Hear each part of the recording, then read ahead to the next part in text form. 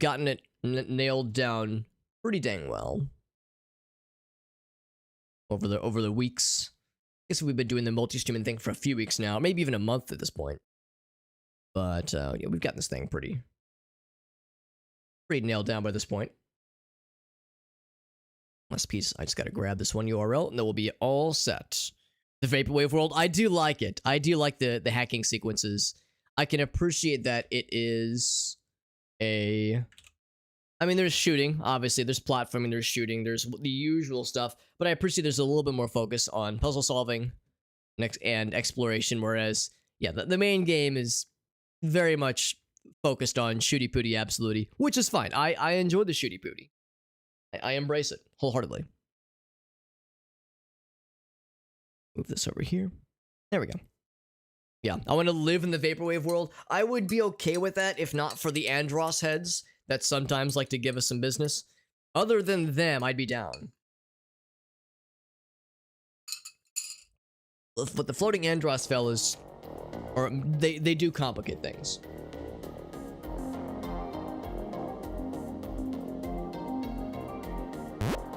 But I think what we need to do, since there's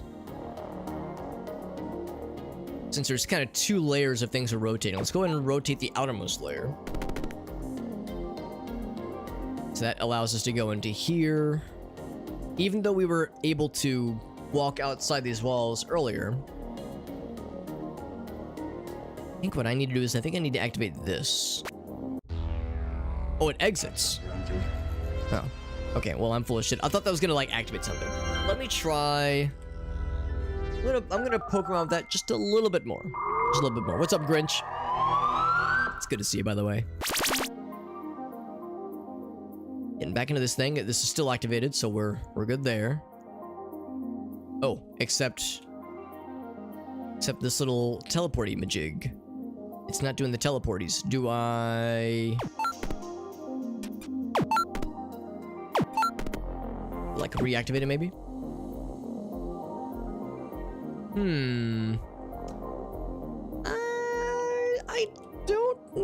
don't know. Wait, hold up. If I go here?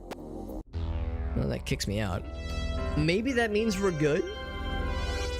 Maybe that means we've done what we needed to do? We got Mallory on the outside. That's right. We got Grinch, we got Mallory, we got the freaking homies. Yeah, maybe that means we've done all that we need to do here. I was thinking that, well, that purple switch maybe was going to activate something that would give us a little drill, and the drill would be used to, you know, power through these little areas, but maybe that means we're good for now, and we'll need to find another panel, another, like, access panel to get where we need to go. Get back to that kind of multi-tiered area we were in.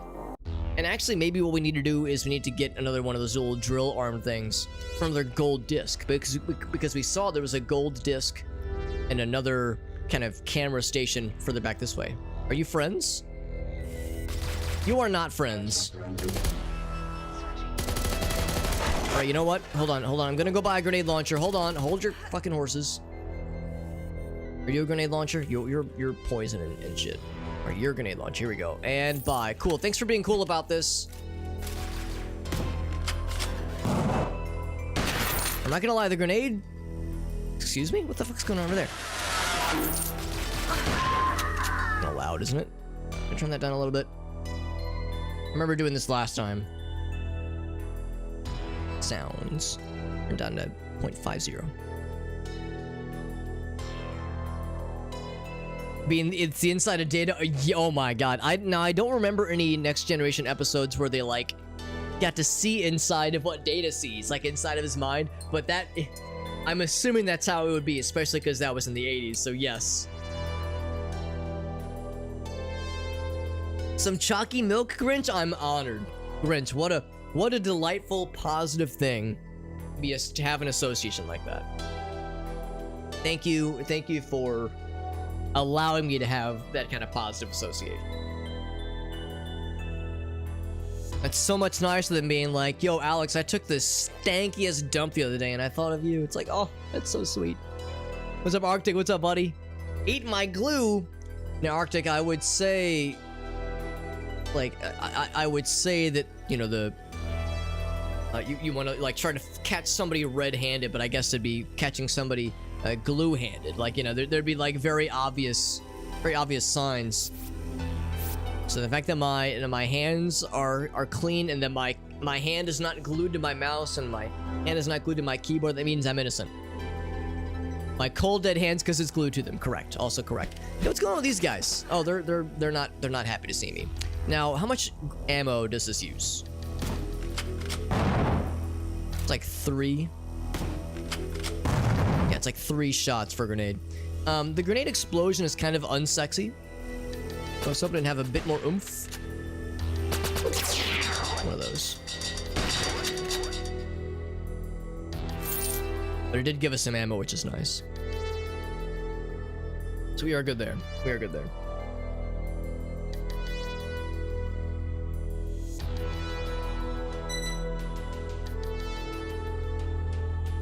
Hold on, what's Farsight? Hold on, what is this? What's Farsight saying?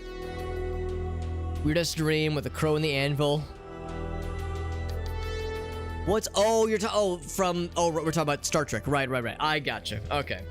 Yeah, I don't recognize that at all, so I probably haven't seen that one then. Meerkat, what's up, buddy? Bone jobs. I am that's a new one. Of the multitude of things I've heard over the years. Ouch.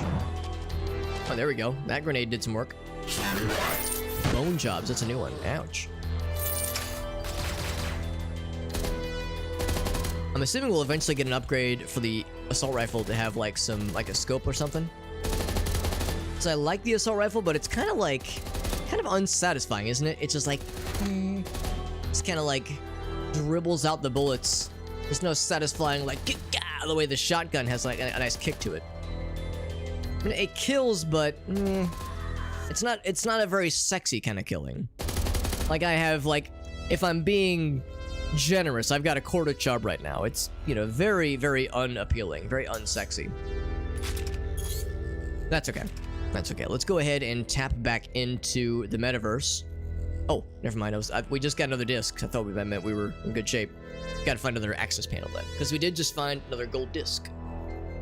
You'll give me a bone job. I don't know what a bone job is. You know, if in my wilder single years, if a nice sultry lady were to approach me and say, "Hey, big boy, you want a bone job?" I would go, "Hey, I'm sorry, what?" And then I would probably do some Google searches, and then I would be confused, and then I would inquire for more information. Positive associations with me. I was in a fender bender and I thought about you. Now, what I was hoping you would say, Grinch, is you would phrase it differently and say, "Yo, Alex, I got rear-ended the other day, and I thought of you." I would be quite flattered. I would be extremely flattered. That'd be delightful. Yeah, big Trekkie. That's right. That's as you should, Farsight. As you should, bud. A lightning gun should just be a lightning gun then. Well, I don't mean like a kick, like you're talking about Unreal Tournament, right? I don't mean a kick similar to, you know, to that degree. Because, yeah, the lightning gun is a gun that has an only kick. Like, that is a very badass weapon in Unreal Tournament. Although I think of the lightning gun as something more akin to a sniper rifle. I know it's not the sniper rifle. There's another gun called sniper rifle. But lightning gun is kind of like something similar. If you can get a headshot, it's a guaranteed kill, so it's pretty dang solid. I think of this as I'm trying to think of like what's the nearest thing. Archival and retrieval. The nearest thing to something like this in Unreal Tournament. I guess the starting assault rifle maybe, or maybe the minigun. But actually, I guess the minigun, because this thing doesn't have clips. You just fire until it's out of bullets.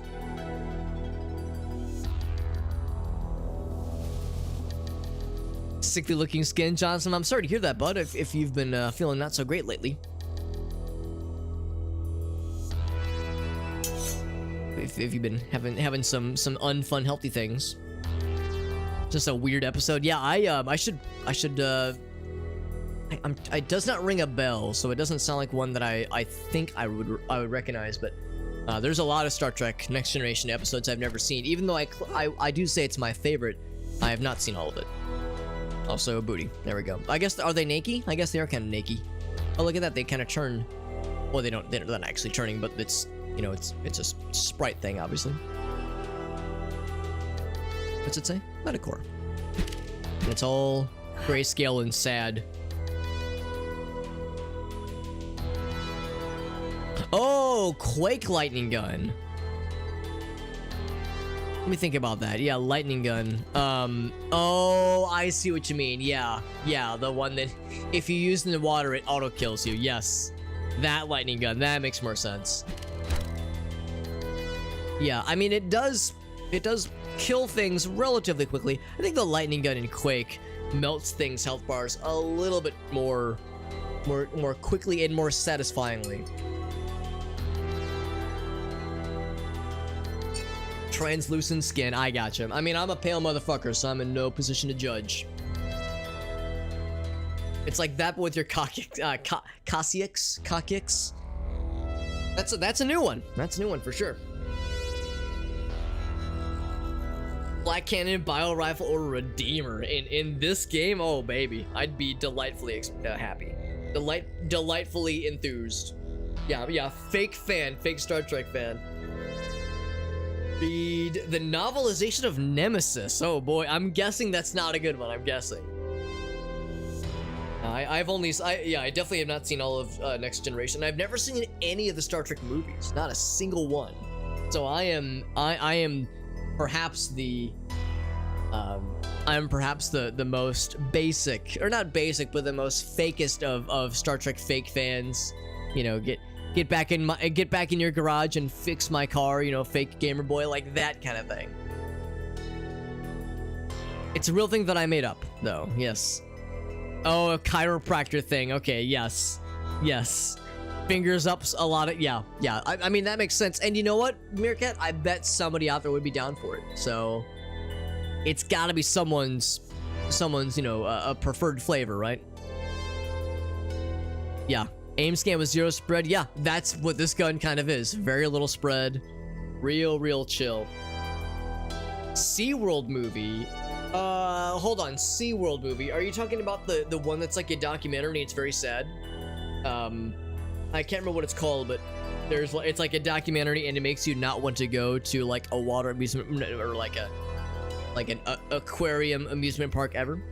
Blackfish. That's the one. Thank you. The Star Trek movie about the whale. Oh, okay, yeah. I didn't even know this thing's a thing. I didn't even know this thing existed. So the answer is yes, Arctic. I'm down. I'm guessing it's not good. I'm guessing it is not good. Also, Jesse, good to see you, buddy. Movies are kind of not great. Really, that's a shame. The Tom Hardy one. Interesting. They're just kind of two-part episodes that could have been or should have been movies. I feel like I've heard that some of the Star Trek movies are good. Isn't it that like the ones that are directed by Leonard Nimoy are good and the ones that are directed by William Shatner are not good or something like that? There's some kind of way where you can tell which ones are to be avoided. Yeah, Star Trek 4, gotcha. Learned what a bone jump. Yeah. Frantically Googling things. Frantically and frenetically Googling across multiple windows, multiple computers, multiple operating systems. By the way, administrators are arguing with each other, he says. Is that it? Arguing and trying to connive against each other. I wonder if I could use that intel to turn them against each other, maybe. Special authorization. Enter each wing of the metacomputer. Is that authorization acquired by virtue of killing things? Because if so, I'm your dude. Absolutely. Even numbered are good, odd numbered is generally not good, is the basic rule of thumb. I mean, knowing my ass, I would still want to watch all of them eventually, but knowing that there's, you know, some that have a higher or more generous opinion than others, you know, you kind of know what you're getting yourself into ahead of time. Also, you know, the company that I work for, you know, I've been to their main kind of corporate headquarters a number of times. They actually have one of these. They actually have a death pit in the center of the main building, and they have the floating ball of energy. This is how corporate America works, by the way. For anybody who does not work in corporate America, this is what's at the center of every corporation, every corporate headquarters. Just the void, the gaping void. I know we have Mallory here. I don't know if Aaron's here, but Aaron knows a thing or two about showing hole. Aaron loves to talk about showing hole on stream, and gaping on stream. So we got some of that right now, which is great. But this is corporate gaping, which is even more flattering, really. So yeah. I'm assuming there'll be a final boss in this area that'll remind me of maybe maybe a previous boss I might have had at one point in my life. So yeah, this all tracks. This all tracks. No employees. Just the void. Maybe it's a sacrificial pit where tentacles will come out. Maybe this is where Xerxes gets fucking blasted, or not Xerxes. What's the guy's name? The beginning of Sparta with the Sparta kick and the whole thing. Maybe that's where this whole thing happens. Who fucking knows? Who heckin' knows? Let's talk to this guy.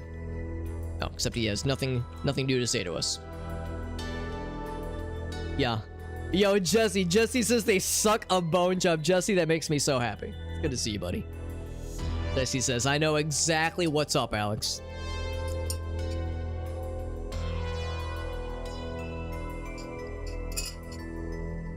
That sounds wild and weird, Elgaso, and I'm kind of down for it. The plot of Star Trek 4. Trying to fit into normal society. I'm down. I'm down to watch that shit. The time travel episodes, yeah, I remember some of those. The lizard people. Yeah, Arctic like, excuse me, what the hell, Alex? I know all about voids. There you go. Hey, there's Aaron. Aaron says, wait, we talk about showing hole on stream?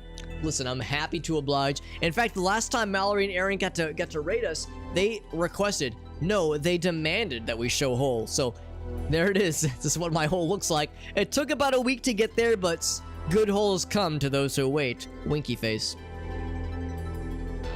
They're the shareholder souls? Well, also not inaccurate. Also correct. Corporate gaping. Suspend the balls above the hole. What an intellectual phrase that was. I showed you my endless pit. Please respond. We've got another icebreaker installed. Very good. Laptop comes in the morning. Hey, that's exciting, Lime. New laptop hype. That's exciting. Can I be nosy and ask what kind of laptop? Because that is something worth being excited over. New machine is fun. Absolutely. Yeah. Watch the OG stuff? Yeah, I've seen, if I'm being generous, a handful of episodes of OG Trek. I think I saw the pilot episode, and I think I saw the Tribbles episode. And yes, the Tribbles episode is, the Trouble with Tribbles is iconic, of course. But no, again, I'm such a basic bastard when it comes to Star Trek. I've seen so little, but I enjoy what I've seen. At least I enjoyed Next Generation, because original Star Trek, I bet it was great when it came out. And it's still fun, but it didn't grab me necessarily the way the Next Generation grabbed me. Quality hole, I'm so glad that it passes the whole quality test. I'm glad my hole passed the sniff test, if you will. Yeah, Meerkat, you knew exactly what I was getting at. Got the Lenovo ThinkPad, there you go. Start with the OG. Felt like kind of classic. Yeah, I mean, old Trek is fun. It's fun, but like, yeah, I get it. It's kind of, for me, it was more of a novelty. Yeah, the OG Trek, exactly. Red Dwarf, yes, I've only seen a few episodes, but I like what I've seen of Red Dwarf. Time Warp Set will produce holes? I sure hope so. Now, I'm assuming... Yeah, I can't, like, switch weapons right now, so I'm assuming this is what we got for a bit. Let's go ahead and... switch that over. Zoop. So I don't know if it matters which one we break first. Actually, hold on. There's another save point. Go ahead and save. Especially if to make sure I don't wind up in a broken bridge situation. I'm gonna break this. Bloop. So it takes that whole layer out. That's good. Oh, it keeps going. Okay, that's reassuring. Oh, right. I need to use the other weapon.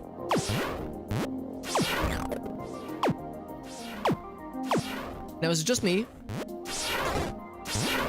But listen to the noise this thing makes as it shoots.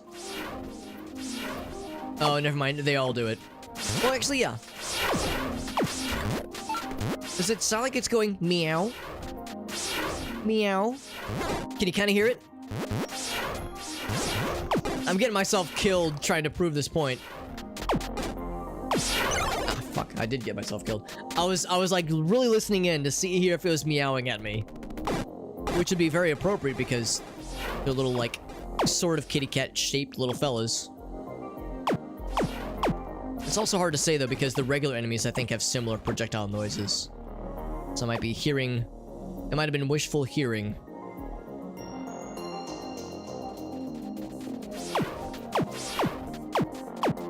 Yeah, so it does not work against the face fellas. You gotta use the regular bullets against the face fellas and the green bullets against the little cat friends.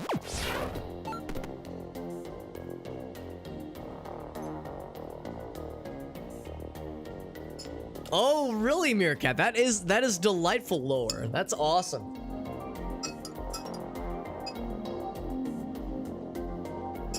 Maybe try Classic Who again. I've heard what you had said, Arctic. I've heard that Classic Who is kind of hard to watch. So nobody would be offended at you being not a huge fan, obviously. Sounds good, Jesse. Thanks for stopping in, buddy.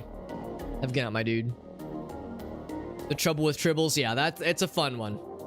It's a fun one for sure. Babylon 5. I had a couple friends that used to be into Babylon 5 back in the day, but yeah, it never really gets brought up in conversation nowadays.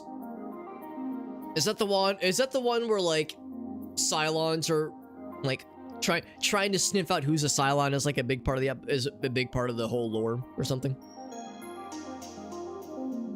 Like the vaporwave stuff. I do like the vaporwave stuff too, honestly. Yeah, yeah, it's like a distorted kitty cat noise. There's a lot of Classic Who. Yeah, that makes sense too, actually. Yeah, yes, that's my basic understanding as well. That older stuff, it's tougher to get through for sure. Kmart Blue Light special version of System Shock Cyberspace rather.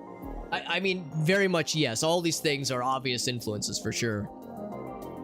Yeah, System Shock, absolutely. System Shock, and I think even the developer stopped in last time we played this. He was saying that System Shock and Blade Runner and Kill Bill were all huge influences for this game. Yeah, there's a bunch of Doctor Who's doctors that have, you know, come and gone throughout the years. By the way, here's Elgaso's clip. He said, Elgaso said, Alex, you better watch my video, you motherfucker. It's 45 seconds. It's like, all right. Let's watch it. We can watch it. We can do it. Zip. But first an ad, because it's a 45-second video. That means we get a 15-second ad. Isn't it great?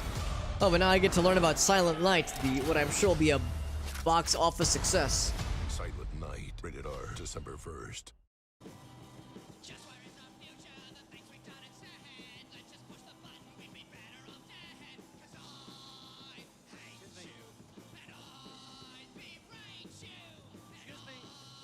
It is extremely quiet, so I'm gonna crank the audio.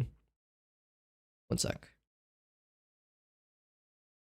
Okay, cranking the audio. Here we go.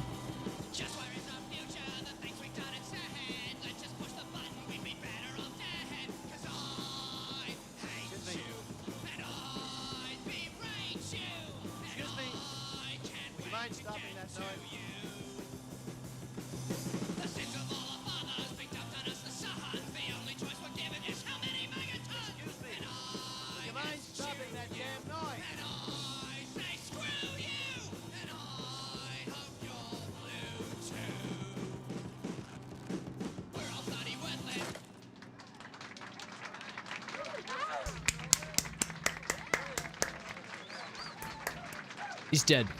That man is dead. There you go. There you go. Yeah, it was still quiet. I cranked it as loud as it would go, and as I was like watching the waveform, so I was like, this is still impossible.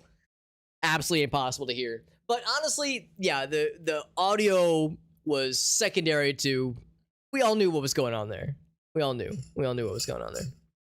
Couldn't really get into Doctor Who, ironically. I have a couple of friends that were really skeptical about Doctor Who. and they were like, I don't know, and they again, I can't help but note on how one of these things is very much not like the other, but at the same time, is it not like the other? I feel like this is perhaps the most Alex video that could be in this rotation right now. So maybe it's not all that weird. Maybe it's not all that weird at all. I mean, we did watch it pretty recently, as you do, as you do. But anyway, no, I had a couple friends that were really skeptical about Doctor Who, and they were like, "I'm just not sure it's for me." Then some of them would try it from time and time again, and some of them immediately became hooked. Others, it was a slower burn, and others just couldn't get into it. So I mean, I know Doctor Who has a very, very large and well documented fandom. Like it's everybody knows someone that's crazy into Doctor Who, but I know it's not for everybody. That's just how it goes.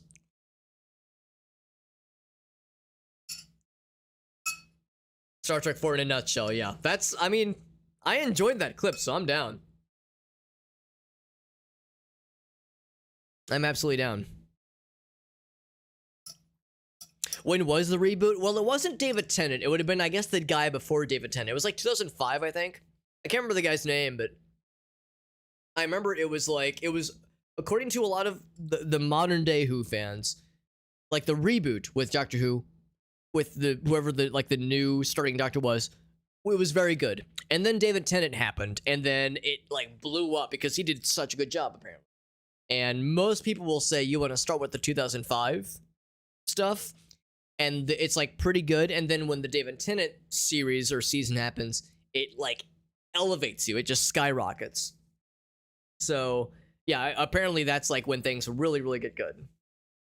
So that's what I've heard. And yeah, I think for a number of the people that I know that watch Doctor Who, they first like got pretty into it with the 2005 reboot, and then yeah, the David Tennant stuff just launched into the stratosphere. Yeah, phenomenal, exactly. Yeah, so it seems like the consensus is pretty much agreed that yeah, the original Who, it's campy and fun, but it is not required. Not you don't have to watch. It's not one of those things where it's like you're not a real Who fan if you haven't seen all, I don't know how many, 8+ seasons of the old stuff to appreciate the new stuff, because the new stuff is a reboot. It can kind of stand on its own, obviously.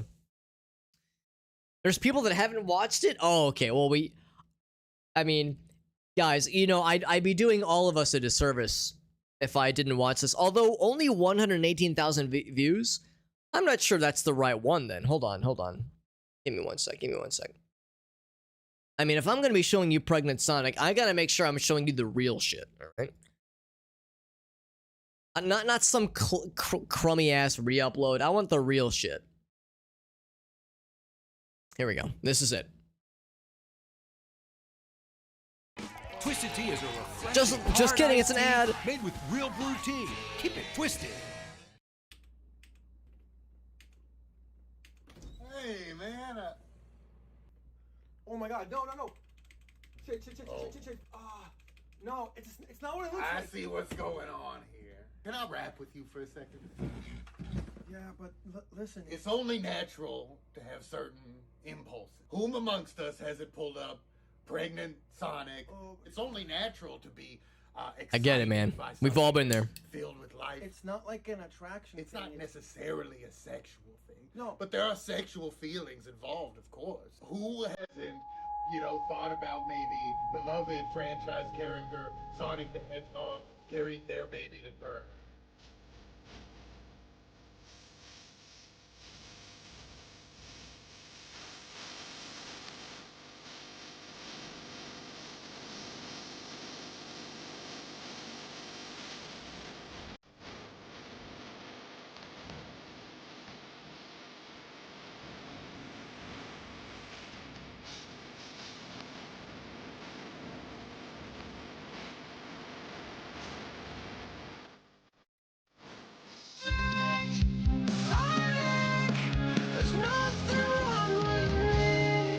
There's nothing wrong with me. All right. Who here? What do you say? Who amongst us hasn't dreamed, hasn't fantasized about famed video game hero, Sonic the Hedgehog, carrying their baby to term. So natural. Nothing wrong with that. Nothing wrong with that. Never will be. Yeah. No, that's always good to bust out. I'm always down to bring pregnant Sonic back into the limelight where he belongs. All right. None of this fringe nonsense. We want this thing front and center as it should be. Yeah, Matt Smith. Yeah, Matt Smith, I understand, is divisive. The Matt Smith Doctor Who stuff. Some people loved Matt Smith as a doctor. Others were, eh. That's what I've heard.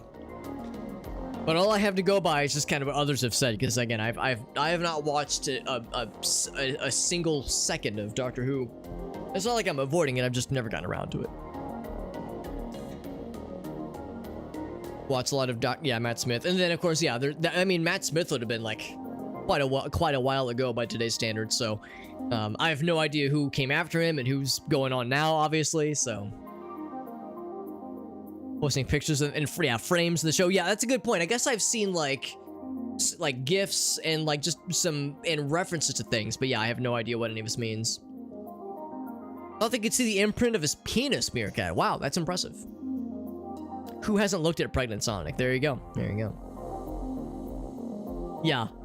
I remember. Now, Mallory, I did go back. I watched some parts of the VOD from your Bean stream, and yeah, I was so flattered that my post was the one that introduced you to pregnant Sonic. So much of the time, as I was like putting links together to put in your Discord server, I was like, she's probably heard or seen so many of these things already before. But I was so glad that Pregnant Sonic and the Hot Dog Shooter, I'm glad that those two were fresh viewings for you. What's up, Firestarter? Good to see you, bud. Yeah, and you're right. Also, the song is super well produced. And here's a bonus for you. Here, ooh, this is dangerous. I'm gonna type Pregnant Sonic into Google without going to YouTube first. Is this it? Yes. Okay, so here's just the song. It's just the song. So it's just the song, and there's a link, I think, to like iTunes and Spotify and all that shit. So if you want to add this to your collection, that's your link. That's your guy right there. So if you need more pregnant Sonic in your life, we got you with the hookup right there. Get caught up here.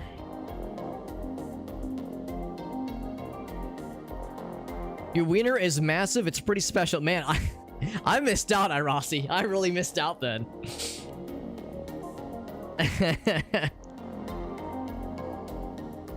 It's hard to follow up after David. Yeah, I mean, that's the thing. I mean, every Doctor, of course, only lasts for so long in the series, so it has to come to an end eventually. So that's hard to find a follow-up like that. Yeah, Capaldi. That's the name I recognize. Yeah. Yeah, Firestarter says, yeah, Firestarter got summoned because we're talking about Doctor Who. That's right. Yeah, Star Trek and Doctor Who. Star Trek, Doctor Who, and Pregnant Sonic. Yeah, we got all like the feelsy stuff. We got all like the the feelsy emotional stuff. We got all that out of our system earlier. Now we gotta like overdose on memes to kind of counteract the the introspective feelsy emotional stuff from earlier. Very many things in that stream. I'm quite proud, Mallory. I'm quite proud. Send some to your siblings and in-laws. My apologies to them for corrupting. I only meant to corrupt you, Mallory. You and Aaron. I didn't mean to corrupt the entirety of your family. Although I am flattered. I am flattered. Yeah, Elgasso's got. Yeah, I have no doubt. Elgasso has a wealth, an absolute wealth of memes and weirdness, and we're here for it. Honestly, we really are. Johnson says I have the biggest wiener here. All right, we're all gonna whip it out then. Go into the fridge, whip out the wieners, whip out the hot dogs, and we're all gonna compare sizes. Steamed hams, but it's a Soviet cartoon banned for this. Yeah, I do remember that one. That is a good one. And I do remember they're made out of meat. We're degenerating quite nicely, as we should. Yeah, we're degrading as we should. Oh, I'm dead, by the way. Oh shit. I unpaused and I'm dead, as I must have paused mid-combat. Was there a Doctor Who online game? I would, you know what? That's a very good question. I would have assumed, because when you get something that popular, like Doctor Who, especially being like, you know, Doctor Who is what I would call a crossover mainstream success. You know, it's like kind of like Game of Thrones. Like, you don't have to be like a hardcore sci-fi person to appreciate Doctor Who. So there's lots of, dare I say, normies who like Doctor Who. So therefore, it stands to reason that some game developer or some publisher would have had an epiphany that said, yo, shit, we gotta fucking jump on this Doctor Who hype train. We gotta get in on this somehow. Somehow we gotta get in on this. So presumably it would have happened at some point. Place is crawling with bad guys. No wonder I got fucking deleted earlier.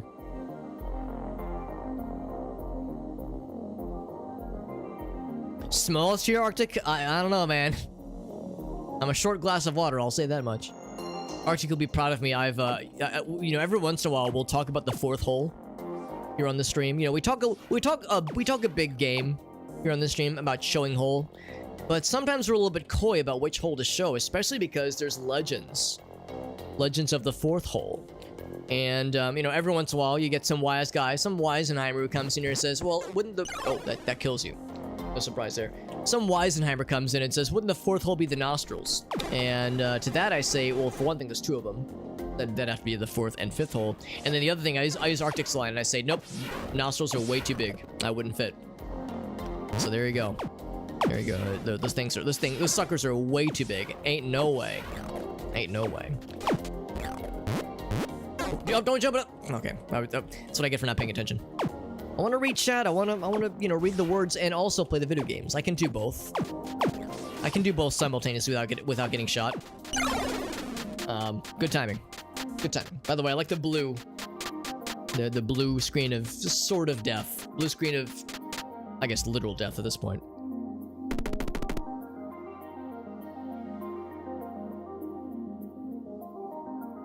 Also, what's up, VTech, by the way? Good to see you, bud. Everything popular is an IP, yeah. Either some kind of online game or some kind of licensed movie or TV show game tie-in.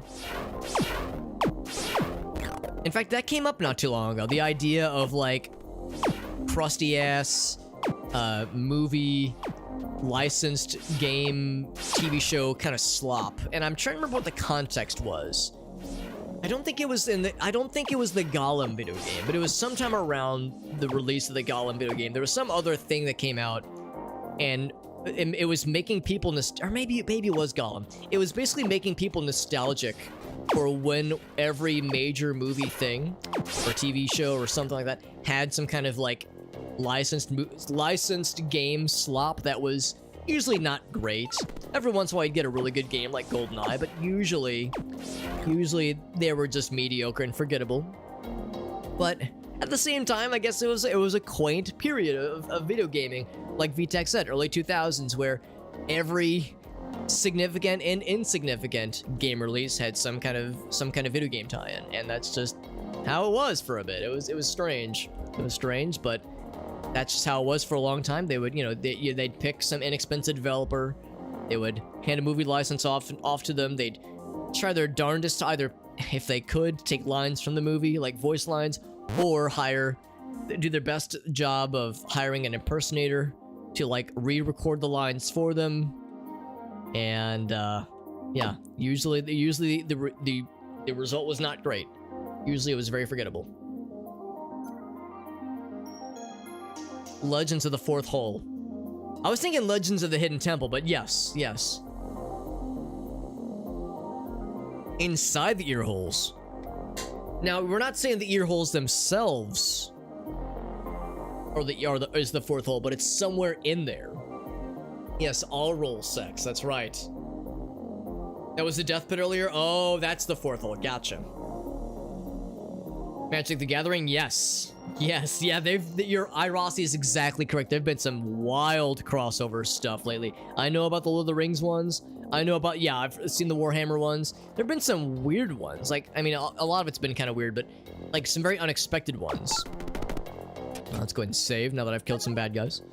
Yeah, some very unexpected crossovers with things that even aren't necessarily like fantasy You know, things that I mean, Warhammer Magic the Gathering. It's not that strange of a combination to imagine. I don't think, at least. Like, I think it's fairly sensible. But yeah, some of the other ones are pretty out there, honestly. It's gonna be some for Fallout and Final Fantasy as well.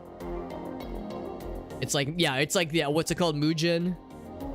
The kind of DIY everybody's here fighting game engine.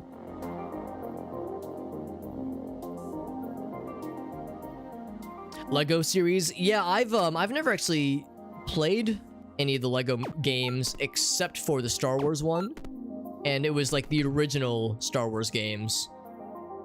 Art, very good. That activates that one.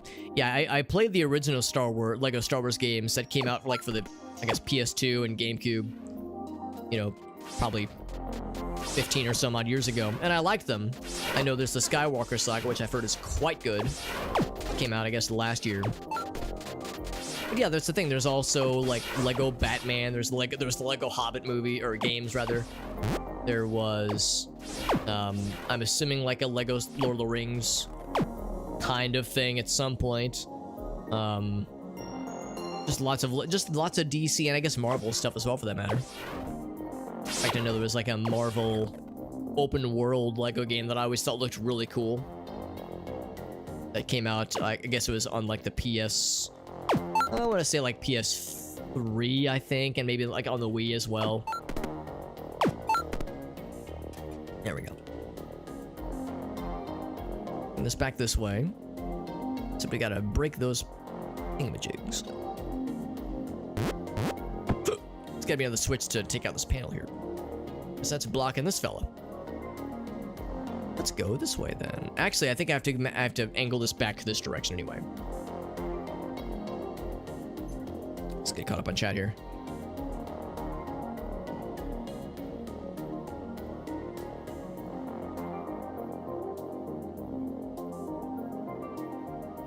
Video game movies to like attempts to revive things, like a Buck Bumble movie, Arctic. Oh my god, my heart. I'd be so happy. I would love to hear who's like a really good modern rapper who'll be able to just fucking destroy it with a rendition of the theme song.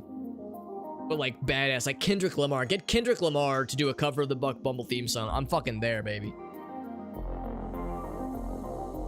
It's usually the platformers though, yeah. Lord of the Rings Magic the Gathering, that's what I've heard. Yeah, I have a couple friends that are still really big into Magic, and they've said only good things about the Lord of the Rings ones. Warhammer stuff as well is pretty good. I'm not surprised. I'm not surprised. 1 + 1 Koozie for Waluigi. Honestly, I'm here for it. I'm happy for it. Lots of crossovers. Oh, you're right. But you're right though, Arctic. Yu-Gi-Oh has also had some crossover nonsense, in a good way, of course.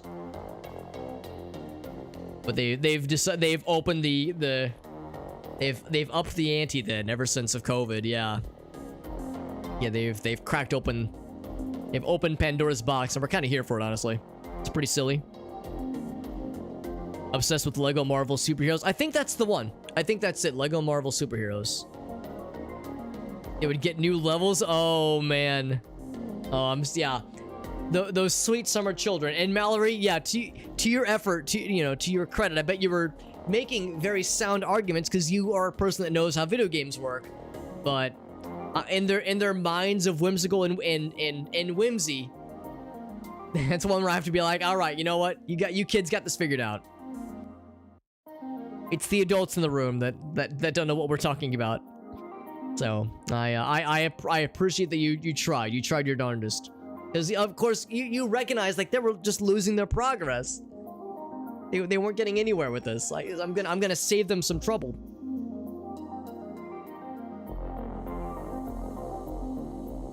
Augustus, he's got another one. There we go. It's Shaggy, like the rapper, right? The rapper Shaggy. Let's get caught up here. Oh, whoops.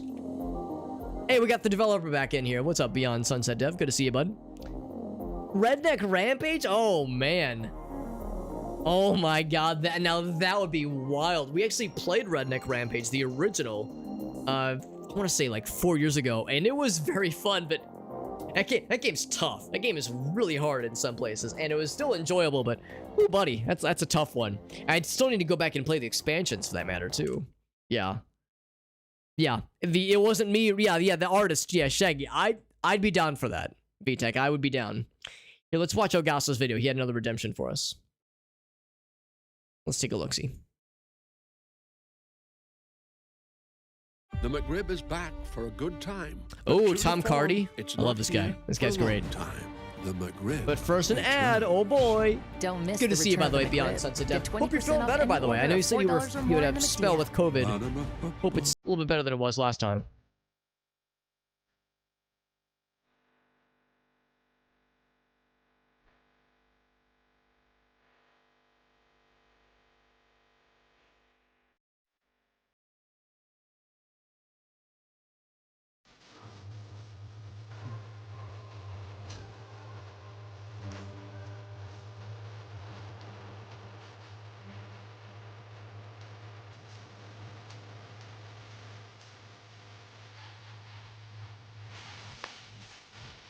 Oh boy.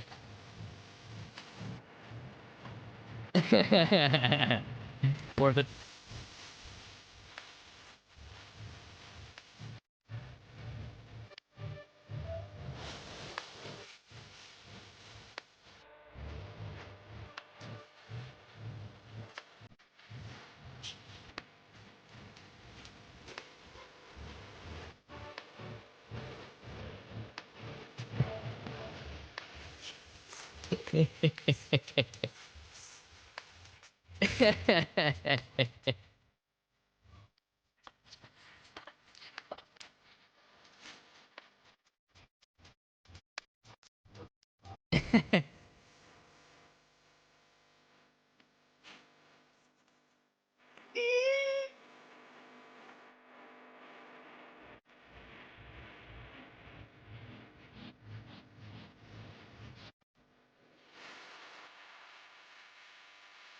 She does bring it, Elgaso.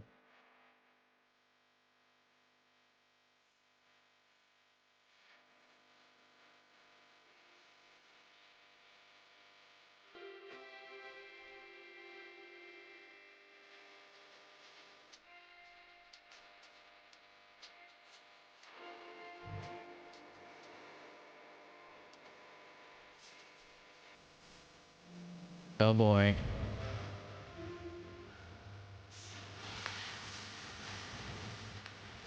Oh, he's down for it now.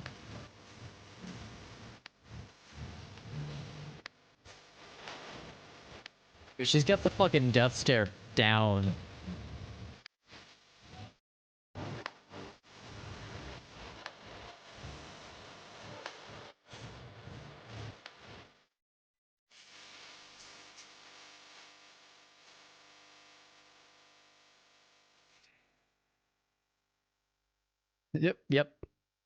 Yep. Oh, smile. Delightful. And this continues to evolve my recommended viewings. Yo, shouts to John McLaughlin's Shakti revival that is still hanging in there great with my recommendations, my YouTube recommendations. I listened to like 2 tracks and it's very good, but it's like, yo, for whatever reason, YouTube's like, yo, you gotta keep listening to that because it's very good. And it is. That was delightful, as I'm completely unexpected. Completely expected it would be, because Tom Cardy, I think? Yeah, Tom Cardy, this guy is fucking incredible. I really like this guy's content. He makes so much hilarious shit. It's just wonderful. Let's get caught up. The game is, oh yeah, Redneck Rampage. I still enjoyed it. Is it a bad game? Yeah, I wouldn't call it a great game, but it was fun. I still enjoyed playing through it. Game's just fucking hard though. It's a really hard game. Everyone hide your Waluigi fanfics as if we wouldn't encourage that kind of thing. This is the wrong place for that kind of thing, Meerkat, because I'm just going to encourage that shit. I'm just going to encourage the worst, the best and the worst. Or maybe it was talking about Buck Bumble. He says, I'm not dying of COVID. Glad to know it's better. It's better. Yes, show the fanfic. See, Beyond Sunset Dev gets it. Straight days of, ugh, that's awful. When I had it back in February, I only had it for like, I only had a fever for 24 hours. So I had it pretty easy, relatively speaking. But I did get Paxlovid. I did get Paxlovid, like, basically day one. That helped tremendously when it came to cutting down on the symptoms. D&D song videos, I don't know if I've seen those, actually. I've only seen the videos that people posted here, basically. McRib is back, he says. Oh shit. I've actually never seen Human Centipede. In all fairness, I can't judge. I've never seen it. I also legitimately enjoy Teeth. Unless somebody else beat me to this. Did somebody else already do this for me? Don't think so. Okay, I'm gonna do one of these. Oops. It'll let me copy and paste. Yep. Quote. Oops.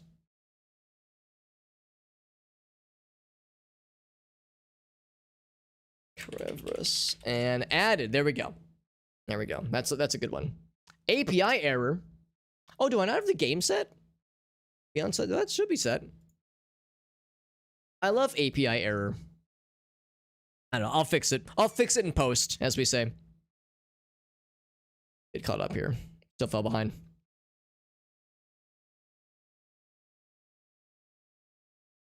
Thought he was gonna stab. Yeah, thought he was gonna stab. Well, it's a different kind of stabbing, but yes. Are we in a YouTube rabbit hole? I'm always down to show hole on stream. Rabbit holes, that is. YouTube rabbit holes, that is. Yes.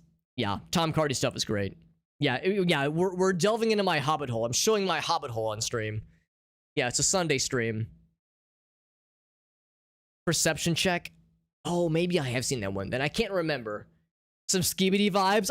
That's a problem. I've only like seen a handful of Skibidi videos and I like them, but that's dangerous because each Skibidi video is like 10 seconds long and they're on a playlist, right? They just autoplay. You can just get sucked into it, man. It's great. It's wild, but it's great. But yes, I remember Angus, or I guess Aengus. Says I powered through it though. Oh, VTAC, you're going through it right now then, bud. Yeah, 48 hour. Oh, man. Missed Thanksgiving. Oh, I'm sorry, man. That's crappy. I mean, we were just saying earlier, there's never a good time for something like that to go down, but, well, I'm glad to hear you're on the mend at least. Because, yeah, that is extremely shitty. If it makes you feel any better, I know a lot of people have been fighting it, like, over the past, I guess, week or so. I mean, tis the season, right? And, of course, family gatherings and whatnot.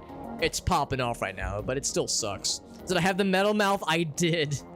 I did have the metal mouth, yeah, or the metal taste. It wasn't horrible, but yeah, it made my saliva just taste fucked up. So, like, the strat was, like, you would eat something after taking it to kind of, like, help disguise the weird saliva thing for a bit, but it would inevitably still, like, the metal saliva flavor would still come back up.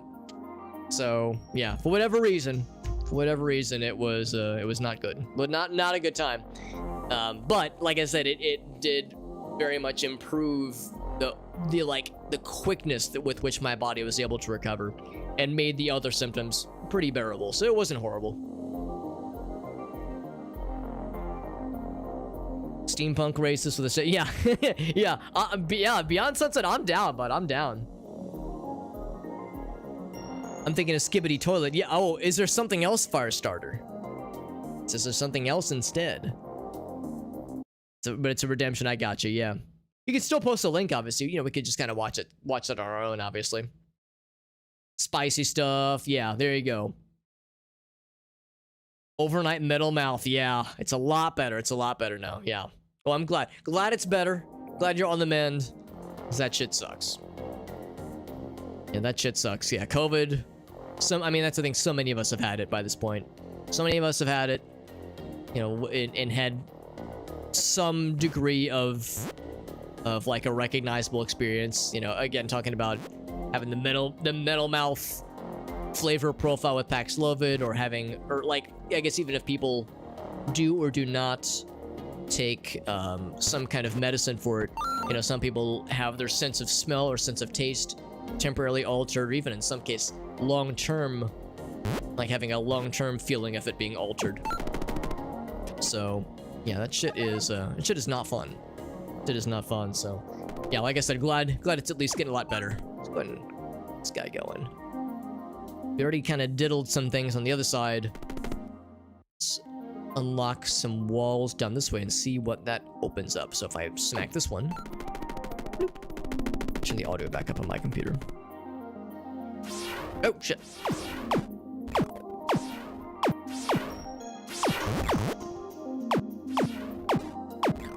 Little fella's out of there. There we go. Yeah, exactly. The long COVID or long Rona. Shit sounds awful. Yeah, I mean, when I had it, like I said, it was back in February, and to my knowledge, I've made a full recovery. I don't think I've had any lasting issues. So I'm quite lucky. I had a couple friends from college that they both got it.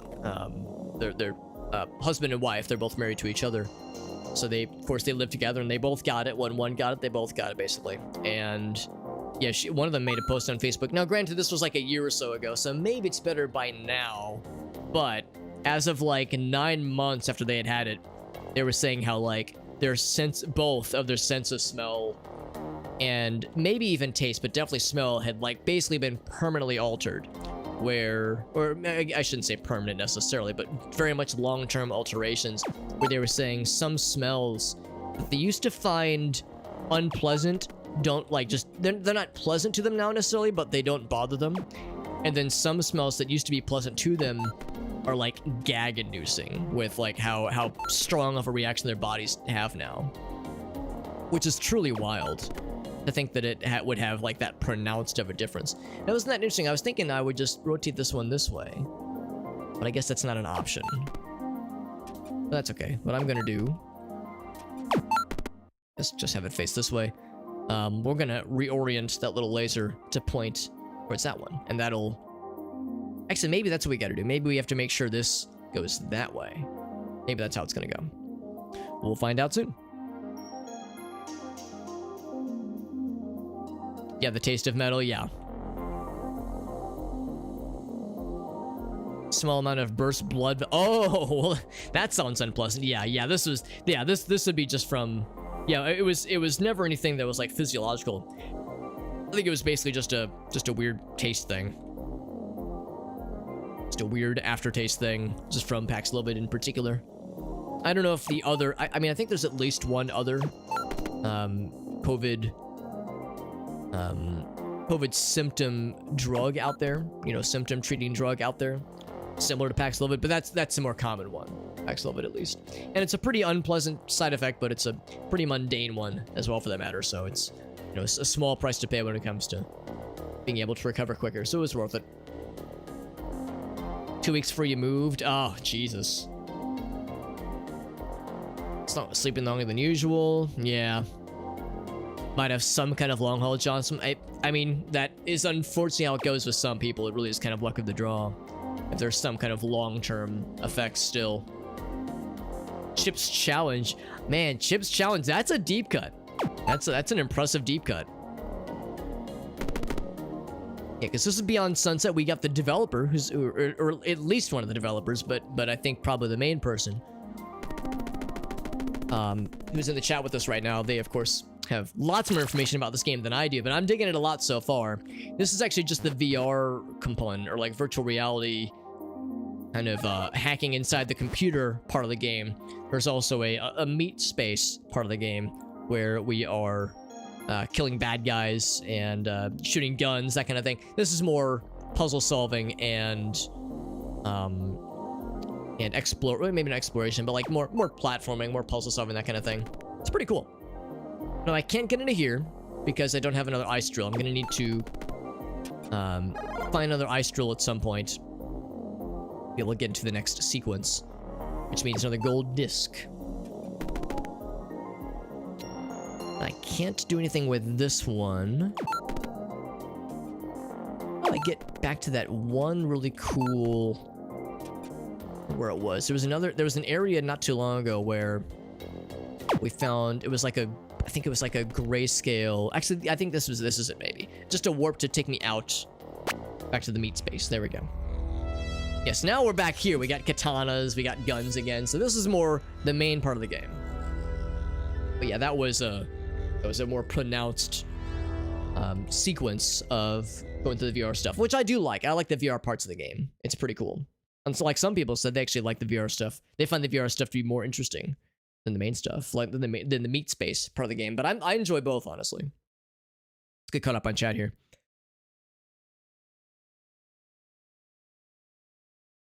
Yeah, what you got a buddy that has some kind of long COVID beyond Sunset Dev? That sounds awful, honestly. I mean, that's a fucked up thing too about the disease. Of course, we don't have. There's a lot we don't know about it because it's still obviously a pretty new disease. So the fact that it has some kind of neurological thing going on that can cause, I don't know about long term, but definitely prolonged term effects is pretty fucked up. And it's, I guess, just luck of the draw, honestly. Like, I don't know what causes long COVID to happen, but some people are just unlucky, I guess.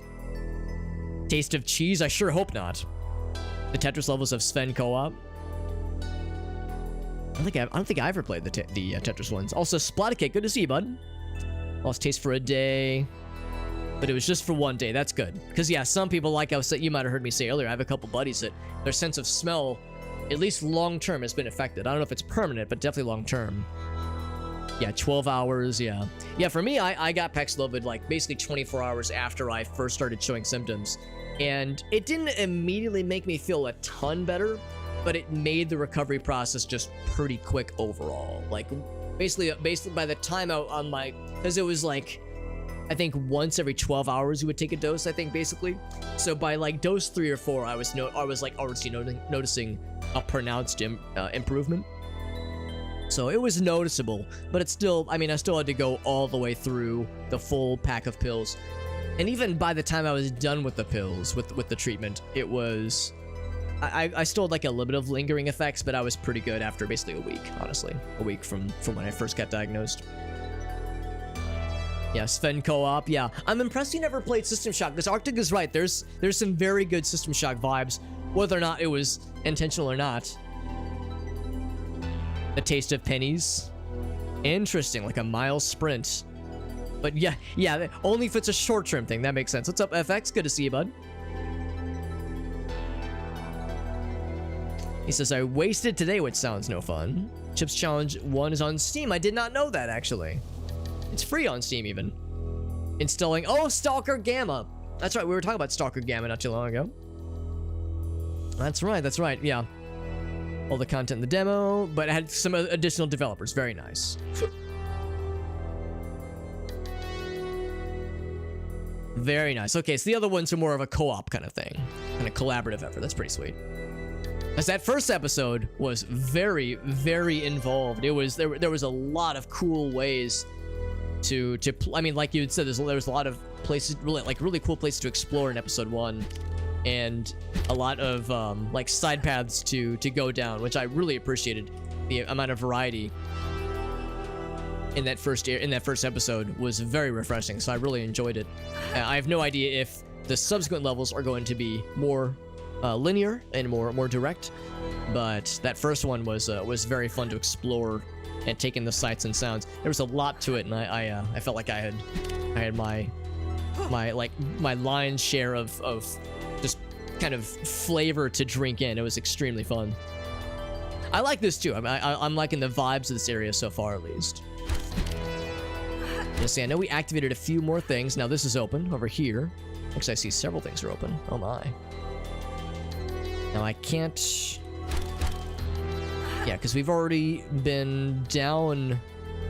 So I guess down here then. Yeah, there's that bottom floor. So this is what we saw earlier from above. Or I guess we saw it from below. And these are all the same terminals as earlier. Yeah, cameras and access network. We have no more gold cards, or gold keys to use, rather. And I see it's going to be one of these kinds of things. We have, I guess, 3 doors or passages we'll need to go through. Let's go through this first one here, since it is open.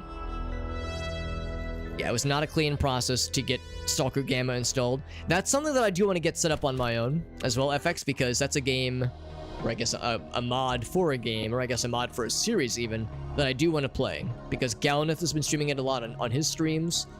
There's a few of the streamers that I follow that have also been playing it, and it looks extremely fun, and it looks very, very cool. Although I'm sad to hear that it's kind of a pain in the ass to get set up, but it's a pretty involved mod, so I'm not terribly surprised that it's an involved process to get it up and running. What I first need to do, though, is play through the other Stalker games, because I understand it has content from Clear Sky and Call of Pripyat that probably only really makes sense if you've, played those games before. Episode 2, cyberspace maps, the only solo devs, right? I think episode 2 is the best one so far. I mean, I'm really enjoying the at least the aesthetics. I mean, this kind of thing is like just the architecture and just kind of the overall vibe. It's pretty slick. And no, I'm not just saying that because there's naked sphinxes wearing sunglasses. Of course I don't have a fetish for that. Of course not. But no, I will not be taking in further questions. Programming and development. So this is probably more of what we've seen before. Less drives, nothing yet. Still the same cameras, presumably. These are different cameras, actually. Lime says it is sleepy time. Have a good night, Lime. Thanks for hanging out with us, and I'm excited for the new laptop for you, but that is extremely exciting. Had to sniff the kitty cats, of course, Johnson, of course. Never-ending story. That's an interesting callback. I hadn't thought about that one, but the 80s vibes, absolutely. I could see that. I'm gonna hold off on the Access Network for a moment. The mists on the water kind of has a cool nostalgic flair to which I appreciate, and the architecture. I think about the what was it? It was like this gateway you had to cross that had like the large spires that would zap you with lightning if you were too slow to run through it or something, or if you had an impure heart or something, or if you were not brave. I can't remember what the rule was, but yeah, there's architectural vibes that I could very much see there. But FX asks how I'm doing. I'm doing all right. We were talking earlier at the beginning of the stream. Need to activate. Oh, we activated all right. We were talking at the beginning of the stream about some personal stuff that went down. Nothing that's horrible. But for those who would like to be in the know and aren't in the Discord server, don't check it as often, or just didn't see the post. We had to put Dexter down on Wednesday, which is part of why I hadn't streamed for a couple days. Just because, something like that is a bummer. He had just turned 15, so he was an old little doggy man, but still is a bummer. Still is a bummer to have to go through that, and it's an adjustment, like with anything else. But we're doing all right. We're doing a lot better now, and we're all gonna be okay. Access denied. Red card. We're all gonna be okay because it was needless to say, it was not a surprise that he was getting up there in age. It's never a surprise when an animal that old has to be put down. It was something we were all expecting would happen sooner or later, but it still sucks, and if nothing else, it's I'm doing a lot better now. But the first couple days was rough, not gonna lie. Not gonna sugarcoat it, but doing a lot better now. But it was also like kind of humbling because when an animal is that old and has been around for that long, you're always, maybe not always, but it's frequently on your mind. You're always keeping an eye on them, trying to watch for signs of, are they slowing down? Is there something I need to talk to a vet about? Is there anything I should be concerned about? Like, it's always you're always kind of acutely aware of it. It's always in the back of your mind. So it was a thing that I was preparing myself for. But even still, after years of like watching him kind of slowly kind of slow down and having that constant reminder of, his mortality is something I'll eventually have to confront. Despite having literally years of being faced with this, eventually I'm gonna have to confront this. It was still hard. It was still hard when there was that kind of pivotal moment when you could kind of tell, like, all right, this, today's the day. Like, it's time. It's time to go. That was still a hard thing to do. I was very much. What do you need to? Maybe a charge then? That's Yo, just execute. Maybe grenade? What do you need? Maybe grenades. I think, yeah, the grenade. Yeah, there we go. The X made me unsure. I was like, what am I doing here? But yeah, it was still tough. It was still tough, as I knew it would be. But yeah, there were multiple times where I thought to myself, like, man, these emotions got hands. Holy shit. But like I said, we're all a lot better now, so we gonna be all right. We all gonna be all right. I don't have. I was gonna use my cool guy power charge thing. The little red X made me think that my shots weren't doing anything, but they very much are. There we go. What are these? These little combat sequences are not little. There's a bunch of them. Oh my god. Oh my god. Oh my god. Pop those shields if I can help it. Oof, oof, oof, I'm dead. That's okay.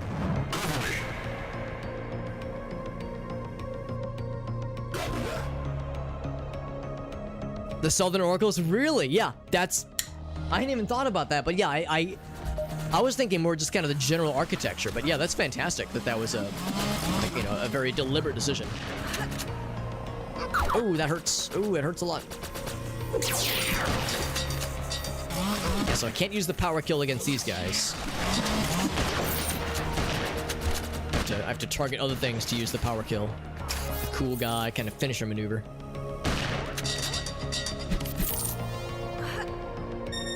Yeah, nothing that's horrible. I mean, that's the thing though. It really wasn't horrible. It's I think my mom said it best when she had to put an old animal down, an old dog down years ago, where it's like it's sad, but it's not tragic. That's kind of how I view the whole situation with Dexter. It is sad, you know. It's sad to lose a little buddy, a buddy that I've had for a long, long time. But is it tragic? No, it really isn't. You know, we had so much great time with that little fella. So it's like, I'm extremely grateful for the time that I had with him, and I wouldn't do it any differently. So it's like it was the fact that he made it that long is awesome, is remarkable. So it's still a bummer, you know. It doesn't diminish the fact that it's saddening, but it is. I really don't have much to complain about because I had so much quality time with him. I would change nothing at all about that. So I think that's pretty sweet. It's a pretty sweet deal because, you know, you might have heard me say earlier, like we have oh crap, I ran out of, I guess I was out of assault rifle ammo.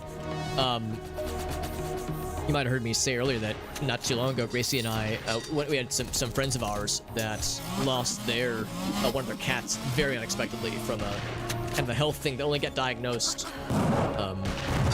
like a week before the animal had to be put down. Just really sad, very sudden. Like, and this cat was not old at all. So, you know, I just think about how unfair that was for them. You know, to have to say goodbye to their little buddy.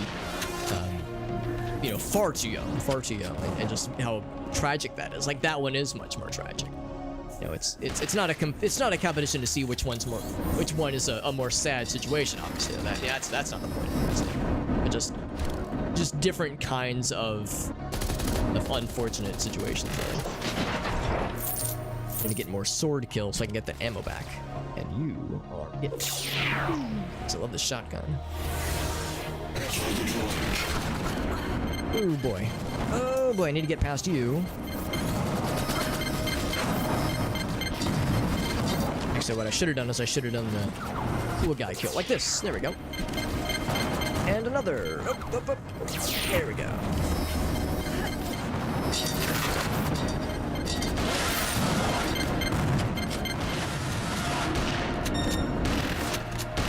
Feeling a lot better. Feeling a lot better now that we've got some more stuff. Get a power kill on him. Searching.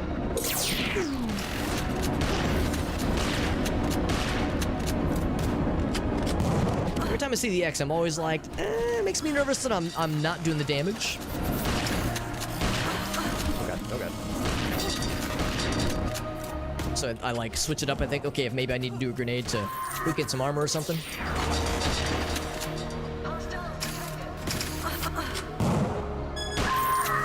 There we go. Okay.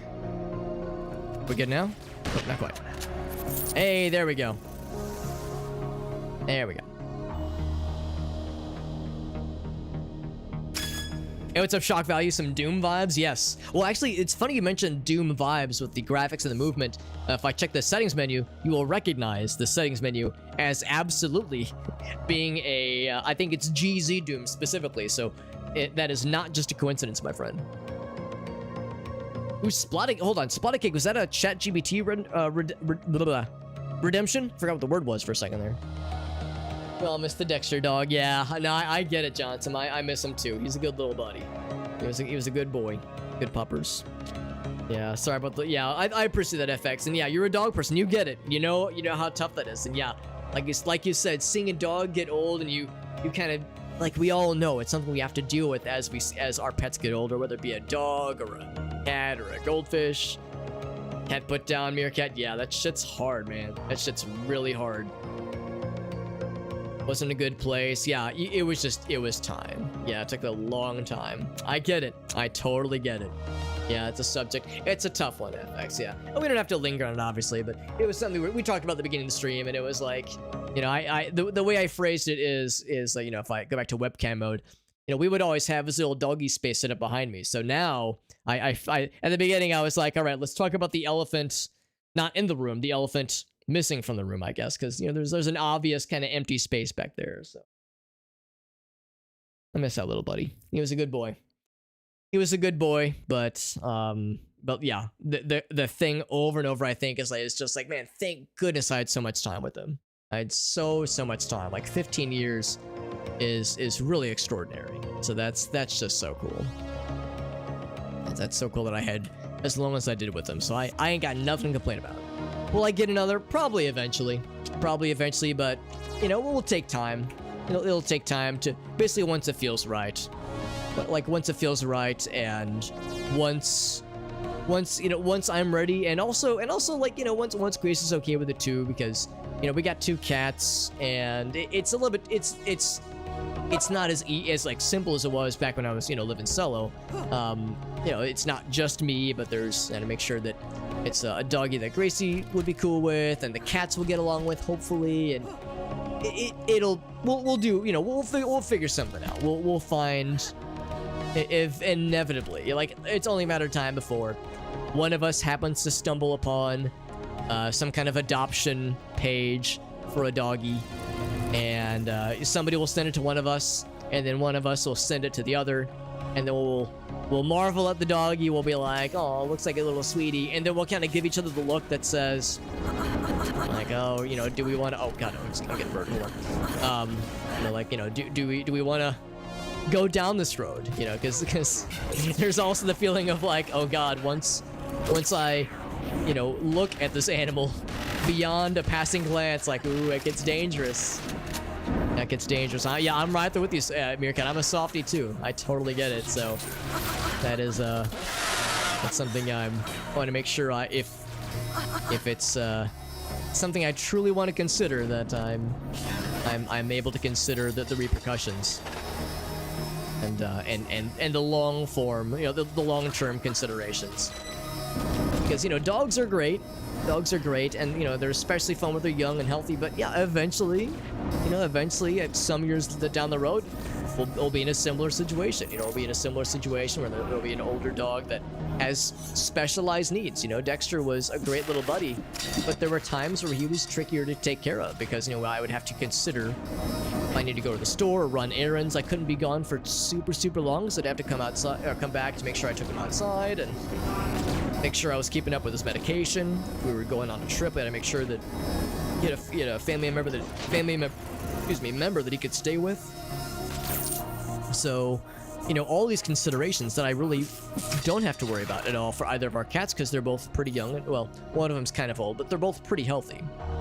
So, you know, those are just the kind of complications where now that he's gone, I'm sad that he's gone, but there's also a feeling of like, okay, I can at least relax a little bit, because now I don't have to worry quite as much about all those logistical details.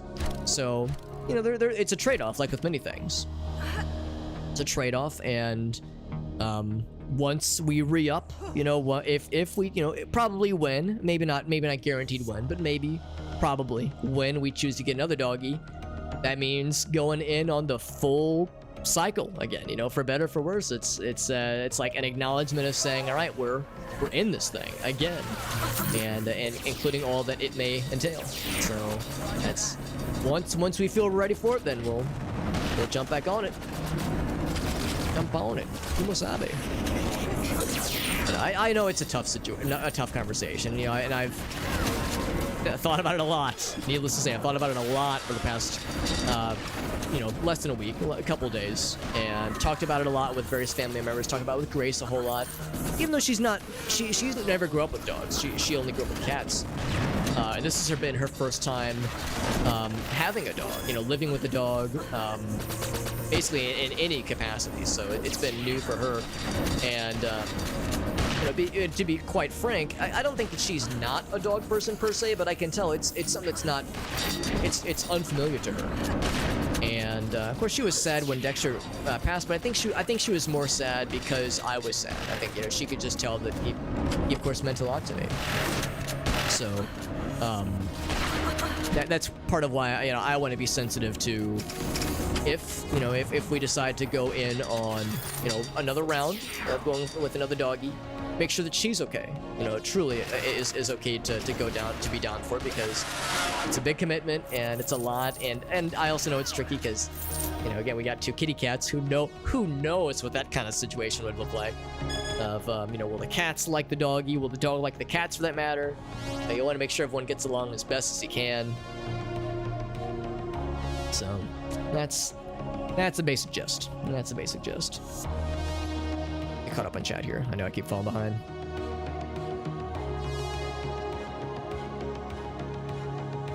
Soft spot extends to rodents. I mean, my favorite animal is actually rabbits. Rabbits are my favorite, and they are by some definition a rodent. So I totally get it. Dual SMGs? That's a good question, Splattercake. I don't know. We haven't found any dual handheld guns yet. But possible. Extremely possible. 12 years. Oh, yeah. He was a good boy. Gosh. Yeah, Labradors are wonderful. Just wonderful one.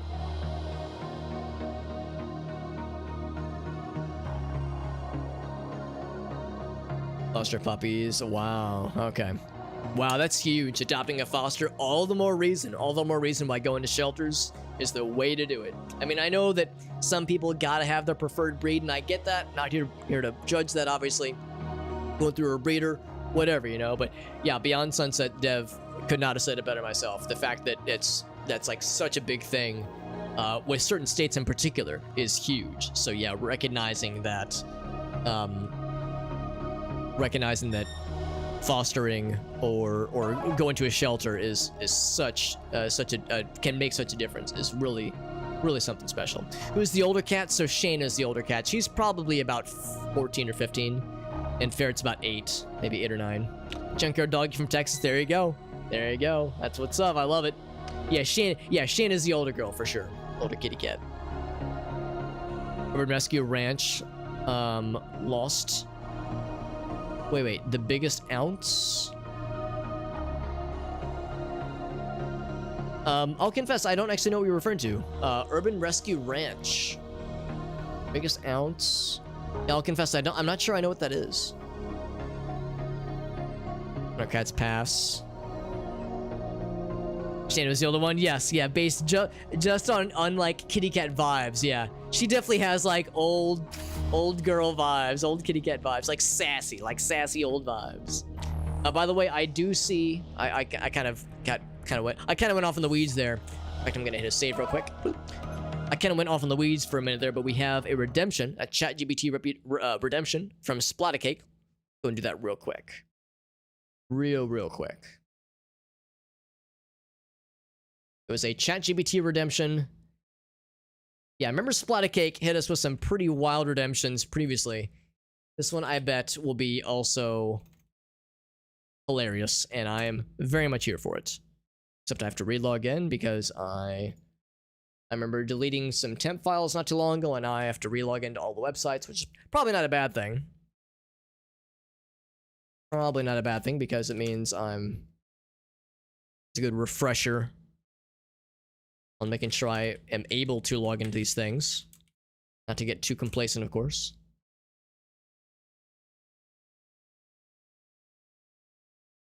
And it is logging me in. Thinking about it. There we go. I agree. Yes. Okay, let's go. Cool.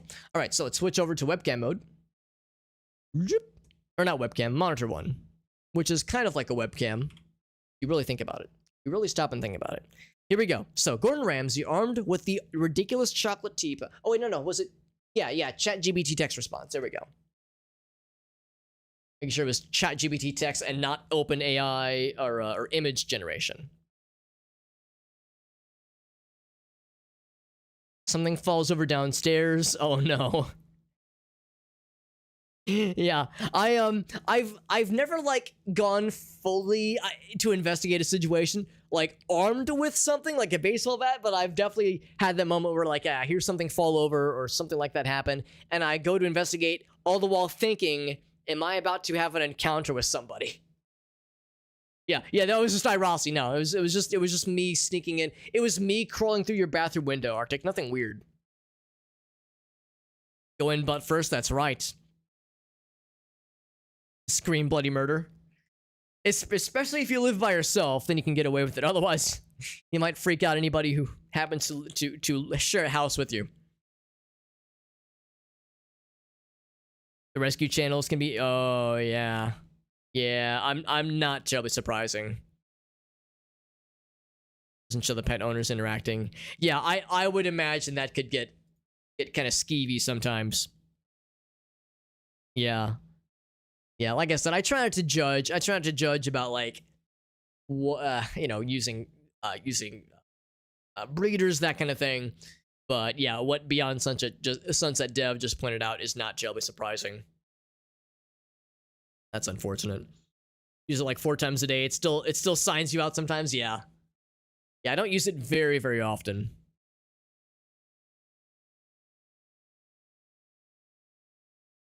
Supposed to be an image redeem. I'm thinking the same thing. Yeah, I haven't read this yet, but I just reread the prompt, and I'm thinking, yeah, maybe it would be better to use as an image redeem. Because it was Splattercake who redeemed it. Yeah, Splattercake, would you have rather have done an image redeem instead of ChatGPT redemption? And then pretend to rescue them? Oh, Jesus. I mean, I sure would hope somebody wouldn't do something like that. I mean, of course, people talk about people doing things for clout, and I'm sure that kind of thing happens, but that's such an extreme form of it. I would sure hope not. I would sure hope that's not like a thing that happens on the regular, but I would probably be disappointed to know the frequency with which that kind of thing happens, because that's pretty fucked up. Yeah. Like extra crispy, says Farsight. There you go. Yeah, it sounds pretty rough. Got an 8-paragraph thing. Let's try it a couple more times. So it says classic adventure. Chocolate teapot filled with maple syrup infused sand. Trekking into the Canadian desert. Quite the spectacle. Expressions of determination and disbelief on his face. He turned that improbable situation into a challenge, concocting something culinary out of the most unlikely ingredients. Yeah, it went very generic. Let's just retry this a couple times. Let's see what it does. Street Gremlin Cat to add to your collection. Always room for more. Always. More than 500 characters. Yeah, copying and pasting is probably a pain in the ass. Great Canadian Desert adds an extra layer of humor. Canada is more commonly associated with its vast forests, lakes, and cold climates rather than deserts. Determination and disbelief would make for entertaining moments, navigating through his unexpected landscape armed with a seemingly useless teapot. Find creative ways to make the most of the chocolate teapot and maple syrup infused sand. Playful and imaginative story. I'm hoping we'll get something more memorable out of this one. His exasperated but determined voice as he marches forth, wondering why he's been handed such a challenging combination. The impracticality of a chocolate teapot in any circumstance, let alone a desert. Using the sun's heat to melt the chocolate teapot, infusing the syrup infusing the syrup-infused sand with the rich maple-flavored liquid. Impromptu dessert using local ingredients. Infusing cactus fruits with that maple syrup sand liquid. An unconventional pastry made of desert plants and the melted chocolate. It's trying so hard. It's like, it's trying to make like a... This reads like the back of a straight to VHS, specifically VHS, straight to VHS movie. Like some kind of movie tie-in from some other IP, some other like, I don't know, animated IP of some variety. Dog meets 8 new puppies. Normal people don't just have 8 puppies just lying around, right? Oh man. That is fucked up beyond Sunset Dove. Yeah, I've never heard about that. I'm guessing this is like I'm guessing this case is a pretty well-known one. I mean, I've never seen at least I don't think I've seen the video, but it sounds like this is a case that other people know about, if it's like a well-known instance. Maybe say roleplay. Let's try that. Yeah. So, roleplay as Gordon Ramsay. There we go. Let's try that. Yeah, B-movie plot straight to the Laserdisc. There you go. I was going to say Betamax, but Betamax is actually a pretty cool physical medium, actually. Has to cook to save the universe.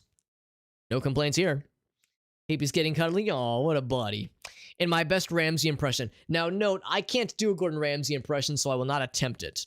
Yeah, Laserdisc is pretty cool. Laserdisc is pretty cool with how large and cool looking it is. It's impractical and cumbersome, but it's badass, and it has a really cool and organic, like moving forward and rewinding kind of fluidity to it. It's pretty slick. Laserdisc is pretty slick, and it's a shame it really never caught on. Canadian desert with this absurd chocolate teapot filled with maple syrup infused sand. Not one to back down from a challenge. Assess the surroundings. Heat's intense, sand is scorching. No water in sight. But I'm Gordon Ramsay, and I can turn this desert into a 5-star kitchen if need be. It's melting already in the seat. Brilliant. And then he says, I reckon we can use this natural heat to our advantage. Build a makeshift oven. Unconventional dessert. The sandy maple syrup concoction with local nuts and berries. A dash of cactus juice for a zing. Get a fire going. Heat the teapot and voila, desert in the middle of a dessert. Or I said it the wrong way. Dessert in the middle of a desert. Adapt, improvise, make the best of what you got. This is a weird Bear Grylls Gordon Ramsay crossover episode that none of us saw coming. With a bit of Ramsay magic, something he always talks about, we might turn this crazy idea into something surprisingly delicious. I'm gonna roll that one more time, make sure we really get a proper iteration of this.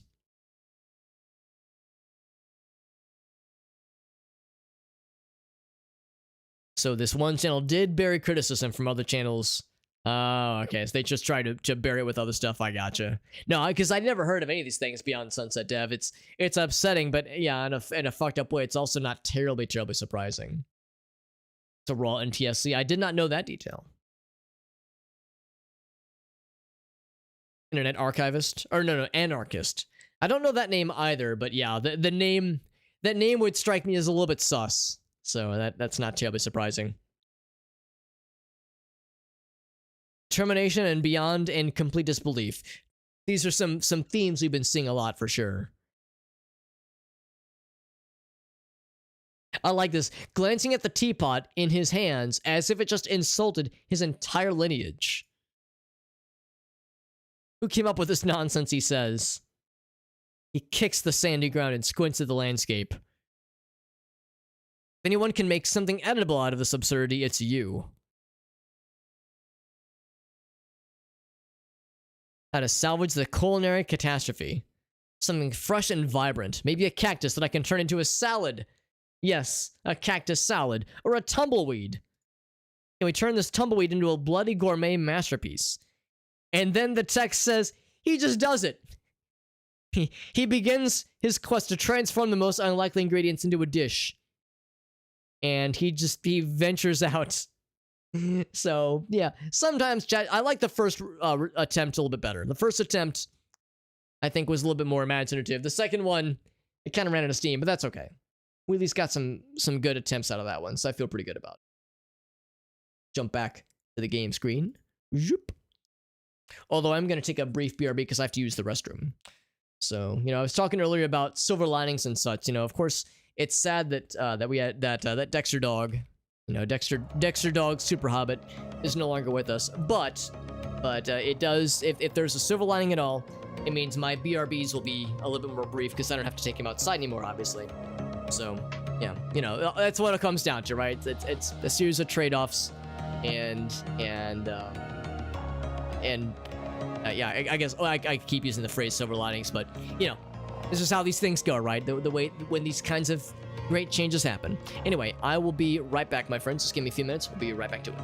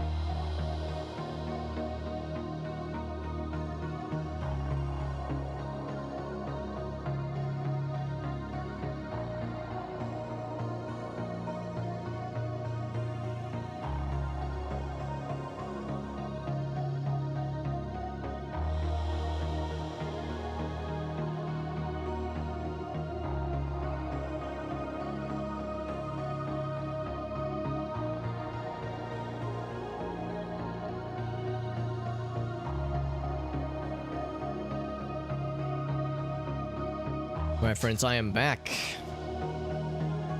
Let's switch over to this thing. And turn my game audio up, or not game audio, my speakers up a bit. And zoop, there we go.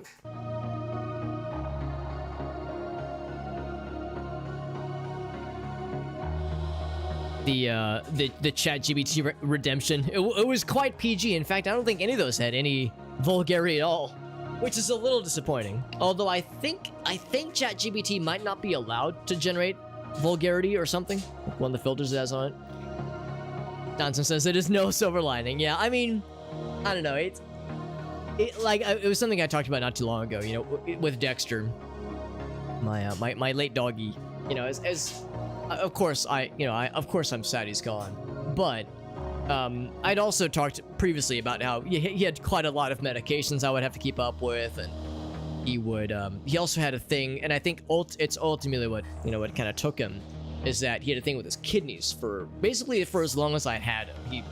Apparently it was a fairly common thing that Malteses would get, you know, in their adult years. So it was just a normal thing that they would have that would cause certain levels in his kidneys, you know, certain blood levels, what have you, to be higher in some instances. And of course, he had medicine to kind of combat it, but the basic gist is that it would inevitably, you know, cause more and more complications as he got older. So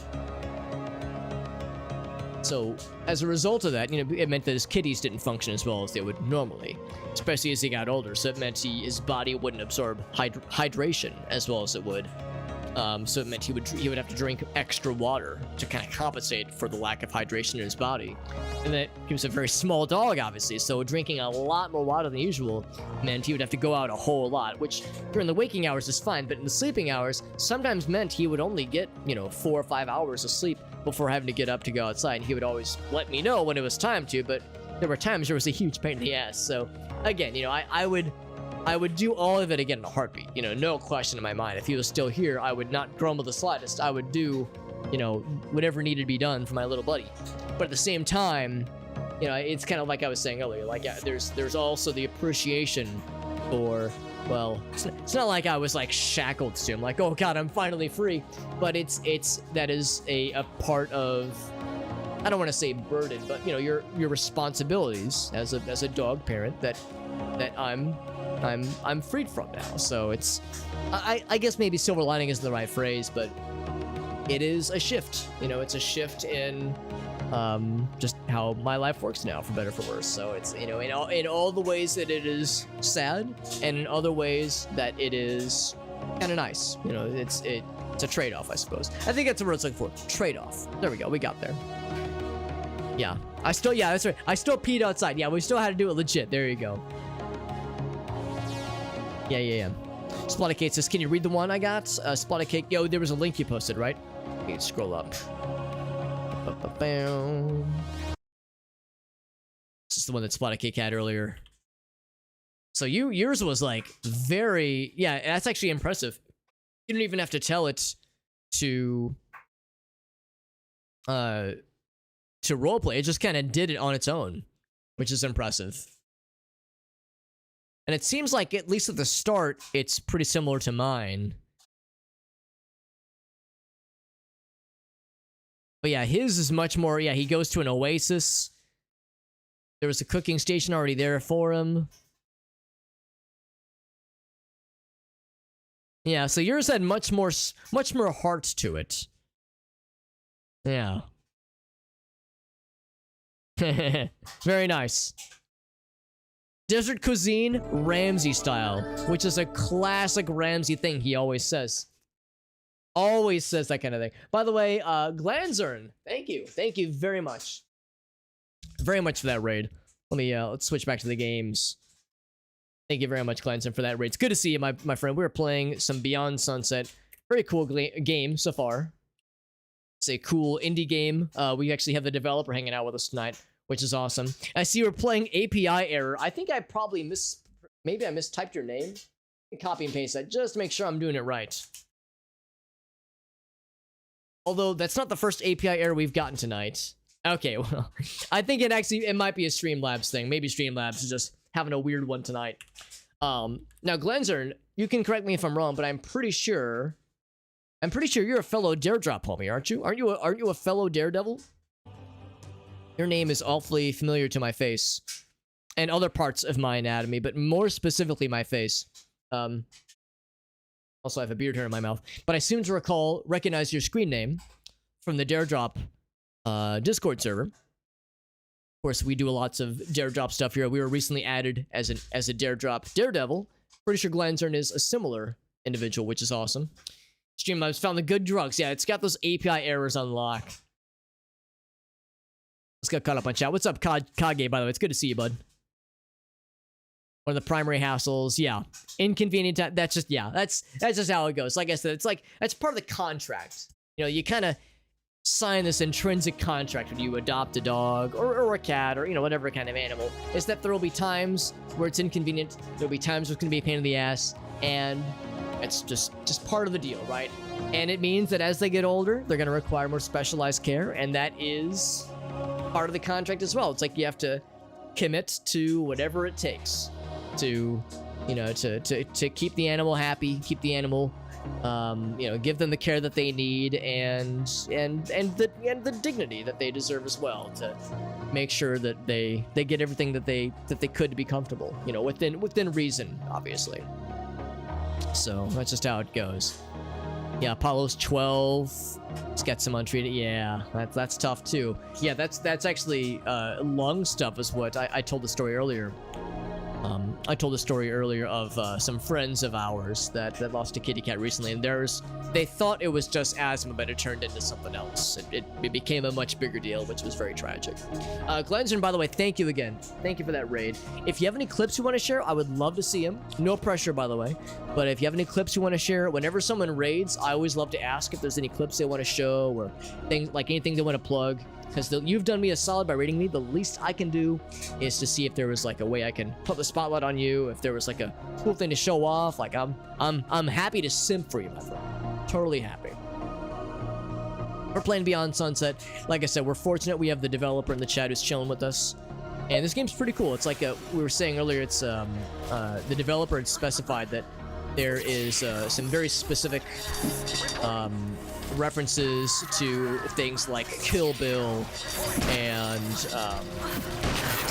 Blade Runner, a number of other movies and video games, kind of from the kind of the 80s kind of sci-fi vibes that we love to see when it comes to games like this. I want to get that flying lad out of here. There we go. That little sword maneuver is really cool because it's a great way to get some extra ammo and health back. Except I thought I had more charged up. Have to use the charge up pistol to take out those shields. Oops. Oh god, oh god. Excuse me, pardon me, excuse me. There we go, I want to take out that shield. Use that sword. I've really been using the assault rifle too often. The shotgun's just so fun. And it's got a grenade launcher. What's not to like? It probably a little bit better when I land the shots. Shit's great. Look at that shit. Fucking explodes his ass. I fucking love it. It's great. Also, I forgot I have the dash move. These guys are healthy. Yeah, Kage, it's good to see you, bud. I appreciate the lurks, by the way, man. You know, no pressure whatsoever. If you know you got shit you got to do and you're busy and you're multitasking and you got to lurks, you know, you got to do the lurks. That's perfectly acceptable. So I'm happy to have people here in any capacity. If they're lurking or if they're shouting from the mountaintops, it's all good. It's all good in any capacity.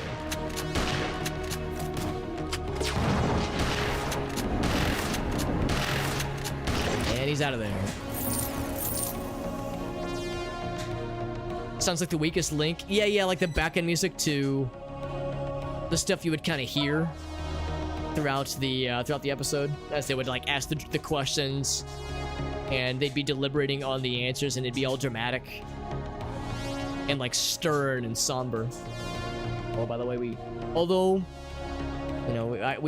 were talking earlier about my doggy, about Dexter Dog, who had to be put down a couple days ago, and how sad that is. And, you know, we were talking about how there's an empty space behind me. The good news is we're not truly alone, because Sheena Girl has blessed us.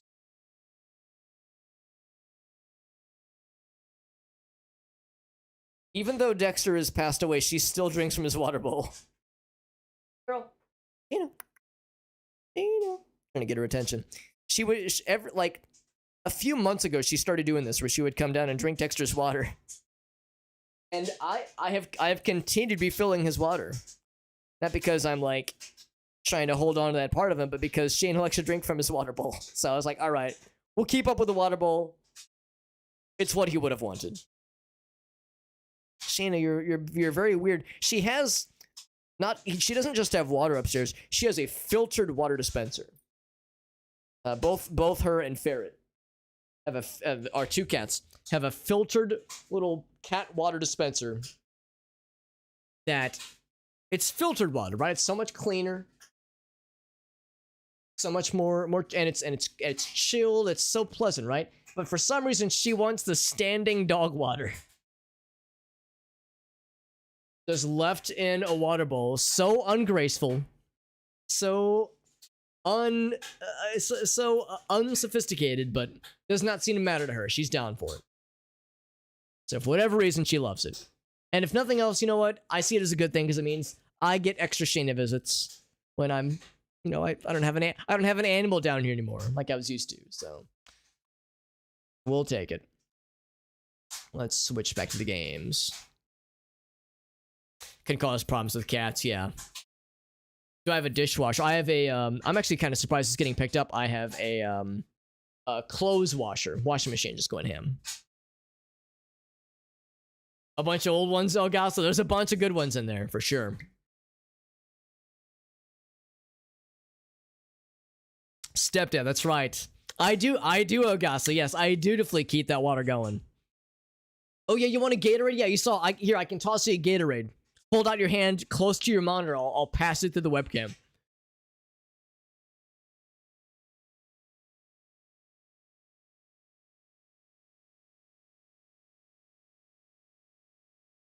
He's doing the wash. Actually, I'm doing the drying is what I'm doing. Yeah, I had washing some stuff. And actually it was like I checked it after I went to the restroom. It's like 85, it's like 87% dry. I was like, all right, I'm gonna put it in for 15 more seconds to just dry a little bit more. And then we be Gucci. Yeah, first time I've heard of this lot. I'm impressed it's getting picked up by the microphone. I have a noise gate on there, so it usually doesn't pick things up like that, but it is quite noisy. You maybe even can hear me kind of talking over it. And the reason it's so noisy is because there's like 1 or 2 jackets in there that have like you know, a little like not zip ties. What's the word I'm looking for? Like drawstrings with little I don't know, not sure what to call them, but just the little plastic pieces that kind of fasten the drawstrings shut. I kind of pull them closed, that kind of thing. Little toggles. There you go. So they're slapping around and banging in there, that kind of shit. They're called egglets. There you go. There you go. Some anal beads, you know, the usual. Actually, I'm pretty sure you wouldn't want to wash anal beads in a dishwasher or a washing machine or dry them in a dryer because, you know, depending on what kind of substances it is, they could get warped or they, you know, I'd imagine you probably need to use like a specialized cleaning agent to clean those kinds of things properly. Not like I know from proper experience, of course. I heard that from a friend. Yeah, shifty eyes. Changing subject anyway. Yeah, we gotta air dry them. There you go. Yeah, we use the clothesline for those puppies. You gotta aerate those bad boys. And it has the added benefit of showing off the goods to your neighbors, make them jealous. So everybody wins in that case. Also, shouts to Mallory. I don't know if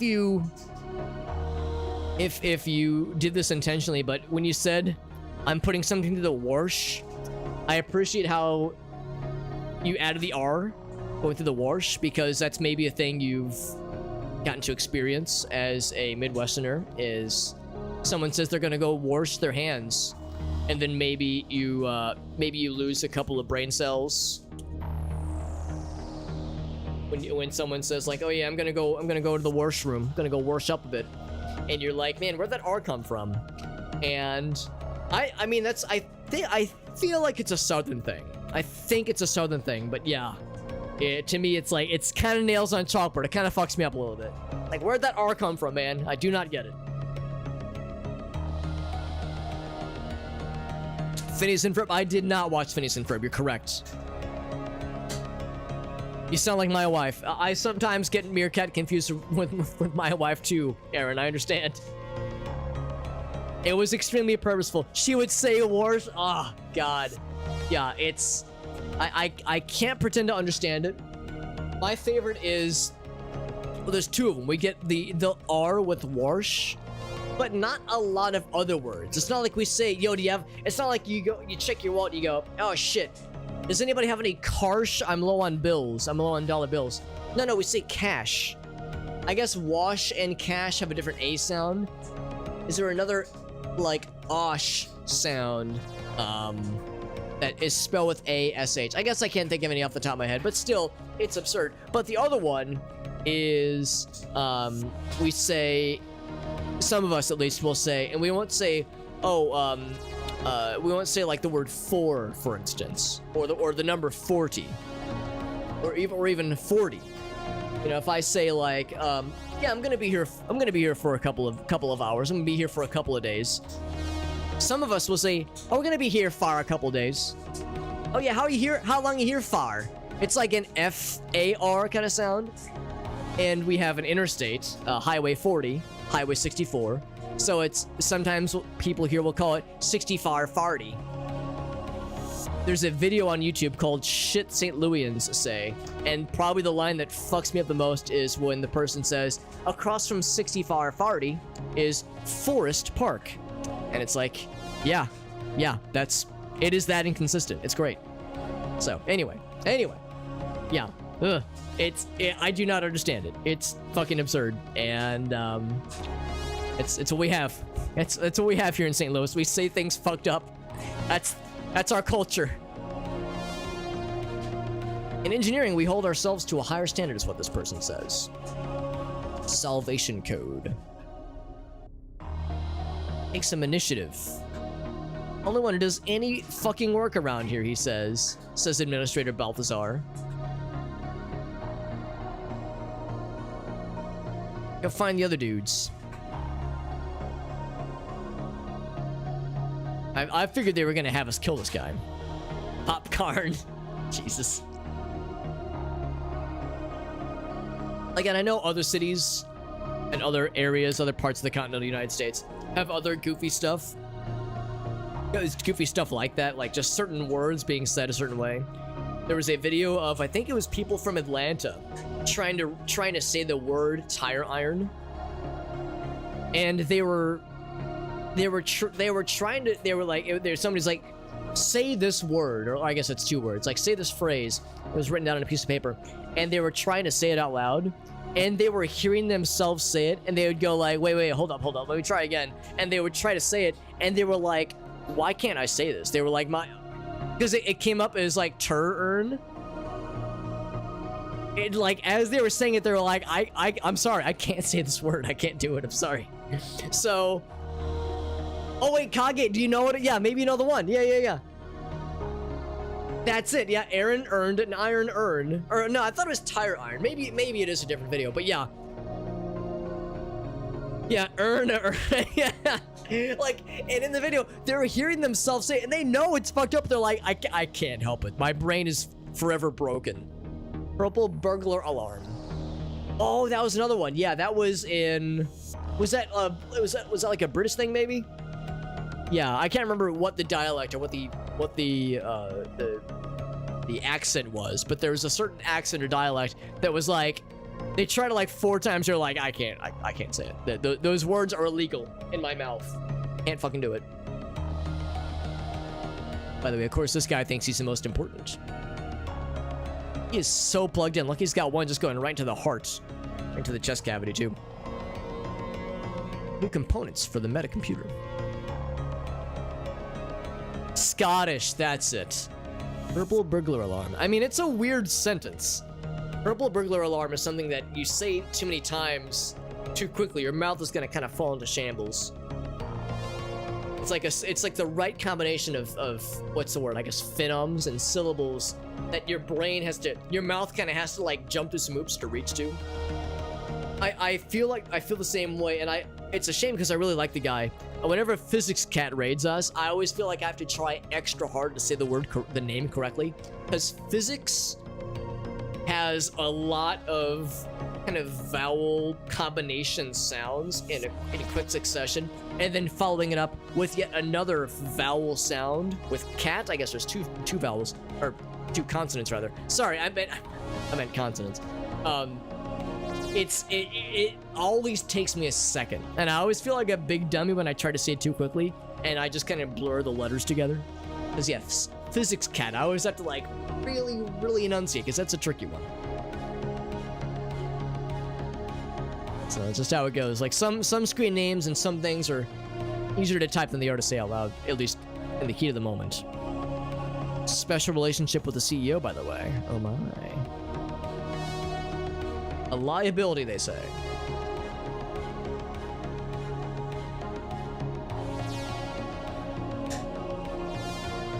And say we have to go. All right, well, we've gotten some intel about how this place works, how it functions. We, of course, did get another gold card, or gold key, rather, which means we get another icebreaker. Hell yes. We're going to use that when we teleport back into the VR world, the Vaporwave Vapor Space.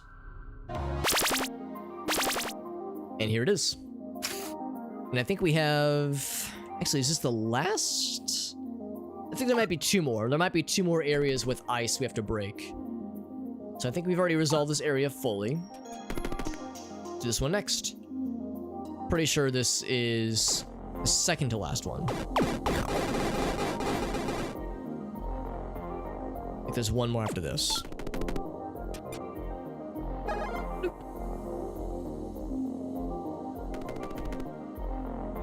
I think I know the answer to this question. Yeah, I can't jump up here. And of course we learned, don't jump into the actual beam of pain because it will hurt.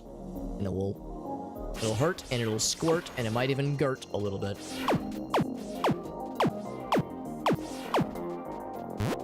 Oh, what did I just say? Not 5 seconds afterwards. Or maybe exactly 5 seconds if I'm being generous, but I couldn't help myself. I'm like drawn to it like a moth to the flame. I see big yellow piss laser and it's, man, true, art, what is it, life imitates art. You know, I see a big stream of piss pain and I think to myself, man, I can't wait to just get that all inside my fucking face. Yeah, I can't help myself. Give me a big old beam of piss, I'm gonna fucking jump right into it. Full send. No hesitation. I'd be very careful about jumping because there's not a lot of room to maneuver. Yeah, I was trying to not take more hits, if I could help it. Good old piss beam, that's right.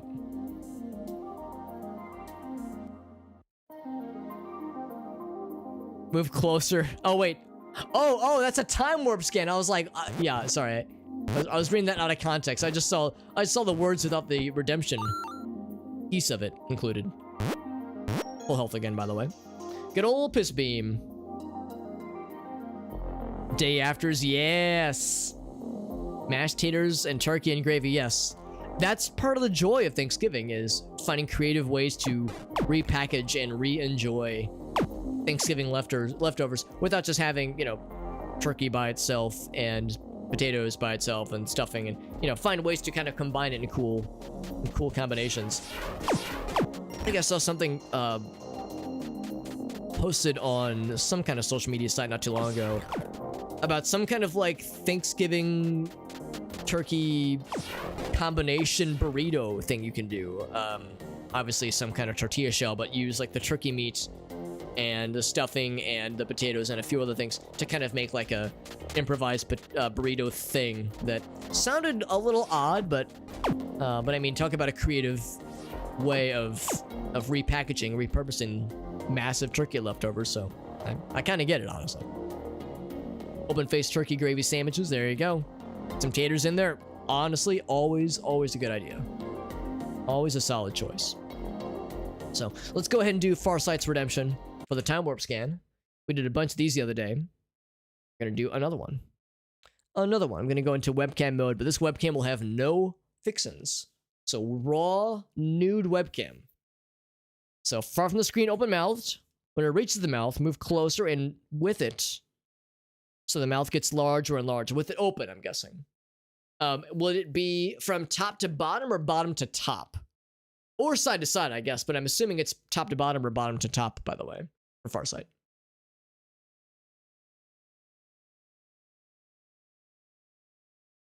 Yes, far from the screen.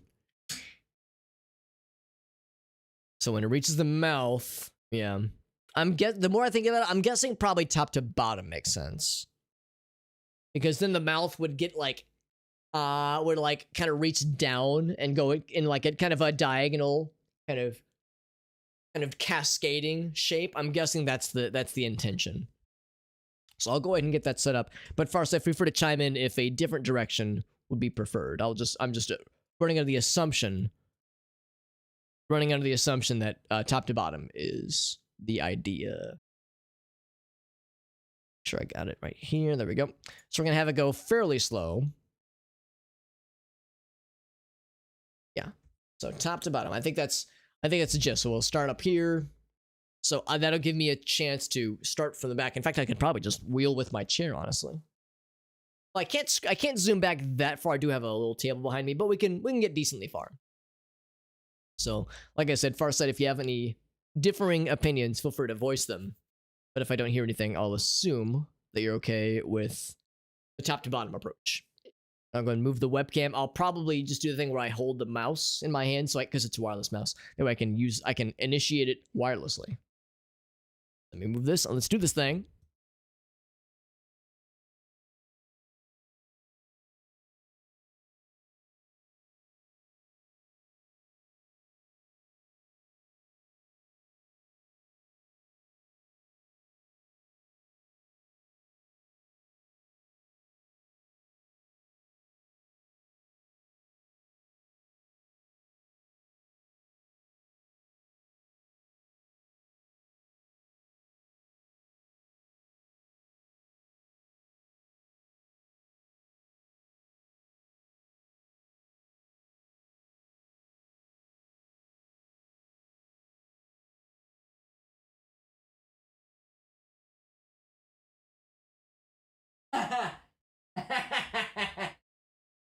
Well, I mean, honestly,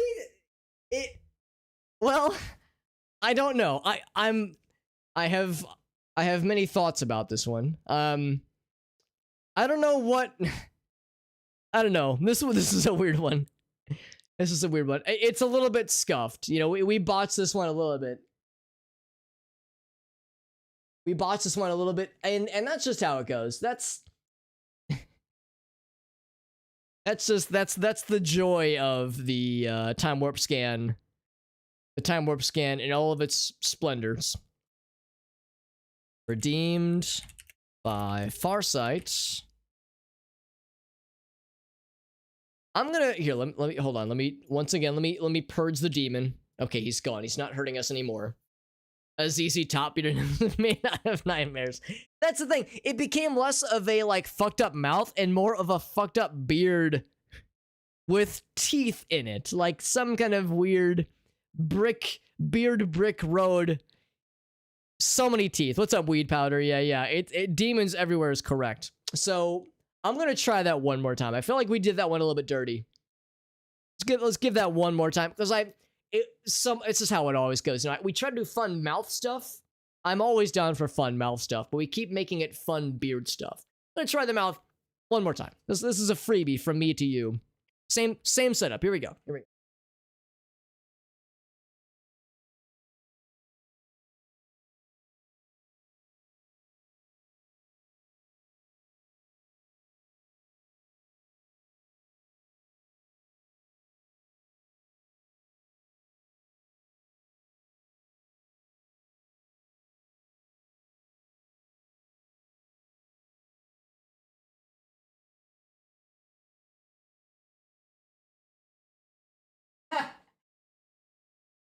It's really no better. I think it's even worse. I think it's also hard because the mouth and the beard do kind of just blur together. I was thinking maybe it would be more pronounced if I kept up with it better. But it seems like it's about the same in both cases. Maybe if my mouth was more colorful. You know, if my mouth was more interesting. What I'm trying to say is I wish I had a prettier mouth. You got a pretty mouth. Yeah, my mouth is very, very, very boring. So my apologies if my mouth is not very glamorous.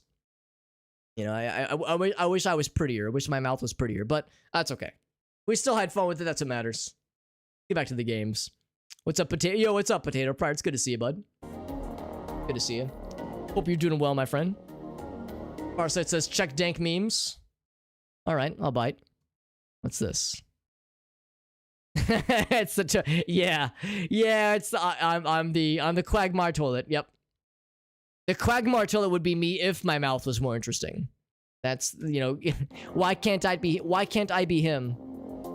God, I wish that were me. Yeah, you get more teeth. Maybe that's the thing. You know, a lot of the times a lot of us in sophisticated situations will request less teeth. But maybe this is a case where more teeth is actually desirable. A rare case. Swimming in the ocean and someone or something touches your leg. Weed Powder thinks I have a pretty mouth. Well, thank you, Weed Powder. I appreciate that.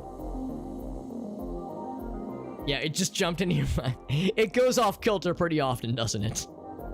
Oh, ridiculous. Truly ridiculous. But thank you to Farsight for the redemption. Redeeming all of us. Redeeming all of us or sending all of us. I don't know. But we're having a good time. Like I said, that's what matters. Yeah, so many teeth, so little time. What was it? What did Arctic say earlier? This would be, quote, 255, I think. Nope. I guess 254. Because I thought it was 0-based. Oh shit, maybe it is 3. There we go. There we go. That's... I think he was talking about the movie, but it was more fun to go for the other interpretation. Got pixels on my hand. Well, that is my hand. Actually, I guess it's immersion breaking if I show my hand. So no, we'll just assume that I'm reaching my hand into the screen and I'm controlling it and I'm actually shooting little particulates. That I'm shooting actual little particles, little magic pixie particles with my magic hands. It's that one song by by Heart. He's a magic man, mama. He's got magic hands. That's me. That's me, all right. We have another very involved multi-room sequence involving yellow pistol lasers. Also, like, hieroglyphics on the walls. It's kind of cool, actually. Deep into me and shoot particulate deep. Particulate deep. For some reason, the way that you phrase that, Meerkat, reminded me of a really, really weird post that I think it was somebody on Twitter. It was like a lady streamer on Twitter.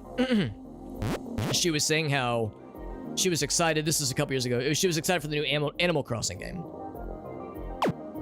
And you know how it is with being on the internet. If you are on the internet, and if you know any of your if you know of any lady friends of yours that are that exist on the internet, chances are they're gonna have some kind of like weird creep, you know, weird like fucked up interaction with some person who just doesn't understand basic you know, basic internet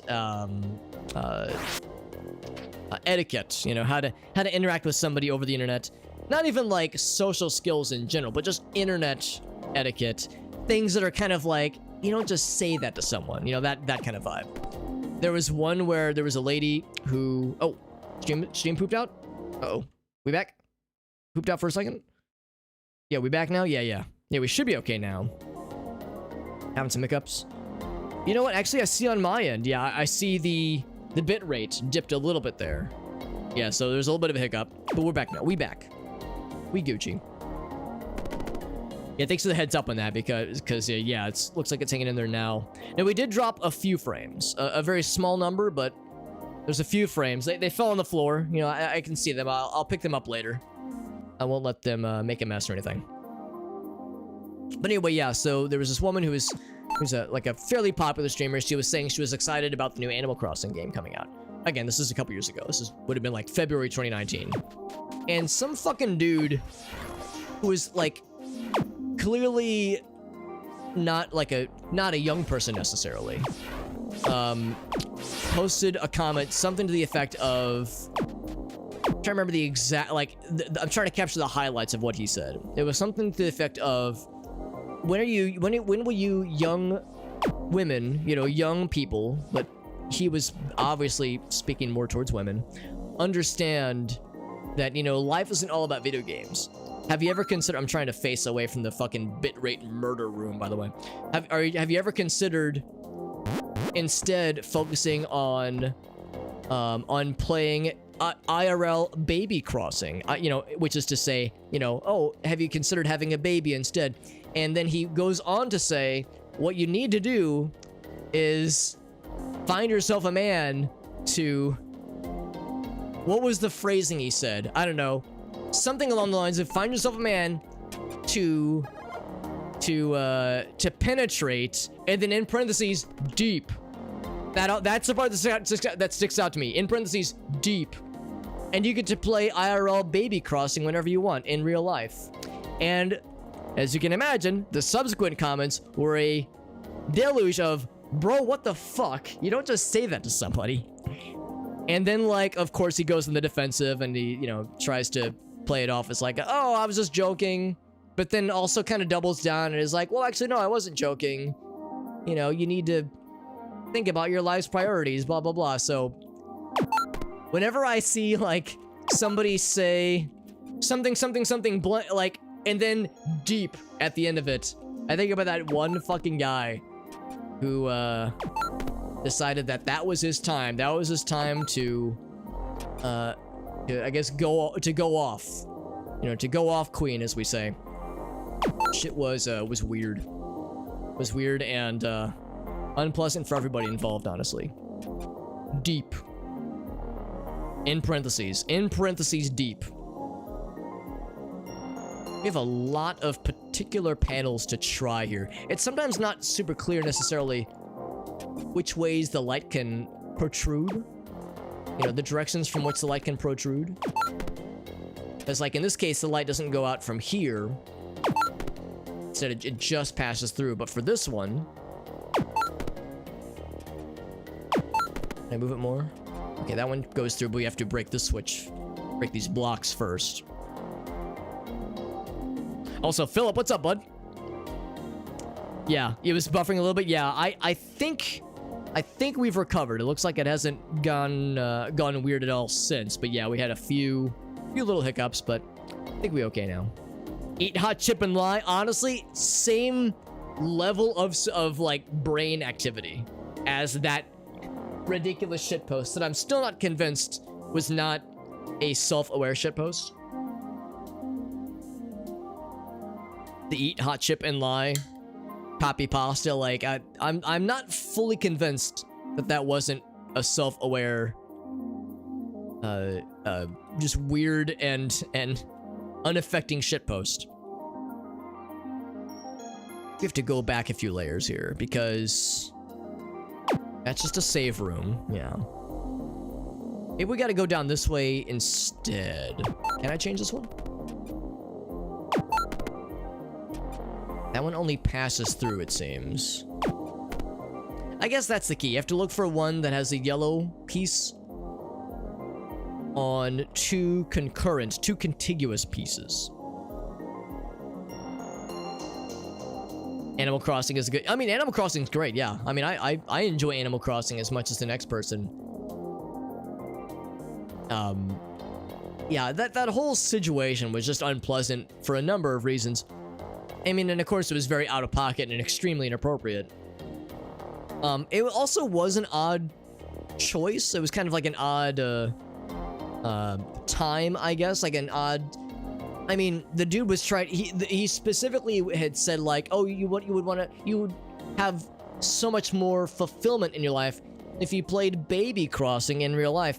And I'm over here like, I don't think this guy knows what Animal Crossing is. There is nothing about raising a family or any kind of like... No, Animal Crossing is about just vibing. Just like not having a ton of life responsibilities, so you gotta pay your debts off, but that's really the worst of it. It's, if anything, if there was ever a game to extol the virtues of not having a family and not going in on that, and this is not to say that having a family or going in on that level of you know, raising a family as an ambition. This is not to say this is a bad thing or anything, but if there was ever a game series to kind of not have that be a focus, I don't know. Animal Crossing is it was an odd choice for this guy to kind of harp on, obviously. And that one now opens up something else. It's good to see you, Phil. Yeah, Phil's a fellow St. Louis buddy. Always a pleasure gonna hang out with you, bud. Yeah, get Tom Nook in there. Yeah, he's I mean, he is at times an antagonistic, but he's also at times I don't know. I feel like with the newest Animal Crossing game, I had fewer antagonistic feelings against Tom Nook. Like I had more positive vibes with the fella. And I guess the overall game is more about being on vacation than it is about, you know, being ensnared into a real estate mortgage situation.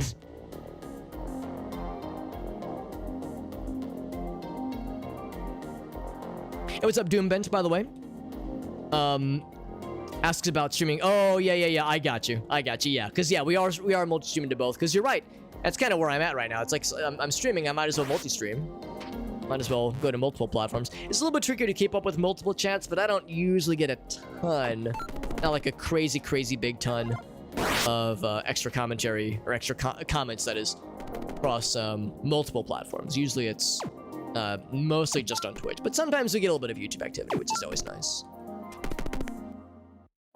Switches next. There's obviously a certain number of switches we need to open. We need to activate total. Gotta get some fresh toast. Do you mean fresh bread for making toast, that is? Oh, there's the guy. There's the fella. And they get the special green bullets. And they get the special red bullets. Oh boy. Like I'm trying to French fry when I'm trying to pizza. Or French fry when I should have pizza, rather. Tom Nook the landlord. Yeah, I mean, that's the thing. I feel like in... What is it? New Horizon? I feel like he's... I don't know if I'm necessarily like...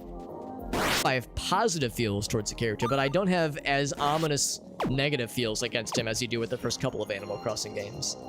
As I mean, you're still paying back his debt, but I don't know, maybe because there's more of a focus on him with the family, and him with his either their kids or his nephews. I can't remember, but there's the little fellas that are kind of with him. I don't know. It feels like it's a little bit more family oriented, you know? Deep crossing. Oh my god! And the fucking Ankh emote. Aaron, you trying to kill me over here? God damn it. That's good. That's a good combination. Predatory house. There you go. Hey, yeah, we got weed powder on Twitch there. We're unifying. There we go. We're unifying everybody. The unification of Twitch chat. Twitch chat unification. So you'll note, by the way, that the yellow piss laser has moved on. I wonder if that's because... Oh, maybe I shot it by accident. That is very well possible. I might have shot it by accident because I think I still had to activate something else. Although I guess it stays activated. So yeah, we can shift away instead. I think that probably removed. Let's go ahead and switch this over. Let's switch this down this way and kind of follow this thread. I bet the platforms or like the buildings or little blocks, that is, that got in the way earlier. I bet some of those have moved now.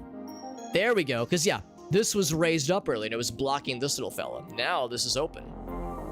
And this, hold on. Before I press that. Anything else? Go and press it, baby. Access granted for the programming lands. Hell yes. Hell yes. And now, I think I can just, well, I guess I'll save. We just got to get out of vapor space. So I'll switch back to this one. Actually, hold on. This is the next one, actually. There we go. Purple one will whisk me back to meat space, which is still in video game form, obviously. It's more, this is more violent space than, I guess, meat space. This is where you can use guns to, you know, kill things.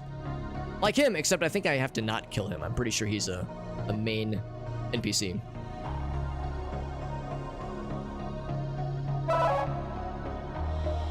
Alright, so we need to get back to, what did it say, programming, I think, is next. I think if we just go back to the previous area, the previous kind of like part of the main hub area. In fact, I think that might be it this way. I think that'll take us where we need to go. Is it still the same general terminal? I think it is. And announcements are probably the same. Yep. Cool. We Gucci. Yeah, weed powder says they're on YouTube more often. Yeah, I totally understand. That's part of why the multi-streaming thing is nice, because, you know, even for the regulars that maybe check YouTube more often, I can grab them for a little bit and maybe, you know, convince them to bring him to our neck of the woods. Meerkat says the Twitch chat is the best. I mean, I think Twitch chat's pretty cool. I'm a little bit biased here. I usually, you know, will advise people if they're watching on other platforms. I usually generally recommend Twitch chat just because you get the channel point redemptions as an option. You can participate in giveaways whenever we do those. Like with Twitch chat, it's more of the full experience, the full Super Hobbit experience. But if you're watching on TikTok or Facebook or YouTube, I mean, it's also perfectly fine because you know, you can still watch and chat along with us, and at least I will see the chat messages. But of course, it's trickier for other chatters to be able to see the messages unless they pay really close attention to the on-screen chat. It's very easy to, you know, to miss the context of some of these things. The music in that Anka video is... what video, Aaron? I don't know what you're talking about. Shifty Eyes, of course I know what he's talking about. Yes, and the music is extremely catchy. It really is. Let's get caught up on... I did fall behind a little bit on messages. Let me check a few quick things.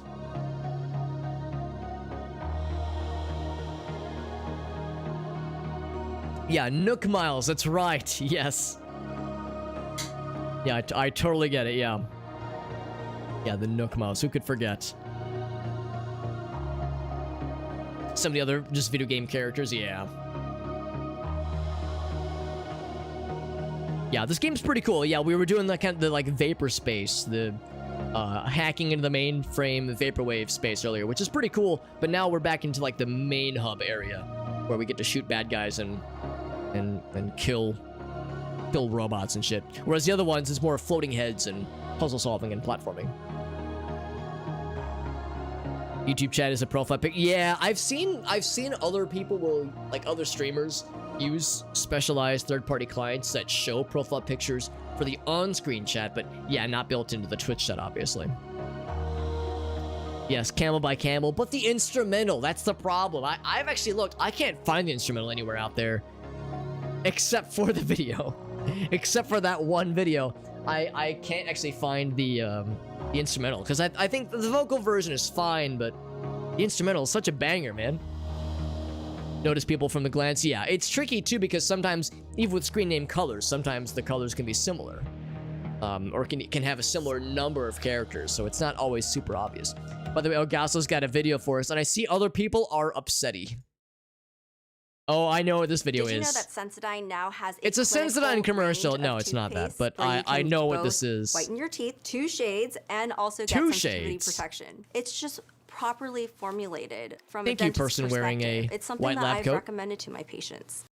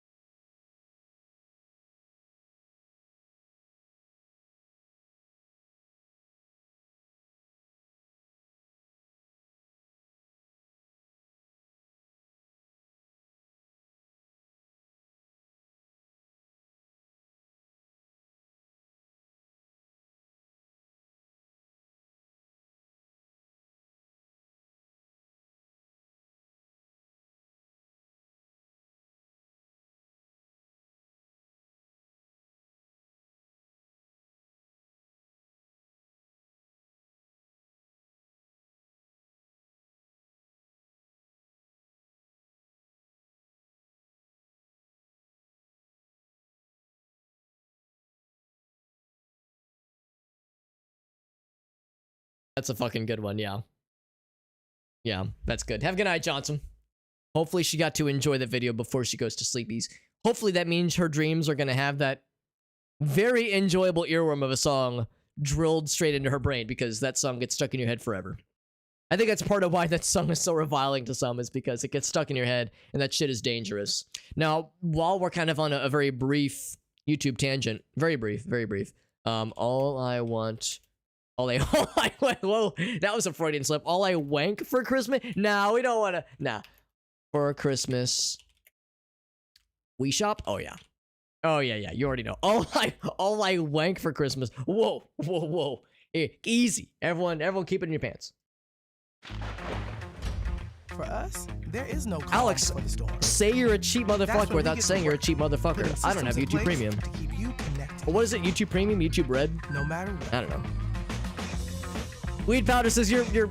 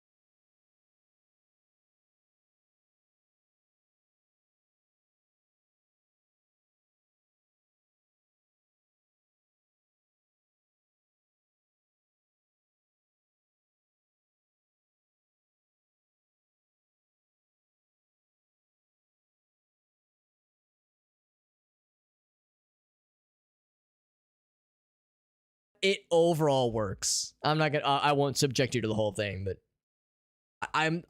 When the chips are down, I'm a fan. I'm down for it. Just put the business name into. I don't know. It seemed like an odd choice. I think they did change it to like YouTube Premium or something. Heidi LaBelle doing Christmas performance. She just made. I don't think I've seen that one, Mallory. That sounds wild. Honk core version? I don't know that one either. Yeah, of course it's Silva Gunner. How could it not be? Of course. It's like, it is kind of like a bossa nova. Yeah, you're absolutely right, Weed Powder. It kind of is. The Toad one? Oh, I don't know if I know the Toad one. There's a Snake Eater one. Oh my god, this all sounds fucking wild. I've not heard of any of those things. Unless I know, maybe I know about them, but I just didn't know what they were called. Like, I could see maybe that happening. I don't think I've heard of any of those things, and it sounds like I need to get... It sounds like I have much education ahead of me. I almost just jumped into the blue piss. Blue piss of pain. And of course, we have more sphinxes judging us from above. Judging us for our sins, hopefully. Hopefully. I mean, if I'm going through all this effort to sin, I hope some naked sphinxes with their boobs out will judge me harshly for it. Mallory says, I got the goods for you, homie. Bicycle honks. Jesus. That does sound funny, but it also sounds like it would get obnoxious very quickly. So, yes, none of that surprises me. Augusta says that's going in the Discord. That's for later. Let's hope we'd be friends. He wanted not to be friends. He instead wanted violence. That first guy was a robot. That second guy was a blood and guts human person. Should probably use the charge shot a bit more often because they drop more of little skulls. And I think maybe also more money, perhaps? Perchance? Perhaps?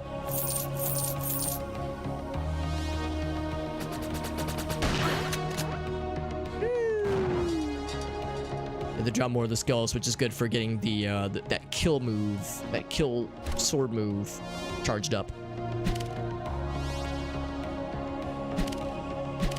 You think this is what supercomputers are going to look like in the future? I'm supposed to be up here. Secret. Booty. And we get to enjoy some booty, which is its own reward, really. No, I sure like to think this is what supercomputers will look like in the future. Just entire, not even rooms, but entire buildings. With glowing lights and little twinklies and cool pyramids kind of structures and weirdly like Egyptian pyramid kind of aesthetics all over the place. Even hieroglyphics inside the computer vapor spaces like we saw earlier.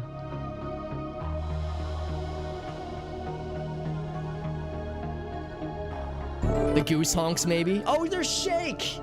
Shake the box, you handsome devil. You freaking delightful human being. What's up, my man? Let's add points for that man's raid. This mad lad himself. Shake, what you been up to tonight, bud? You know, I always love to talk about our fellow variety homies, our fellow streamer buddies that play a wide variety of games, and Shake is one such homie. Doing some API error, my favorite. Shake, I don't know what's going on. I don't know if you've been having issues if on your end as well, if you use Streamlabs chatbot. But for whatever reason, Streamlabs is just like game title. Never heard of her. Game title, but I hardly knew her. I don't know. It seems like chatbot, Streamlabs chatbot's having a real hard time making sense of the names of things. So if you were playing an actual video game, and I have no doubt that you were, it was probably not called API error. Magicraft makes so much more sense. Yeah, I know Alias was playing that on his stream a couple days ago when I was watching him. Thank you as always, Shake. Do you have any clip you want to share? Because you know how it works, man. Whenever someone hangs out and raids us, I always love getting to see whatever clips they were of games they were playing, whether it was from tonight or for a couple nights ago. All right, that's obviously where we ultimately need to go, but it looks like those doors are locked. Actually, there's a few areas I can go. All right, hold on. This area is so striking. Again, I can't help but think about Blade Runner when I see areas like this. Just a very cool aesthetic overall. Let's go down here first. Yeah, API error, what are the odds? We've had a number of people hang out with us tonight that they were playing the same game. We need a gold card. Okay. Of course we do. Of course we do. The Sphinx are kind of thick. Now, I'm not going to say that I chose to play this game exclusively because of the naked Sphinxes that judge us for our internet browser history. I'm not saying that out loud, but I'm not saying it. So we'll just say that much. Now, what's up, Brill Dan? We got some really cool homies coming in from Shake's stream. Now, what I was saying earlier, what I was about to say, is Shake is a cool dude who plays a wide variety of games, and a lot of indie games, a lot of roguelikes, that kind of thing. I know Magic Craft has kind of been making the rounds lately. I keep up with a number of Noita streamers and Binding of Isaac streamers, that kind of thing. And I know Magic Craft has been kind of making the rounds amongst a lot of people who enjoy those kinds of games. So yeah, that game looks really freaking cool. And like I said, Shake, if anybody from your community or if you yourself know of any cool clips you want to share, you can slap that shit in the chat. We'll all watch it together. We'll watch it together. We'll laugh. We'll cry. We'll maybe feel, other nondescript emotions that require a lot of deep introspection. Regardless of how we feel, we'll get to experience that together, and that's beautiful, really. Also, we unlocked some kind of ice spell, some kind of ice upgrade. I'm not exactly sure what these things entail. An augment attack. Oh, that's pretty cool. And I'm guessing. Okay, so it's pretty short range. And I see in the bottom left, there's a little meter, but it doesn't seem like it doesn't seem like it's going down at all. Maybe it only goes down when it connects with a bad guy, maybe. So this we'll find out shortly. We gotta go through another gambit, or not gambit, another gauntlet rather. And we were talking about parts of this game that remind us of certain things. How the Sphinxes remind us of Neverending Story. Of all things, you know what this site right here reminds me of? Motherfucking Mario 64. Of all things, when it's the level with the invisibility cap, and you're kind of going down a slope, and it's, in all fairness, you're actually underneath the water area, so you don't actually see the water, but there's an implied kind of feeling of water previously being around. So it's not quite a one-to-one correlation, but it's close enough. Yeah. Weed Powder knew what I was getting at. There we go. Shake's got a clip.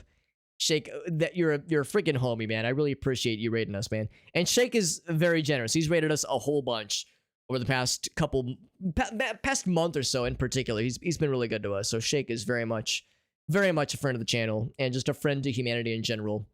And if you enjoy the kinds of variety content that I provide, then you really owe it to yourself to watch Shake, because again, this variety, his tastes in games are fantastic. He's got a cool voice, he's got a great beard, and he's always a great arbiter of or purveyor of cool game choices to check out. So yeah, if you enjoy, especially if you enjoy like the roguelikes and that kind of thing, just a really cool dude overall. Can't say enough good things about him. Here's a clip from his stream. And this is Magic Craft, and the shit gets fucking wild. This seems oh my fair. god. Oh my goodness. So many fives. Oh, the little things on the ground are bad. Oh my. Little brain worms. Jesus. Look how little this guy's health bar is moving. This is a fun sound effect to hear. Forever. And on. It's like a nail getting driven into your brain a little bit. It's just like kind of drilling slowly. Yes, this is API error. This seems fair. Yeah, there we go. Magic Craft. Oh, the little Jesus. things on the ground are bad. Let's listen in one more time.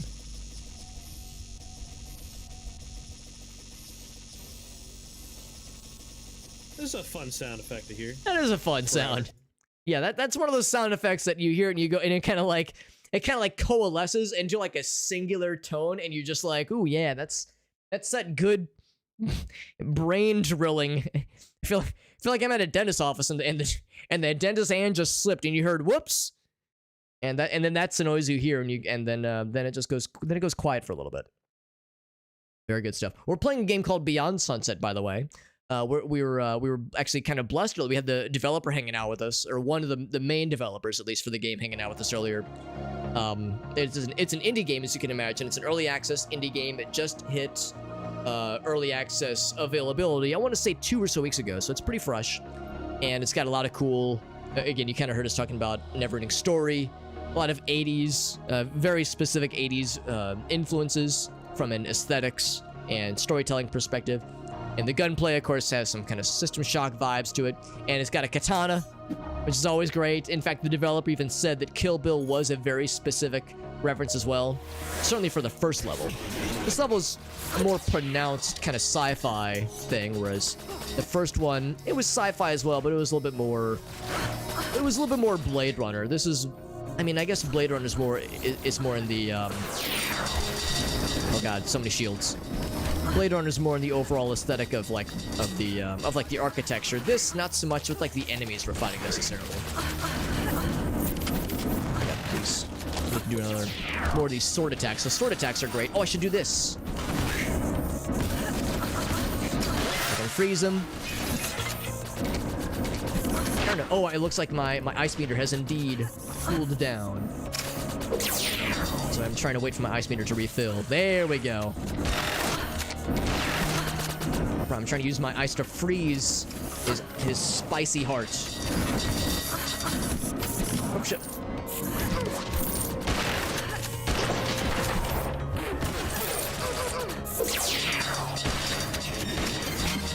Oh boy. Chainsaw Man, please. Okay, we gotta switch back to this guy. Every once in a while you'll see me use this little sword ability. Not just because swords are cool, but the other reason is because when you use that sword ability to kill a bad guy, you will get some extra armor and health back. Or ammo and health back. It even says at the top, ammo plus health. Pretty cool. A grenade launcher, and we'll use it frequently. With that guy, just explode him a little bit. Those big armor boys, you can use regular bullets, but it's kind of hard to push through their armor, so it's nice to soften them up with a grenade or two, just for good measure. Yeah, whenever I find myself getting low on health, even if I'm not aware of it, I'll just use that ability every once in a while, just to make sure I'm keeping myself nice and topped off. What's up, Mudacito? Hopefully I didn't butcher your screen name. And yes, yeah, Shake is a wizard. He does have a good wizard beard, I'll say that much. Yeah. Noita with Binding of Isaac and some Hades mixed in. I know the Noita crowd's been enjoying that game quite a lot, and yeah, I would say Noita, Binding of Isaac. There's another game that had like a similar kind of top-down approach that was more about like wand and like spellcrafting. The name of it escapes me, but I think maybe there was a demo of it. I know there was a game recently because I know Alias was playing it on his stream, but I've seen a couple games like it kind of make the rounds recently. How much money do I have? 870, so I need a little bit more to be able to afford another ice or poison upgrade. The tricky thing is that the ice move, it has such limited range, but we have to upgrade the range, yeah, for it to be worth the darn. Because getting that close to using an ability like that's a little bit of a tall ask. So let's go ahead and activate this one. Oh, it's a gold disc. We'll use that to do more cool stuff in cyberspace. There's just this cool little vaporwave area we go through. You know what? Let's just use the sword for a bit. I can kind of deflect some bullets back sometimes.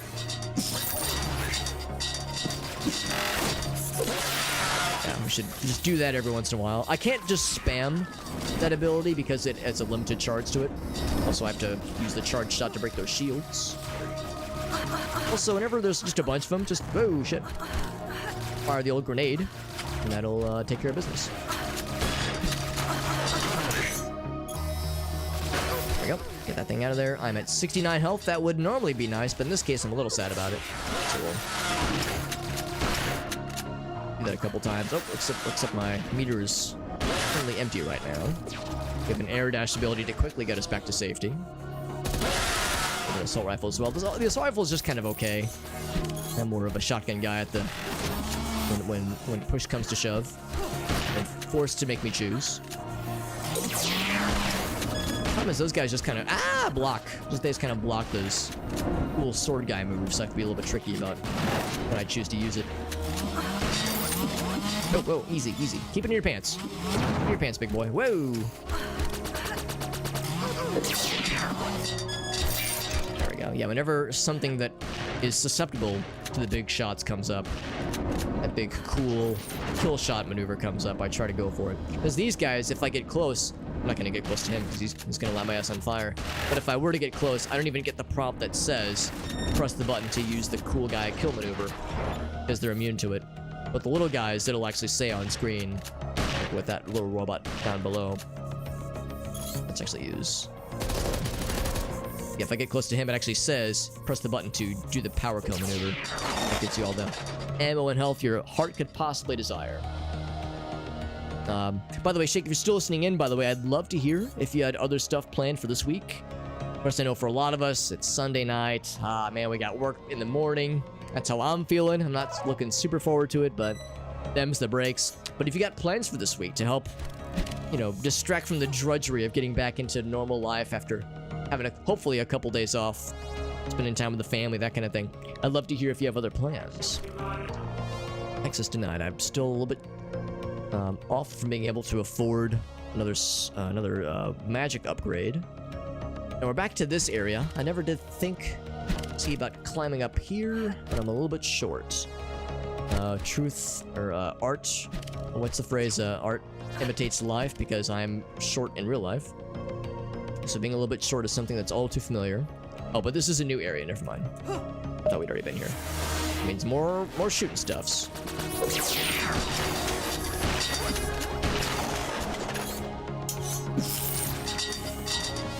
And of course, this is one of those games where you can reflect the shots back at them, but of course, melee just hurts. There we go. Don't want to get close to him. Nah, I think he just deflects them anyway. And these guys, you have to break their shields. And only the charge shot will break the shields. You get a fun glitch where if we do this, you use that power kill, or that power move, it just causes a bunch of shields to flop out for some reason. So what's supposed to happen is that the game is supposed to say like, oh, you can't use the charge shot to break the shields, it just won't work. But what instead happens is some ridiculous effect happens where there's a bajillion shields that spawn out and it looks hilarious. Not sure why it does that, but it's a fun glitch. Oh my god. Somebody's blasting me with all kinds of nonsense. Oh boy.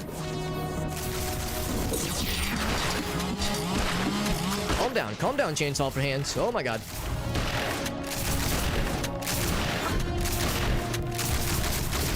Another chainsaw hands man is trying to get at my ass. Down. Once again, the assault rifle is just not a super sexy weapon. It doesn't really have much of an oomph to it. No knockback either. It's just kind of, I mean, it works. It's just not very sexy. It's hard to get excited about.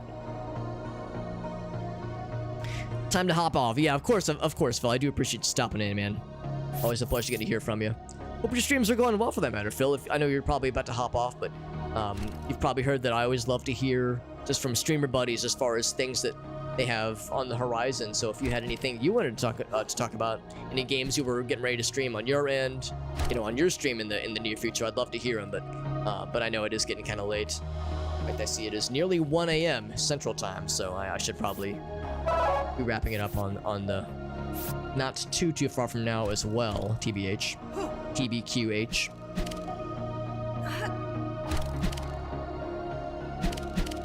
Did I tell the dev about that goofy shield thing? I honestly don't remember if it ever came up previously. I know I first discovered it when we played the game last week. I guess it was late last week on Sunday.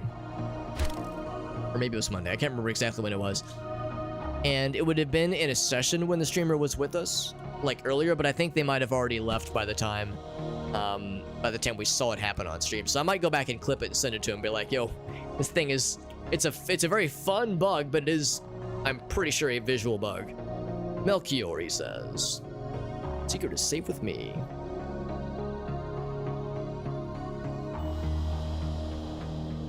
Salvation code. Can we help each other? The admins are out to get each other. More power for engineering, please. Says I can't do it. Talk to Casper.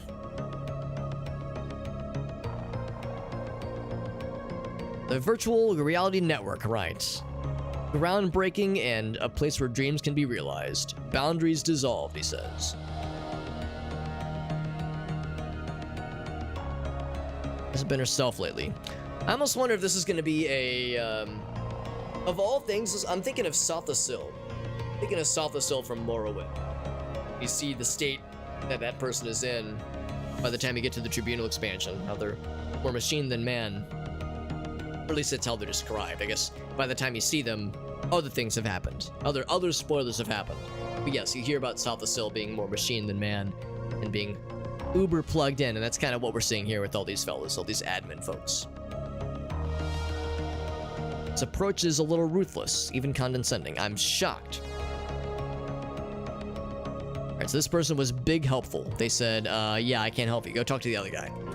Do the old pass the buck. Everyone's favorite. So we got another icebreaker. Let's delve into the network. Into Xanadu. It's a cool little transition sequence. Got another icebreaker to use. I think we determined there's one, maybe two icebreaker sequences left. In this kind of multi-phase area. I think we've got this one solved. I think this one's done. So I think we got this one solved as well. I think that one's also done. So I guess we can do these in any order, really. Okay, so yeah, I think we have the ones in this room and then one more in a second room. That one breaks and that one falls away as well. There's lots of little bad guys. There's probably more where that came from. Oh yeah. I'm trying to check my 6 because I could see them spawning behind me as well. Yes, that's kind of the nice thing about this level's non-linear approach to the VR areas, the kind of vaporwave virtual reality areas, in that you can solve them in any order, but they all have to be solved at some point in order to proceed. Each time you solve one of these puzzles, seems like it opens up a new area, a new major area in the meat space, in like the regular part of the world. See if there is anything up here. Seems like a sneaky place where they would hide something, but no dice. So I gotta break this thing in order for us to access whatever's here, and I actually can't turn this platform. Oh wait, maybe I can. I can, okay, never mind. Again, maybe this is a one-way street. Oh. Oh, hello.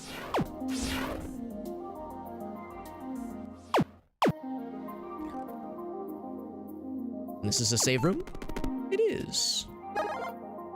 Tricky thing about some save areas, you use it and then it disappears. So some of these save rooms are one-time uses. So you have to be a little bit choosy about when to use them, but generally speaking, they're usually paced pretty well, I think. I don't have to scrounge for them too bad. Alright, so that's okay, I went backwards. Didn't mean to. So this one goes here. So for now, oh, I was actually hoping. Oh, okay, so this is a one-way thing. We can't make this take another direction from here, at least. It's about this one. There we go. This says. Wait, this will do it. There we go. Yeah, that's what we're looking for. We're looking for some kind of sequence like this where there's kind of a 90-degree angle given to us with the little laser panels. Already full health, so we're good there. No other secrets to speak of, I don't think. The thing, other than more health, it's kind of hard to find other secrets that are worth writing home about up here. We're crossing the streams, oh baby.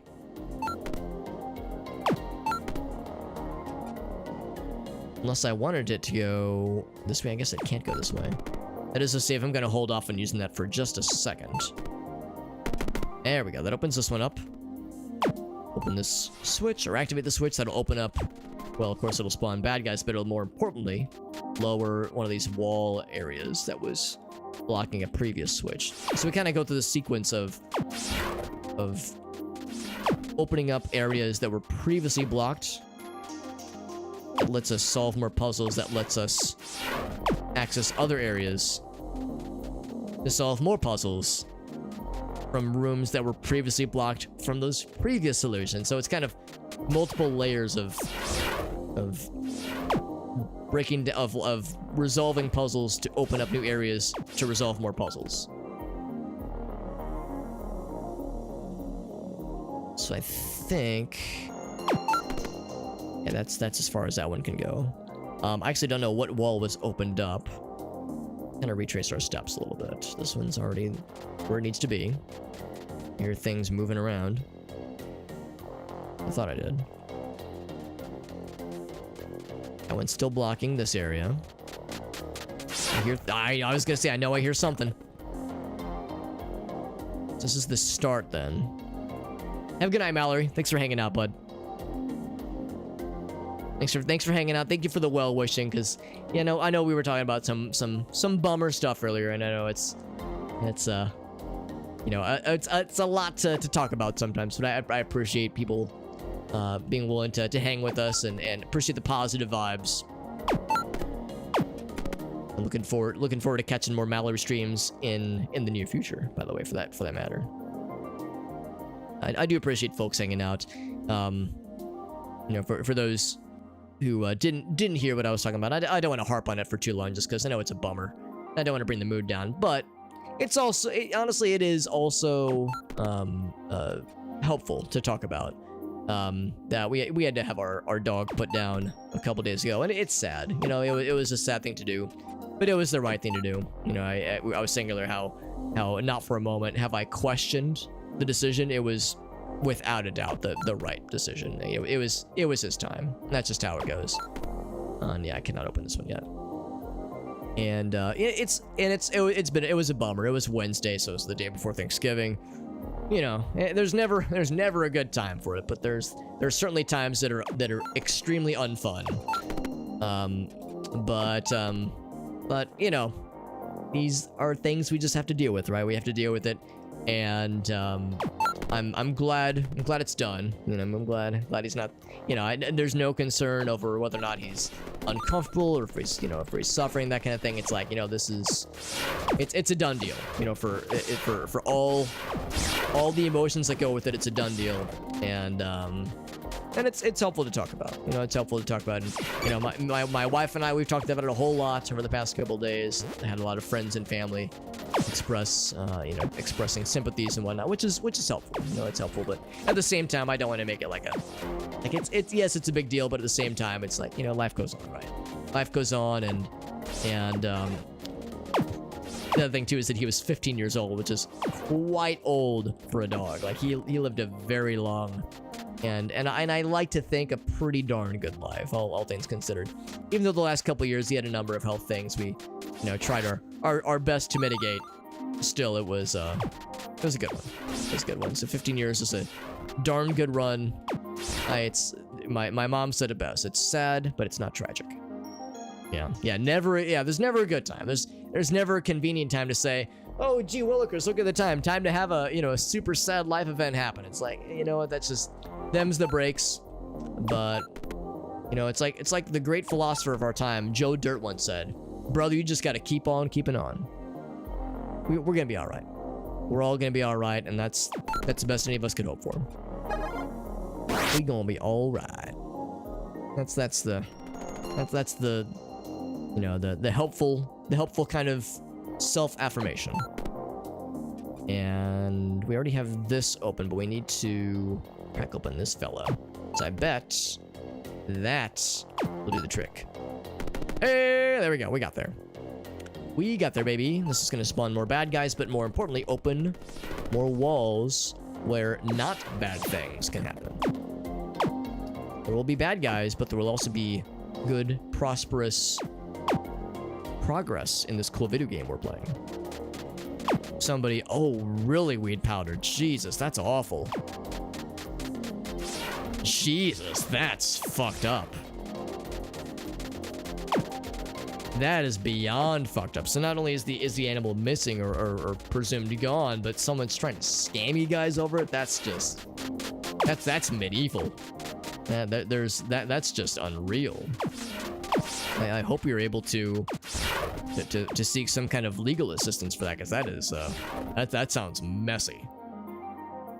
I gotta write my own jokes. You're right. Yeah, I can't lean on Dexter, my one doggy writing team. And you know, for those who would see him on stream sleeping soundly behind me in his little doggy bed, you know, he was a hard worker, right?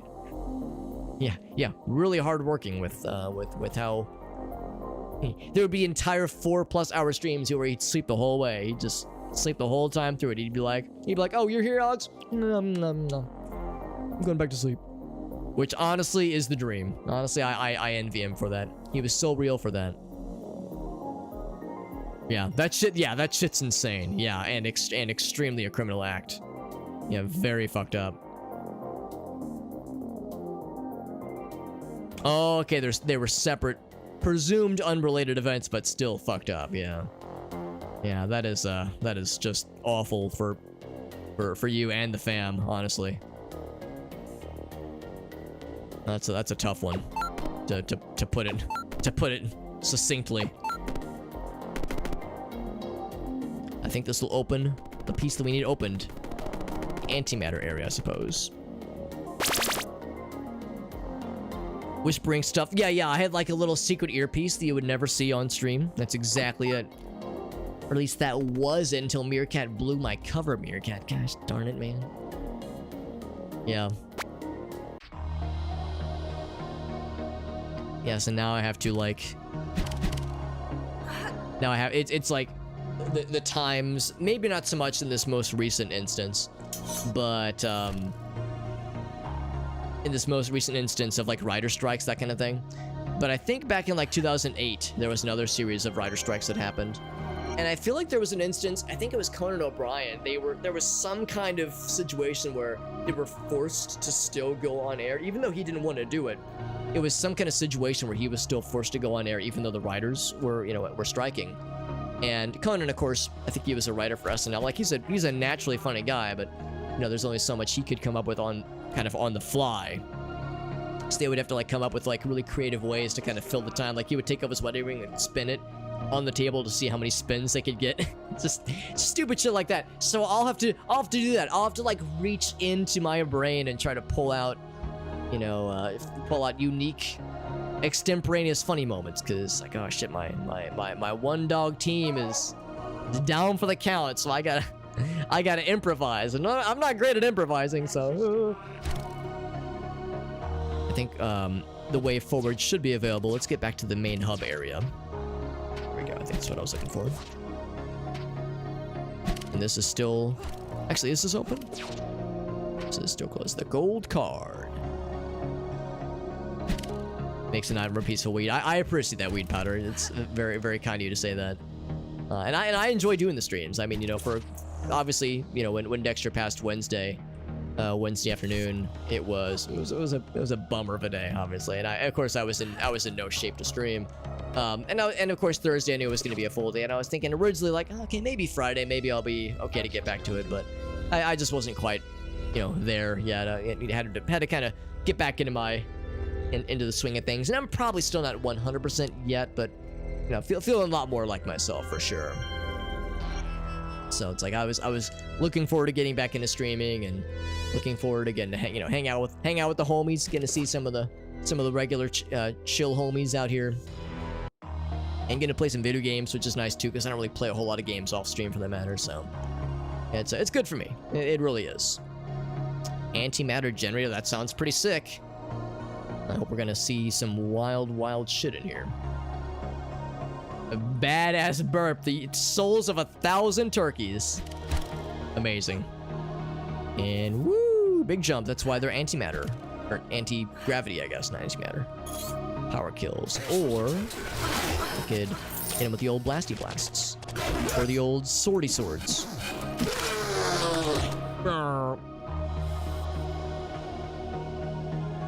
What's it called? Gen MP?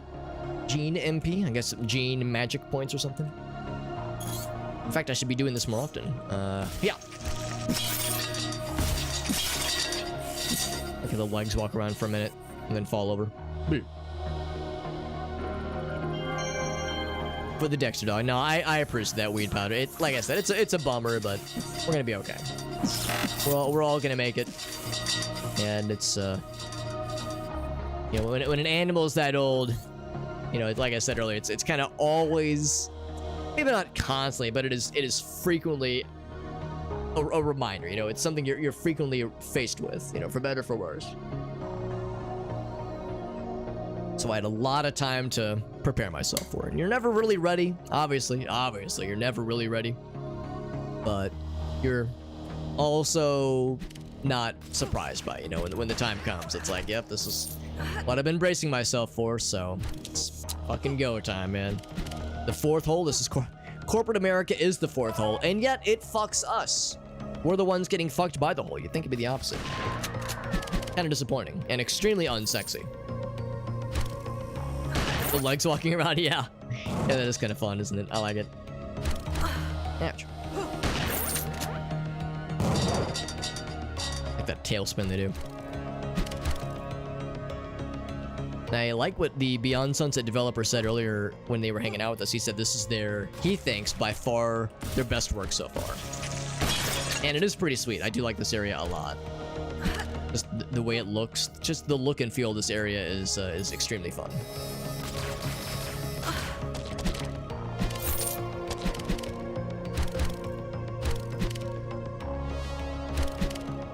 That's where we came from, I'm pretty sure at least. Maybe I was supposed to go to the second floor, actually.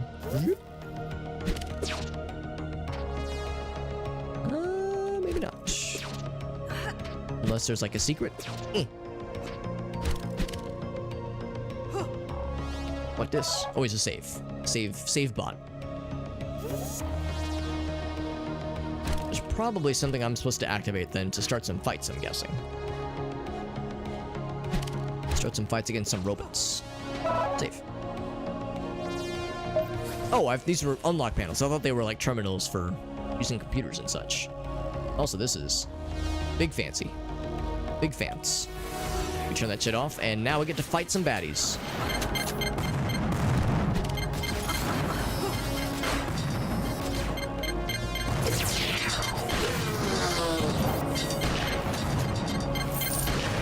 I get it, you like to throw grenades. I think grenades are cool too, but ease off on this shit. Holy shit. I guess it's okay for me to stand on this thing, yeah. I see big lightning arcs like this and I just assume it's gonna be scary for me to stand on it, but I think it's okay to just not touch the far sides. Oh jeez. Big jumps, ouch.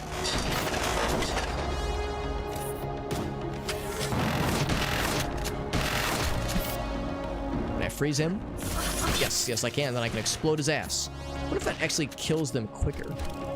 Next time I see a big fella, I'll have to try that out. Alright, so we killed... Oh! Looks like this is all open now.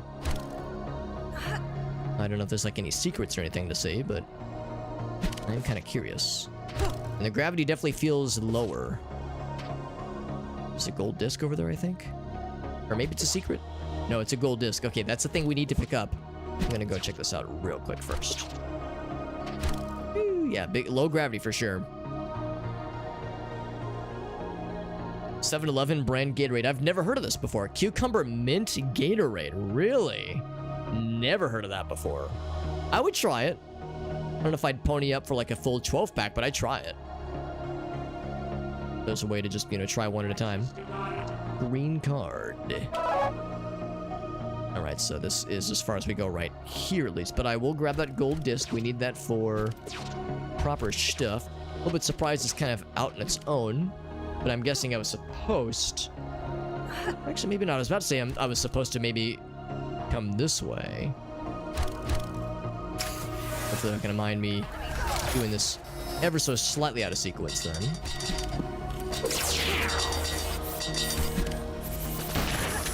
Ouch.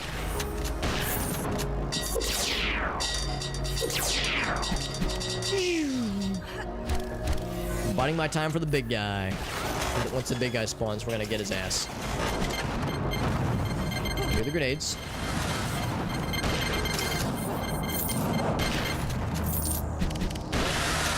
No, I'm not the only one. Actually, now that I know that it's safe to jump around, jump over and kind of through this tube area, it's a little bit nicer than just being confined to one side and letting them come to me. And a bit more mobility. Okay, so it's not a guaranteed kill. I mean, maybe it's more damage, or maybe they just kind of stay frozen for a bit. It's a convenience thing, perhaps.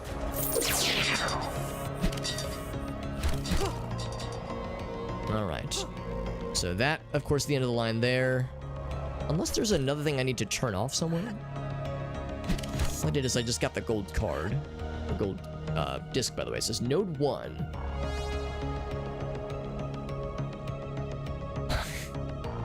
The Meerkat asking the hard-hitting questions as always.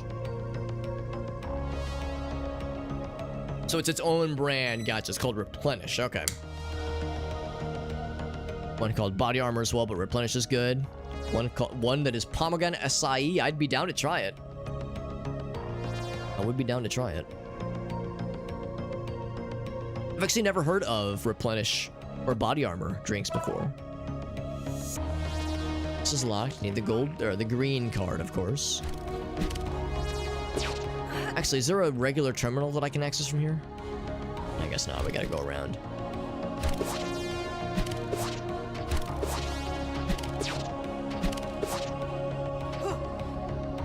That one's locked.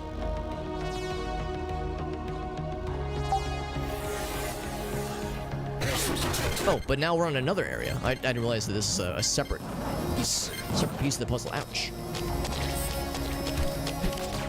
I get this. Shield bro. Ouch. Ouch. Jesus. Shit hurts.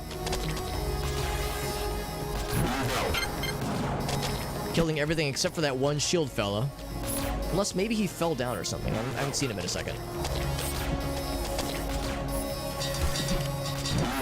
Oh, we shot that guy in midair. That was satisfying. Yeah, it's possible he might have fallen to his doom or something. Oh, I'm dead. Wasn't paying attention. I feel like I'm kind of doing this in an odd order, but it's working out so far. Mostly so far, except for when I died just then. Yeah, pineapple. Oh, you bought pineapple juice instead of orange juice. Oh, I get it. Yes, because it's a very different taste. Like, what the hell did I buy? What is wrong with this thing? God damn. Yeah, that would definitely do it. There's the fella. I think I just broke his shield and I just broke his face. Ouch. I need to be doing this more often because that gets my health back. I don't know if it works that way in real life, if cutting a robot in half gets me more health in real life, but no complaints here. Also, that hurt a lot.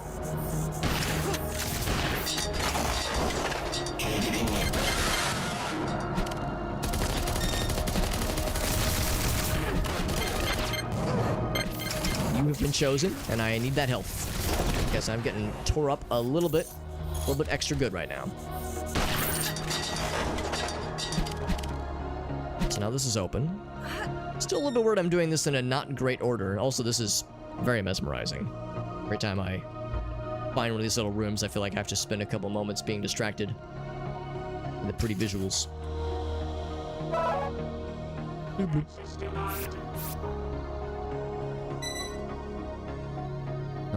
And yes, I'll save just to make sure I saved. I'm pretty sure I did, but I want to make absolute sure that I did. Absolute certainty. Now, I already enabled, or I guess disabled, this thing. Still doesn't open.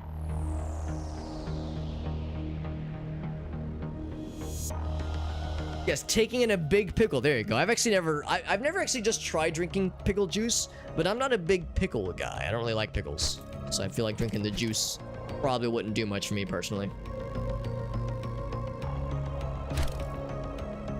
It didn't give me health. It just gave me depression. For the gravity of what I just done to that poor defenseless robot. Now, to be clear, I'm talking about cutting a robot in half. I don't mean splitting a robot in half, and I also am not talking about the androids from Nier Automata. We all know what we're thinking. We've all seen the cosplay. Don't fist androids. It says right there on the sign, do not fist androids. Too late. I should have read the sign. I didn't pay attention. I'm sorry. I'm not sorry. Let's do this. Freeze him and then grenade him. Okay, it's kind of hard to get both. That's okay. And he fell down and exploded. Hell yeah.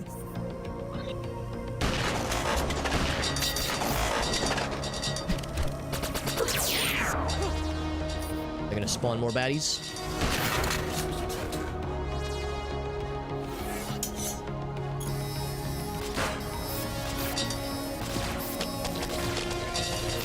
Oh, here we go, back to the main area. I think that means we're all good then.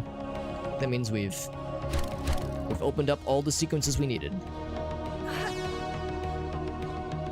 If I were Dr. Eggman, all my robots would come equipped with pickles. I'm not sure how to like unpack that sentence, but I find myself agreeing with you, Weed Powder. Like, I don't fully understand. I know what all the words in that sentence mean. I just don't know what they mean in that order. But despite that, I find myself nodding in agreement. You have 2 hands and thus 2 attempts to fist the androids. You're not wrong. You're not wrong. As your non-medically oh, here we go. As your non-medically trained medical advisor, I feel implored to say it's probably still not a good idea, but whomst am I to stop you? It's my secret spot. No one ever checks back here, so I never have to do any work. Honestly, I get it, Infobot. I won't narc on you, homie. These little bot friends have never been more relatable. So I'm kind of here for it.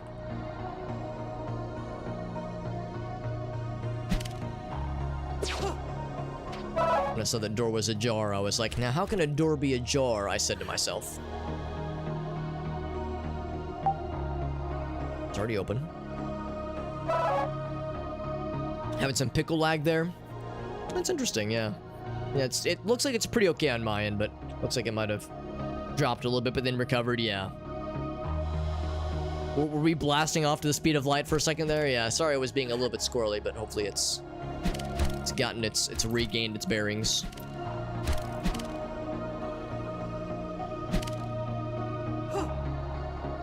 Right, so you must be the other homie.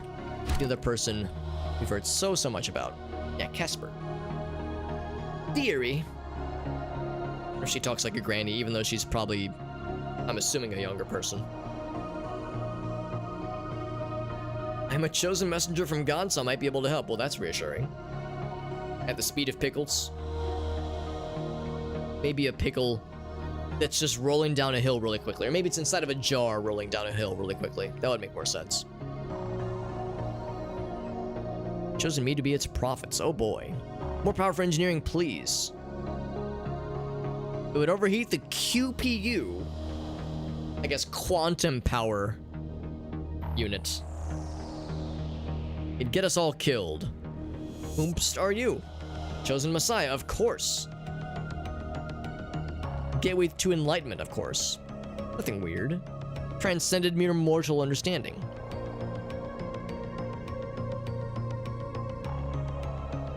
Harnessing the divine power. Bart. Sad, detestable, angry little man.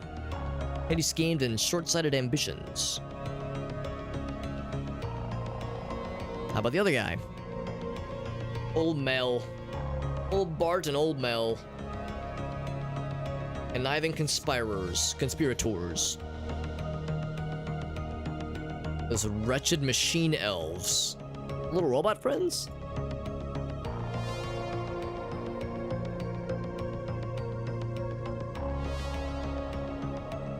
Oh, interesting, Meerkat. Yeah, like powers through. I know that desktop has like a, well, maybe it's because I'm using Better Twitch TV and some other third-party plugins, but sometimes when it falls behind, it'll like play at 1.01 times the playback speed. Like it'll play like very, very slightly sped up to kind of catch back up, but it's usually hard to notice unless you have the little third-party tools that tells you what the playback speed is. So yeah, it's never an issue necessarily. But I know that there's some behind the scenes kind of load balancing that happens. Let me complete the objective. I mean, that's the thing. We've talked to all 4 of the administrators. 4 of them? I guess 3 of them. 3 administrators. And every single one has just passed the buck. And to my knowledge, we could have talked to none of them and still been okay, at least when it comes to doing the access networks. Now, we're ultimately looking for the, what's it called? The something code. I can't remember what it's called. Hopefully the player character remembers it, because I sure as shit don't. There's a certain code that we're looking for. And 1 or 2 of them kind of hinted that they may be able to point us in the right general direction, but yeah, none of them have been helpful in the slightest, so we're kind of on our own. I'm presuming we'll eventually have some kind of thing that will happen that will open up some of those doors we were seeing. I might have missed it. One of those doors we were seeing that some of them had, one that required a green card, one required a gold card. Maybe that is where our fortunes we sought.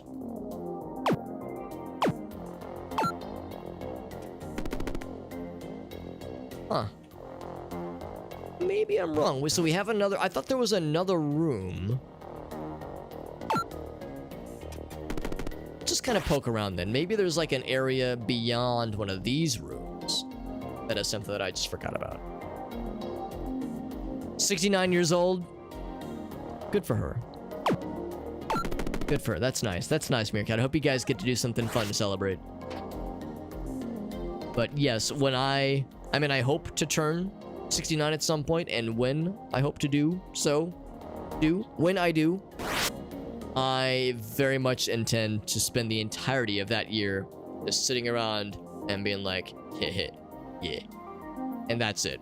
Just be like, hit, nice. And like, just being a fucking nerd and like being an insufferable meme dumbass like the entirety of that year is something I very much look forward to. So there is nothing here. This is all open already. Well, for sure there'd be something for all of our troubles. I don't know, maybe we don't use the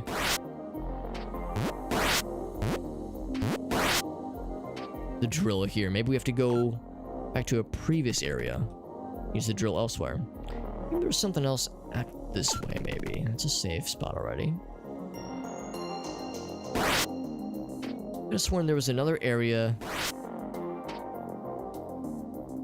that you see immediately when you first open up. When you first like cycle through this kind of outer layer of puzzle rotations. I thought there was going to be something pretty obvious. And yet nothing obvious has appeared inside of my brain or outside of my brain.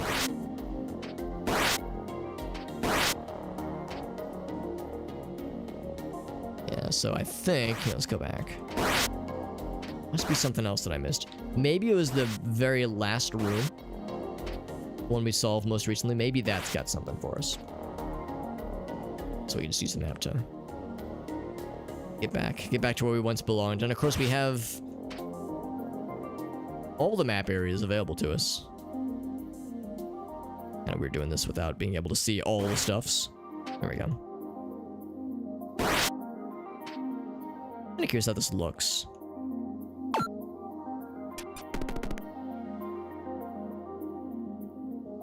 Oh. That's awfully jarring, yeah. So maybe it was something here then.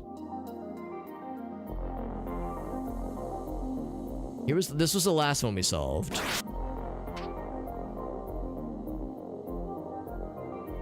Maybe there was something here that I missed.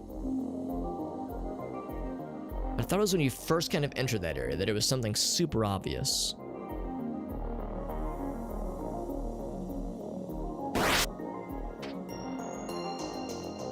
So far, no dice. New Year's is pretty arbitrary.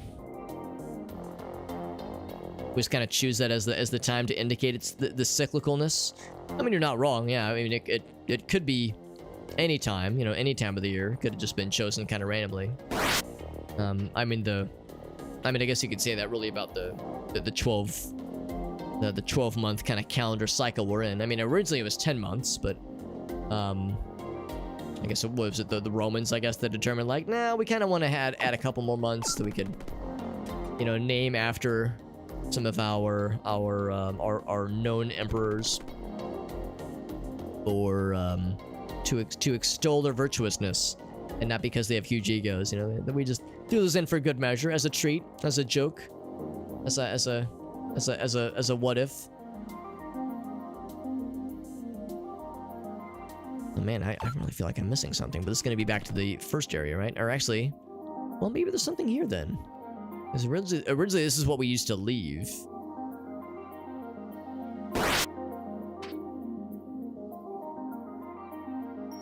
I can't rotate this one. Maybe I can. Can I rotate this?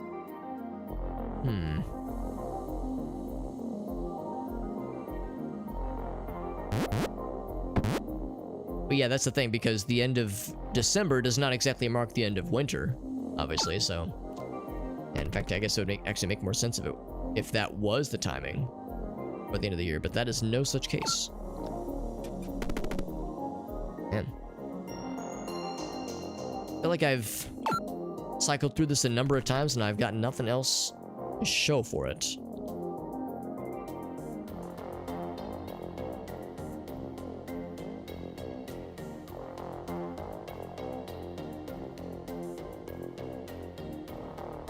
I've already done this one. Yeah, it's like we've already done all these other things. Let's hop out of here then and see if maybe we need to talk to one of the other NPC characters now that we've talked to all of them.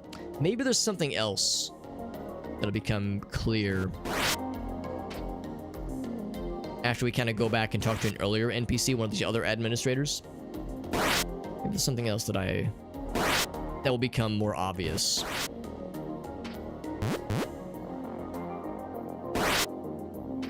So yeah, there's really doesn't sound like there's anywhere else where we can use this drill right now.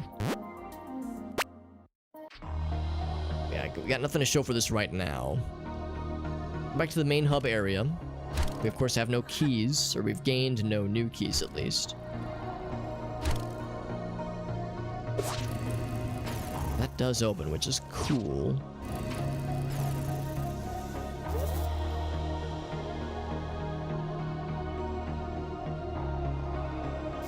Let's go talk to one of the other NPCs. I'm sure there will be something that will pop up. Or if there was like another starting point we could use. Like another starting point. I'd like to hack into these little terminal areas.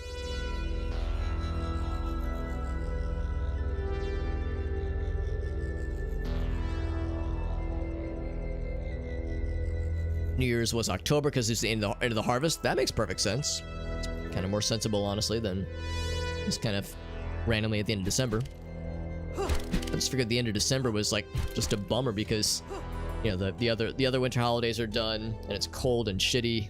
Like we need something positive and fun, and that was like the best we could come up with at the time. Let's get back, I guess, to the very, very first area.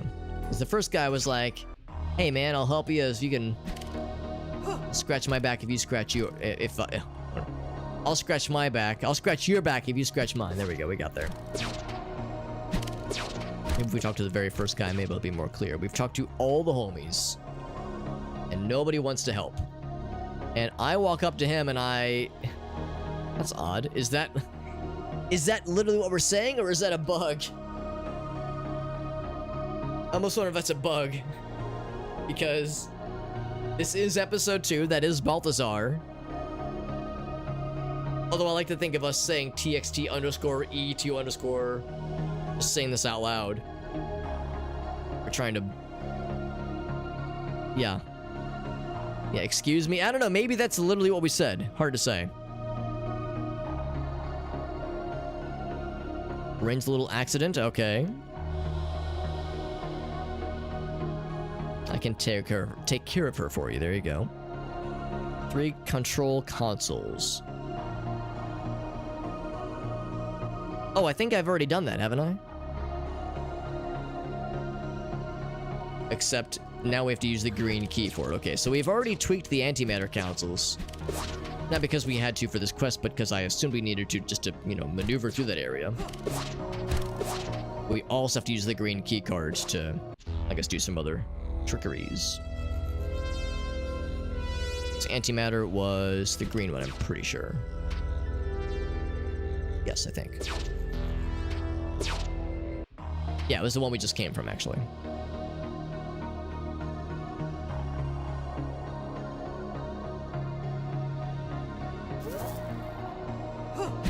Lee Powder says, I have a New Year's Eve birthday. Oh, well, that's partly cool, but also, yeah, that's a good point, too. It probably gets overshadowed by the fact that it's, you know, everyone recognizes it's New Year's, so I could see it getting brushed under the rug. But yes, like Meerkat said, happy early birthday.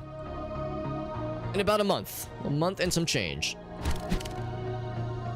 It'll be birthday time. That's right, I got the green key card, so we need to activate 3 more MacGuffins. Here's numero uno. Boop. Gonna spawn some bad guys, because of course it will.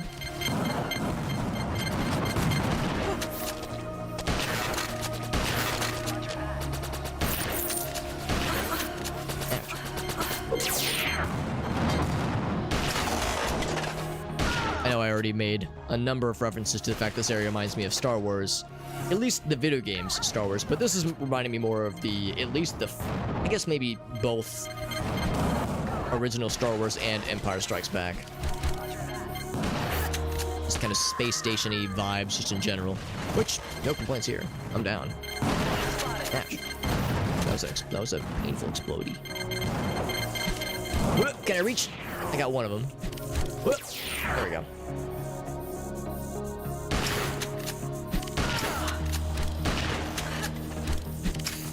That guy just fall off the edge. Where is he? I hear him.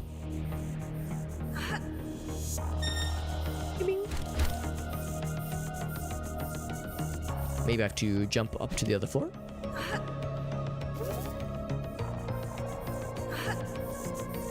Do I have to activate another thing?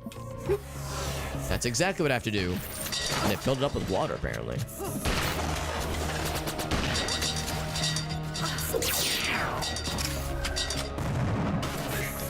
Ouch!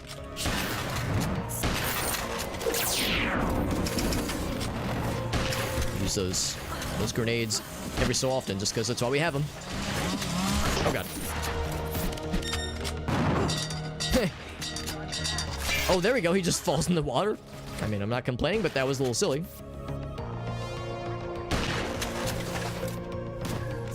Maybe he was just embarrassed. He was embarrassed by the fact that I froze him earlier. He was like, I can't handle it. I'm out of here. Oh god. Ooh, cool lighting effect happening right now. Hey, get out of here. Big spinny black hole thing? What's this thing gonna do? That's a little spooky. Oh, big guy. Oh wait, never mind. Oh, look at him. He was like kind of bebopping for a second there. Every time I see that lighting effect, he just fell in the water. I keep thinking that the walls are like closing on us, and it makes me a little bit worried for just a split second. Oh god, have it. That hurts. Makes me a little bit nervous for just a brief moment. Some walls are closing in, or some barriers are coming down.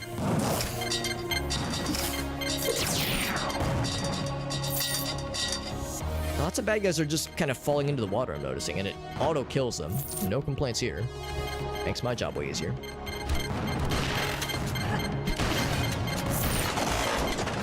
Ouch. Spinning black hole is also quite concerning. It's already activated that one.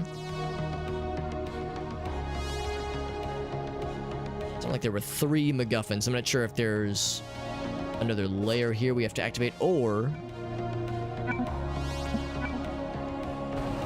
Is that it? That's it. Yep.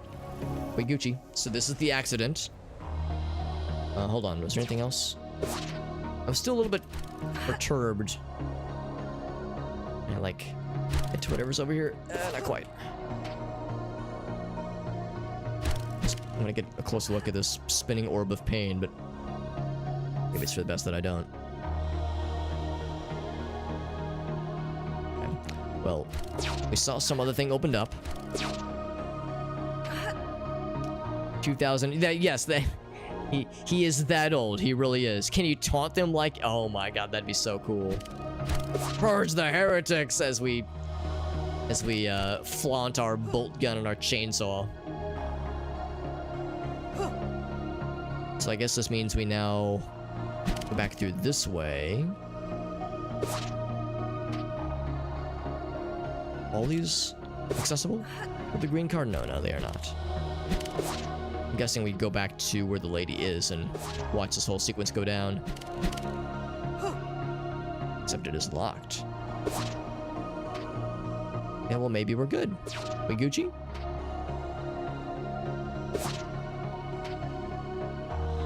All these are closed. Yeah, maybe we just go back to the main terminal. I was thinking we were gonna see whatever accident was about to go down, but maybe not. Also, we are good to go. I'm gonna say poison. Yeah, poison sounds nice. So I might even want to play around with poison a little bit. Oh, look at this. I think it's disabled. Not allowed to leave. Oh, maybe I have to do this now. With my cool little gold disky.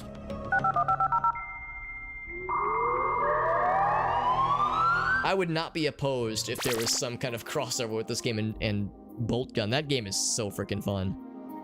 This game is very good too, but Bolt Gun is, should be wild. Every video posted. There are some bangers in there, bud. Some really, really solid ones.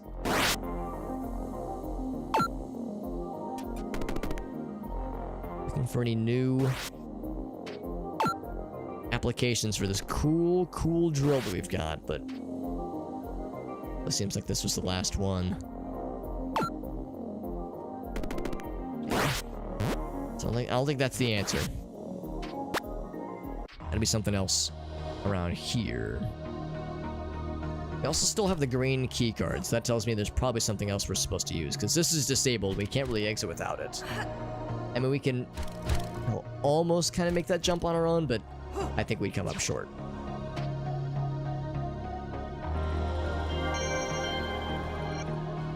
Nothing else we can access here.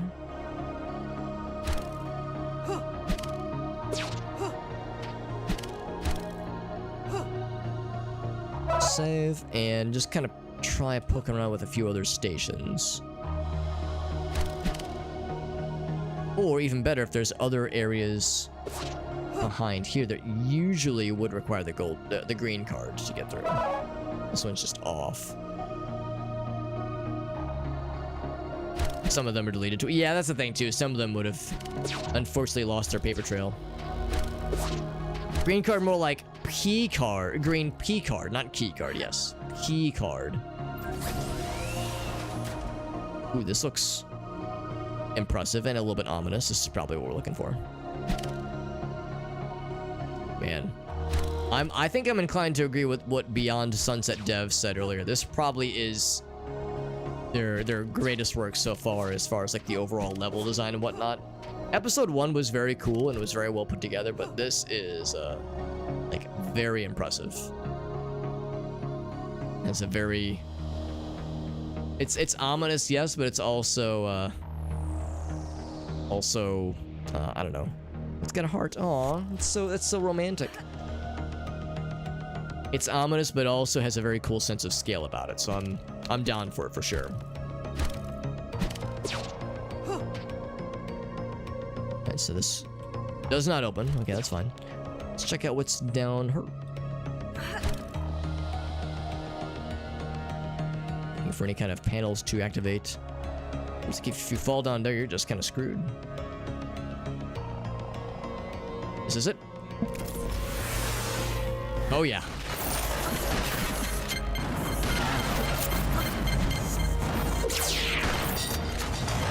I think we found it. No, calm down. Calm your tits. Palm your tits, unlike the Sphinxes up there, which are very excited about their tits, as they should be.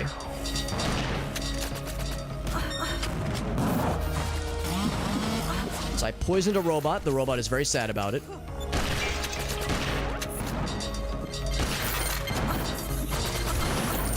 think I should do that a little bit more often.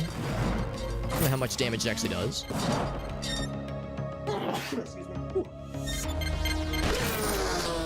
But it gives him a kind of a cool green hue for like a few seconds, so I'll take it.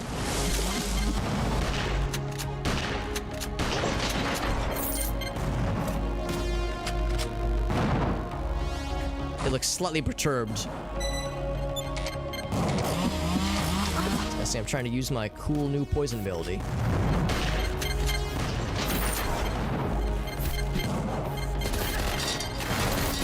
Alright, get those guys from a distance because they love their grenades. Oh god. Backpedaling into a fucking chainsaw man. Mr. Chainsaw for a penis over here, my god.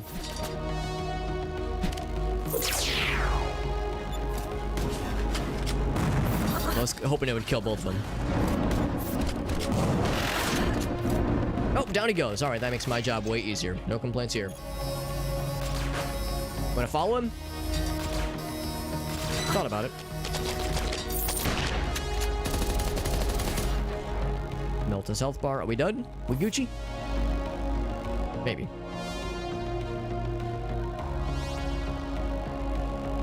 LSD simulator? Definitely with some of the more surreal kind of landscaping and just general architecture. I could definitely see that.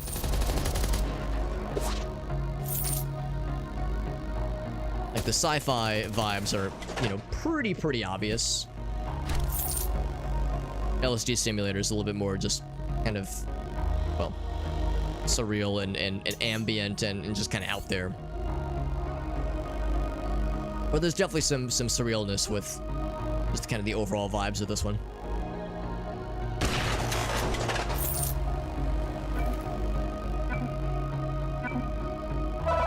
It's a good sign. Activate. Okay, so that means there's one more then. I see.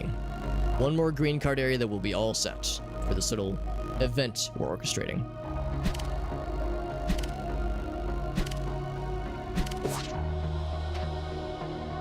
Boomer shooters have maps that are big. Yeah, that is very much a issue. I liked the first map, but the first map was a lot, and there were a few times where I was legitimately kind of lost as far as where to go next. We were able to find our way, obviously, and I very much enjoyed it overall. But yeah, that is one issue is how to take advantage of, you know, the modern conveniences of having more memory and being able to do bigger maps, that kind of thing, without it being too much, you know, without it overstaying its welcome, so to speak. And there's no easy answer as far as how to take advantage of the modern niceties while still keeping with like the old school, you know, aesthetic, the look and feel of like a boomer shooter or a retro revival shooter.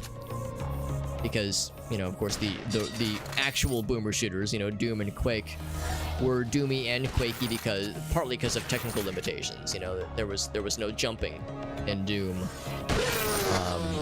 There was, of course, copious platforming and that kind of thing in Quake, but of course with Quake there were still memory limitations. There were things that meant they couldn't just go hog wild with enormous levels like some of the fan generated content has.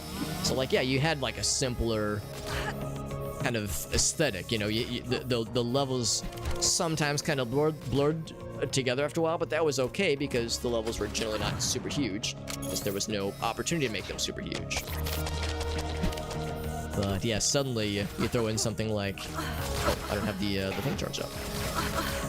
There we go. How about now? There we go, because I'm running out of ammo.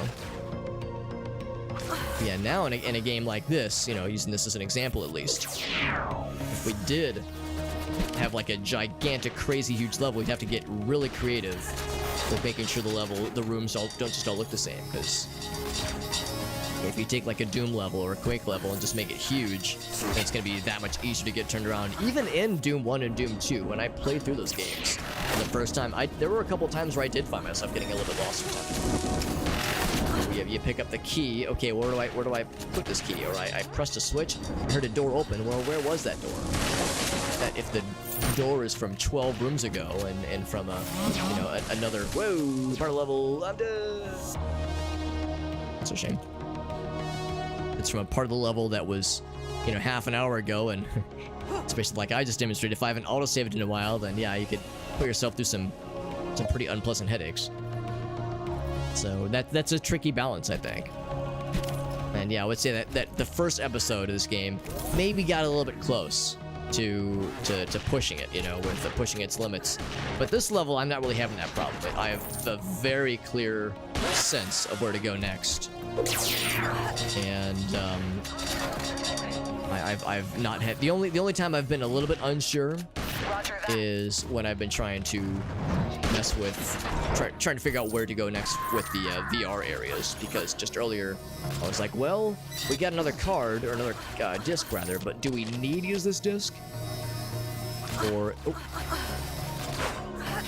do we need to use this disc now, or is there something else we have to do before this disc has to be used? And of course we got our answer. We talked to the fella, he gave us direction of where to go next, so we're good. But that was our only real hang up, and that wasn't a level design issue. That was more just a that was more maybe a conveyance thing with, you got a new MacGuffin, a new unlockable thing, but where do I turn it in? Like, that's, I mean, I guess you could say it's level design, but less like big confusing levels and more just, where do I use this one MacGuffin?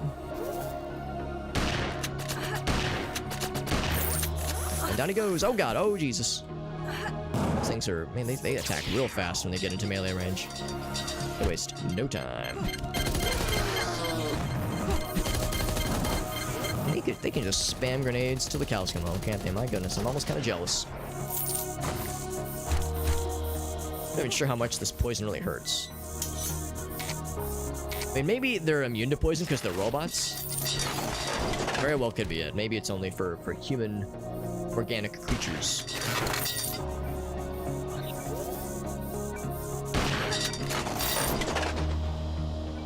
The elevator level, just a lot of stuff going on. Yeah, I don't remember the elevator level specifically, but I bet I would know it if I saw it. I mean, I loved Bolt Gun. There were a couple times where, yeah, I did get turned around a couple times, like in certain levels. I think that game did a pretty good job of not having any one level overstay its welcome, but there were maybe a couple of instances that could have been shortened a little bit. Is it over here? Ooh. Ooh, here we go. Is that the goods? Is it accident time? Oh no, an accident! Oh, she pooped out a gold card. All right, well now we Gucci. Getting lost in Doom, absolutely in Doom, yeah. Had to use no clip or ID clip and get even more lost. I'm assuming ID clip is id engine no clip. I never had to use no clip in Doom or Quake, but I did have to no clip once in Quake 2. There was a part of Quake 2 where you kill a big bad guy and then you have to do this fairly elaborate escape sequence. Oh boy. Fairly elaborate escape sequence through like a timed area to get out of this particular area before it explodes, basically. And it wasn't the end of the game. It was getting fairly close to the end of the game, but it was not like the last chase sequence or anything. And it was pretty hard, and it was pretty tricky, and it wasn't abundantly clear that it was timed until the very, very, very end, when you see like a door getting ready to close, and there was an unfortunate autosave that autosaved like a room before the very, very end of this chase sequence. And try as I might, I just could not get through that last room fast enough to get to that door in time for it to close. Like I would like each time I would get to that door, and just watch it close in front of me. I just couldn't beat it. Unless I went back and played through that whole escape sequence again, which I was like, honestly, I don't know if I have it in me. So that was that one case where I was like, you know what? I'm just gonna no-clip through this one door. No one has to know. No one has to know except when I've told the story, of course.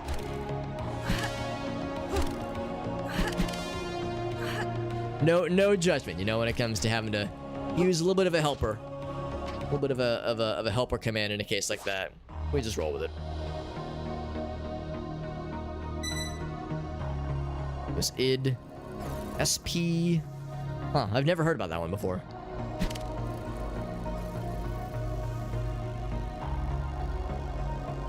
All the enemies felt spongy. Yeah. Some of the enemies were definitely spongy. I think that's an accurate thing to say. Also, I want to go through this, but I don't want to get fucking got. I guess I can manually save.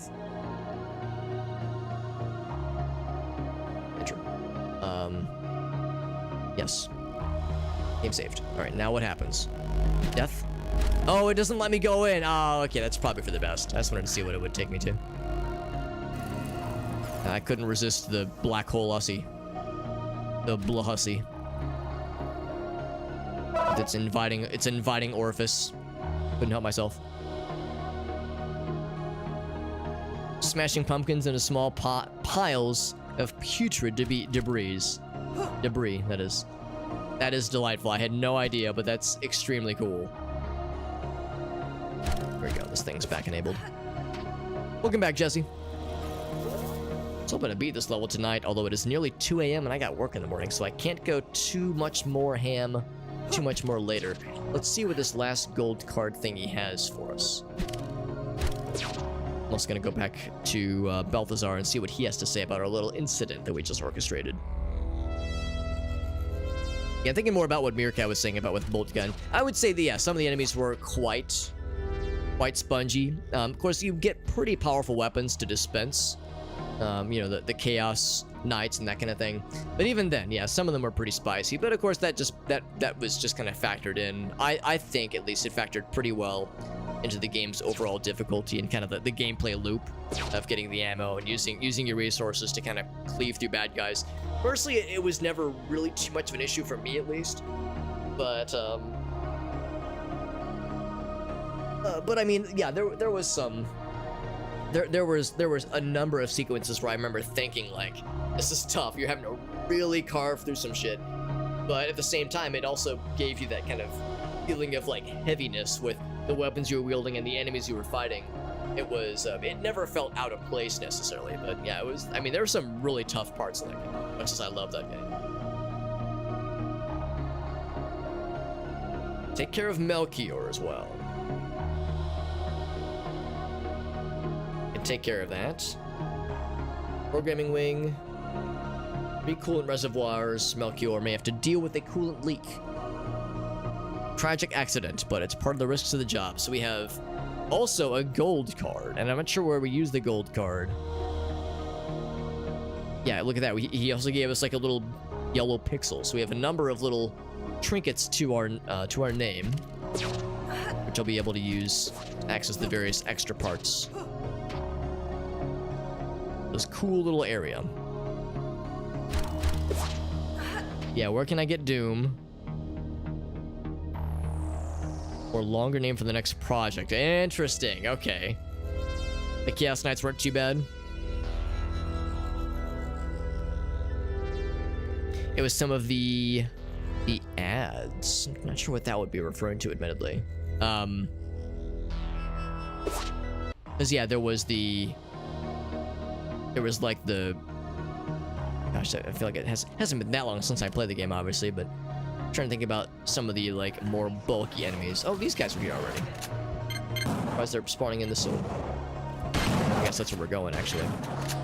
Trying to point me this direction, I guess. Because that's the thing, there's other gold cards areas this way. In fact, I'm kind of curious if I were to talk to that guy, what would he say about our little presumed operation that we're about to embark upon which we're about to embark. Yeah, I remember there was like the melee only kind of demon dudes that you would see that would get spawned in on the regular. I remember those guys.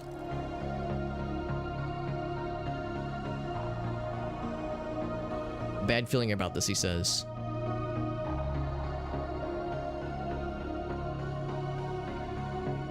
Okay, doesn't have anything else to say.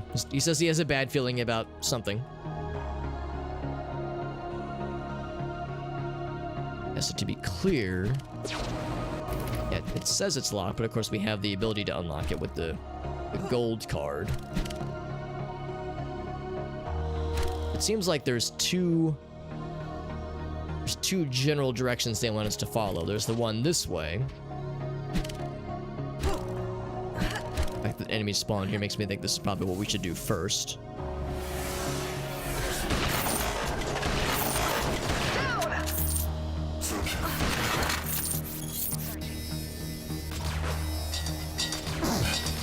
Yeah, the first thing, the things that I always think of when it comes to Boltgun, I primarily think of not just the Chaos Knights, but like the next kind of degree of magnitude above Chaos Knights, whatever they were called, but they were like the more souped up version of them that frequently had the big scary weapons and were really, really tough to bring down. Were more satisfying to bring down, you know, that was the thing. And there was like the oh gosh, what do they call it? Like the initiates, where if you killed them but didn't like insta-give them, they would level up and ascend to being like top tier chaos dudes who were extra awful to deal with. And of course then there was the small armies of imps that would individually be easy to take down, but in large swaths would become a nightmare. Oh, and then there were the flying things. There were the flying oh gosh, I don't know, they were some kind of flying, where are they exactly? Some kind of super armored thing that had a lot of health. I remember there in the canyon level, you had a couple of those flying lads that were really hard to take down, and they were in very unpleasant choke points. But the good news is there weren't a ton of them. They were a very once in a while kind of enemy, thankfully. Were they dreadnoughts? That might have been it.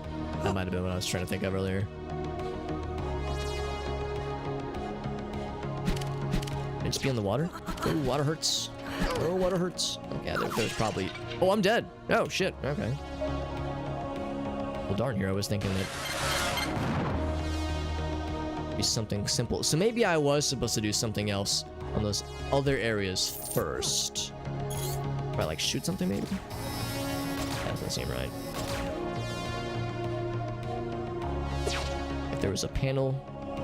I'm supposed to... Oh, here we go. Here we go. Ouch.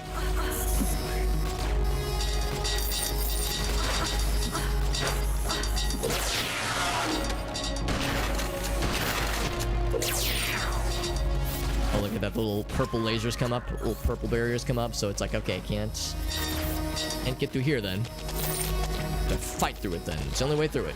Ouch. Oh, Jesus. I wish there was something I could do that would slow them down. I mean, ice freezes them, but only for like 2 seconds. Something that just kind of slow their movements for a bit. Ouch.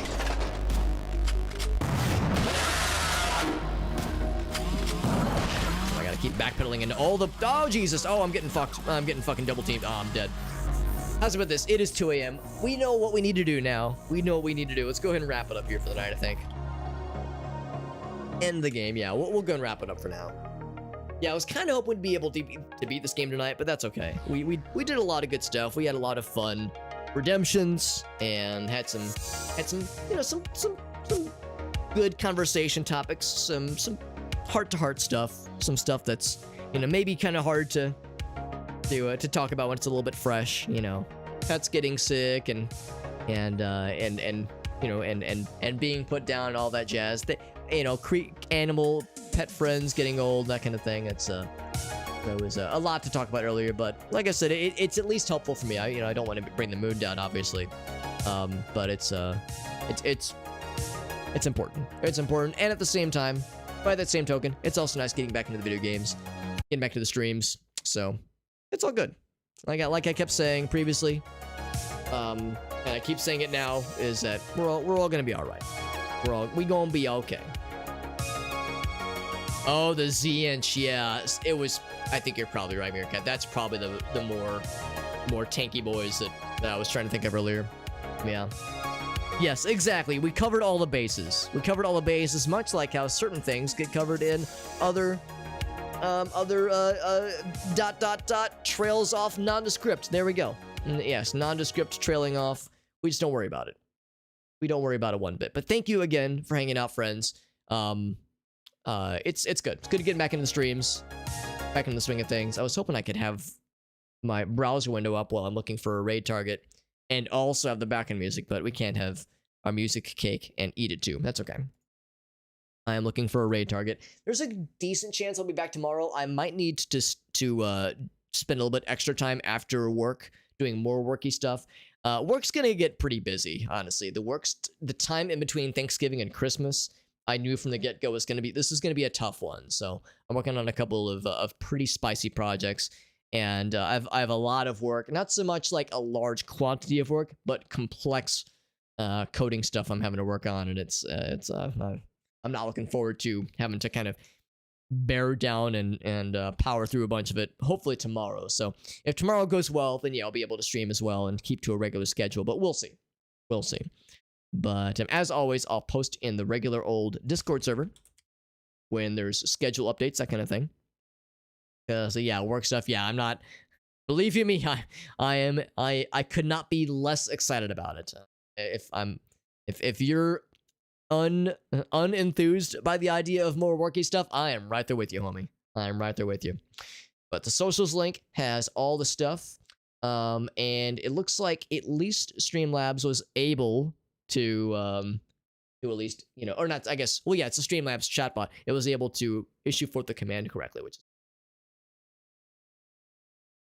Mr. Science Theater 3000 stream is down. Yeah, I wonder if there's like other shenanigans going around, because the fact that we were having all the API errors with the Streamlabs calls, it makes me wonder if there's something going down, maybe. Something is terribly wrong. It's not a good sign. But, yeah, double... Oh, actually, hold on. What emote is that? That is the... Oh, yeah, Hyper Poggies. Here we go. Let me jump in. Emote. Hyper Poggy. Oh, come on. Might be a 7-zip emote. Or if I type it in all caps. I do it right? I did not. Is it Hyper Poggers? So of course. I thought it was Poggies. Oh wait, crap. I still didn't do it right. God damn it. It's tricky because it doesn't show up on my end. When it really should, actually. Oh, Hype Poggers. Oh, I'm silly. Yeah, usually I just do the autocorrect, but the autocorrect is not working for me, and usually it only does that for there we go. Usually it only does that for 7-zip or 7TV. I probably said 7-zip, didn't I? Usually it only does that for 7TV emotes, because for whatever reason on the OBS built-in Twitch chat window, it just doesn't show the autocorrect. So yeah, no, that's what I was trying. For whatever reason, it doesn't show up, which is very odd. But anyway, I was kind of getting ahead of myself. My socials link, that little Linktree page before I was spamming all the emote attempts, has all of my stuff. It has the Discord server where any schedule updates will go. I'll probably post a schedule sometime tomorrow when I have a moment, when I kind of have a general idea of what this week is going to look like. The only main thing really is work stuff. And like I said earlier, it's, again, we have this space where old Dexter Dog was. I kind of debated one. I don't know if I want to show this on stream, but I get, we're all friends here, right? Got the leash here too. Got it sitting right here on my desk, so it's, it's on my mind, right? But at the same time, it's a positive thing. It's a positive thing that we had all this time, this little doggy man, and I'm feeling all right. I'm feeling all right, and I should be able to, be okay to continue with the streams this week. Unless work stuff gets in the way, unless the worky stuffs. Last couple of days was kind of rough, but when I woke up this morning, I was like, all right, we're feeling better now. We're feeling better. So we'll continue with Beyond Sunset. We're going to beat the game quite soon for sure. We're going to beat episode 2 really quick, no doubt. The tricky thing is that I've signed up like three or so weeks ago, 2 or 3, I guess it was more like 2 weeks or so ago, signed up for a bunch of Lorkit campaigns. One for Risk of Rain Returns, one for Teardown, of course, Beyond Sunset. I think there was maybe a third one there too. I can't quite remember.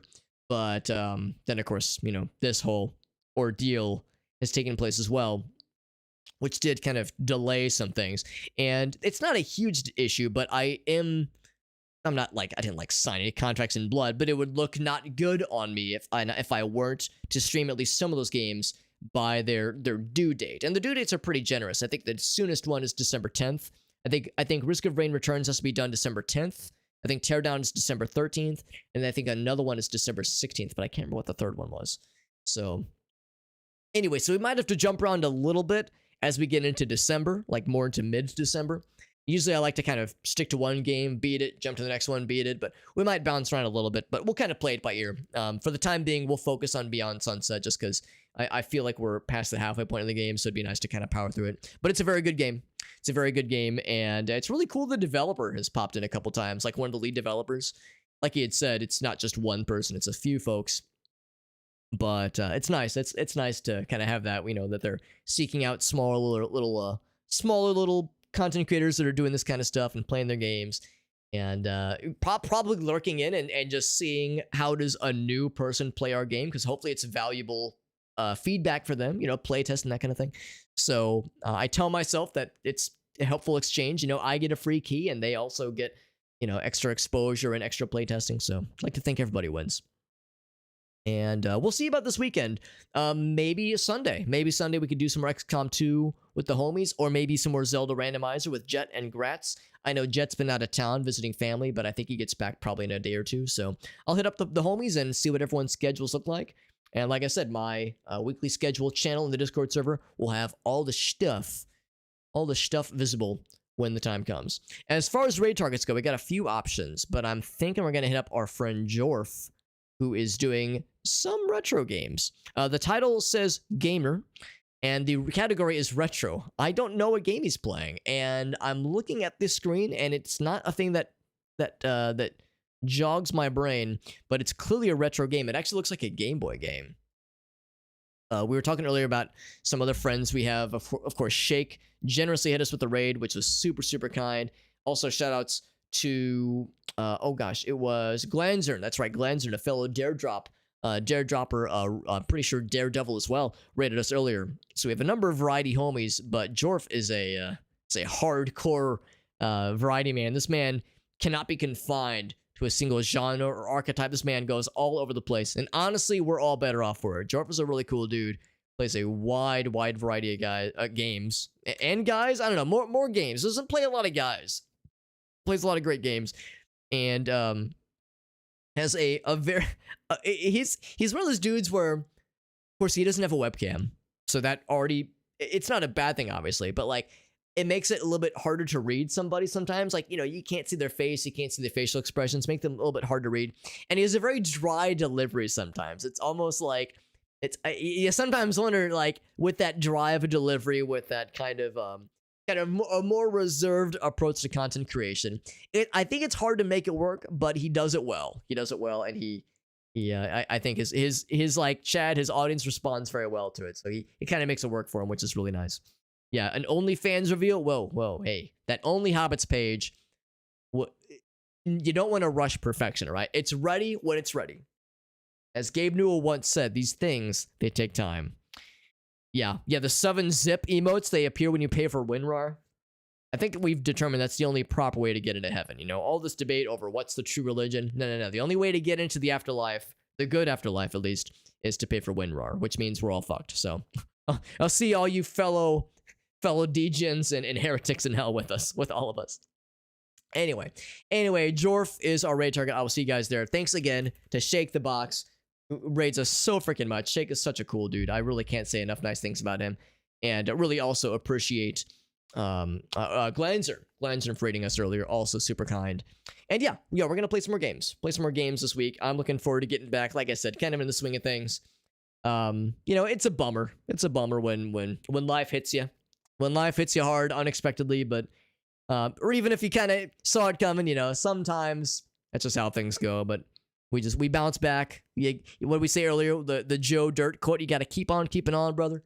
So I'm just happy to be here, happy to be playing games and chilling. Even though work is gonna be a pain in the ass tomorrow, it'll be fine. We're all gonna be all right. That's the story. I'll see you guys around. I'll see you over in Jorf's chat. Good night, everybody. Thanks for hanging out with us. Thank you again, Shake, for that raid. Thank you again, Glanzern. Lots of freaking cool homies. Good night, everybody.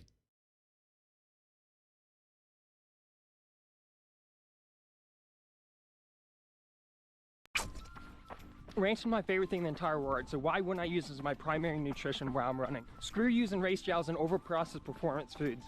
Ranch is the only thing you need as an endurance athlete. Studies show that eating 10 spoonfuls of ranch before your run can increase your speed by 7%. It's also scientifically proven that eating ranch decreases your cramping by 79%. Most importantly, ranch is a natural source of electrolytes, making it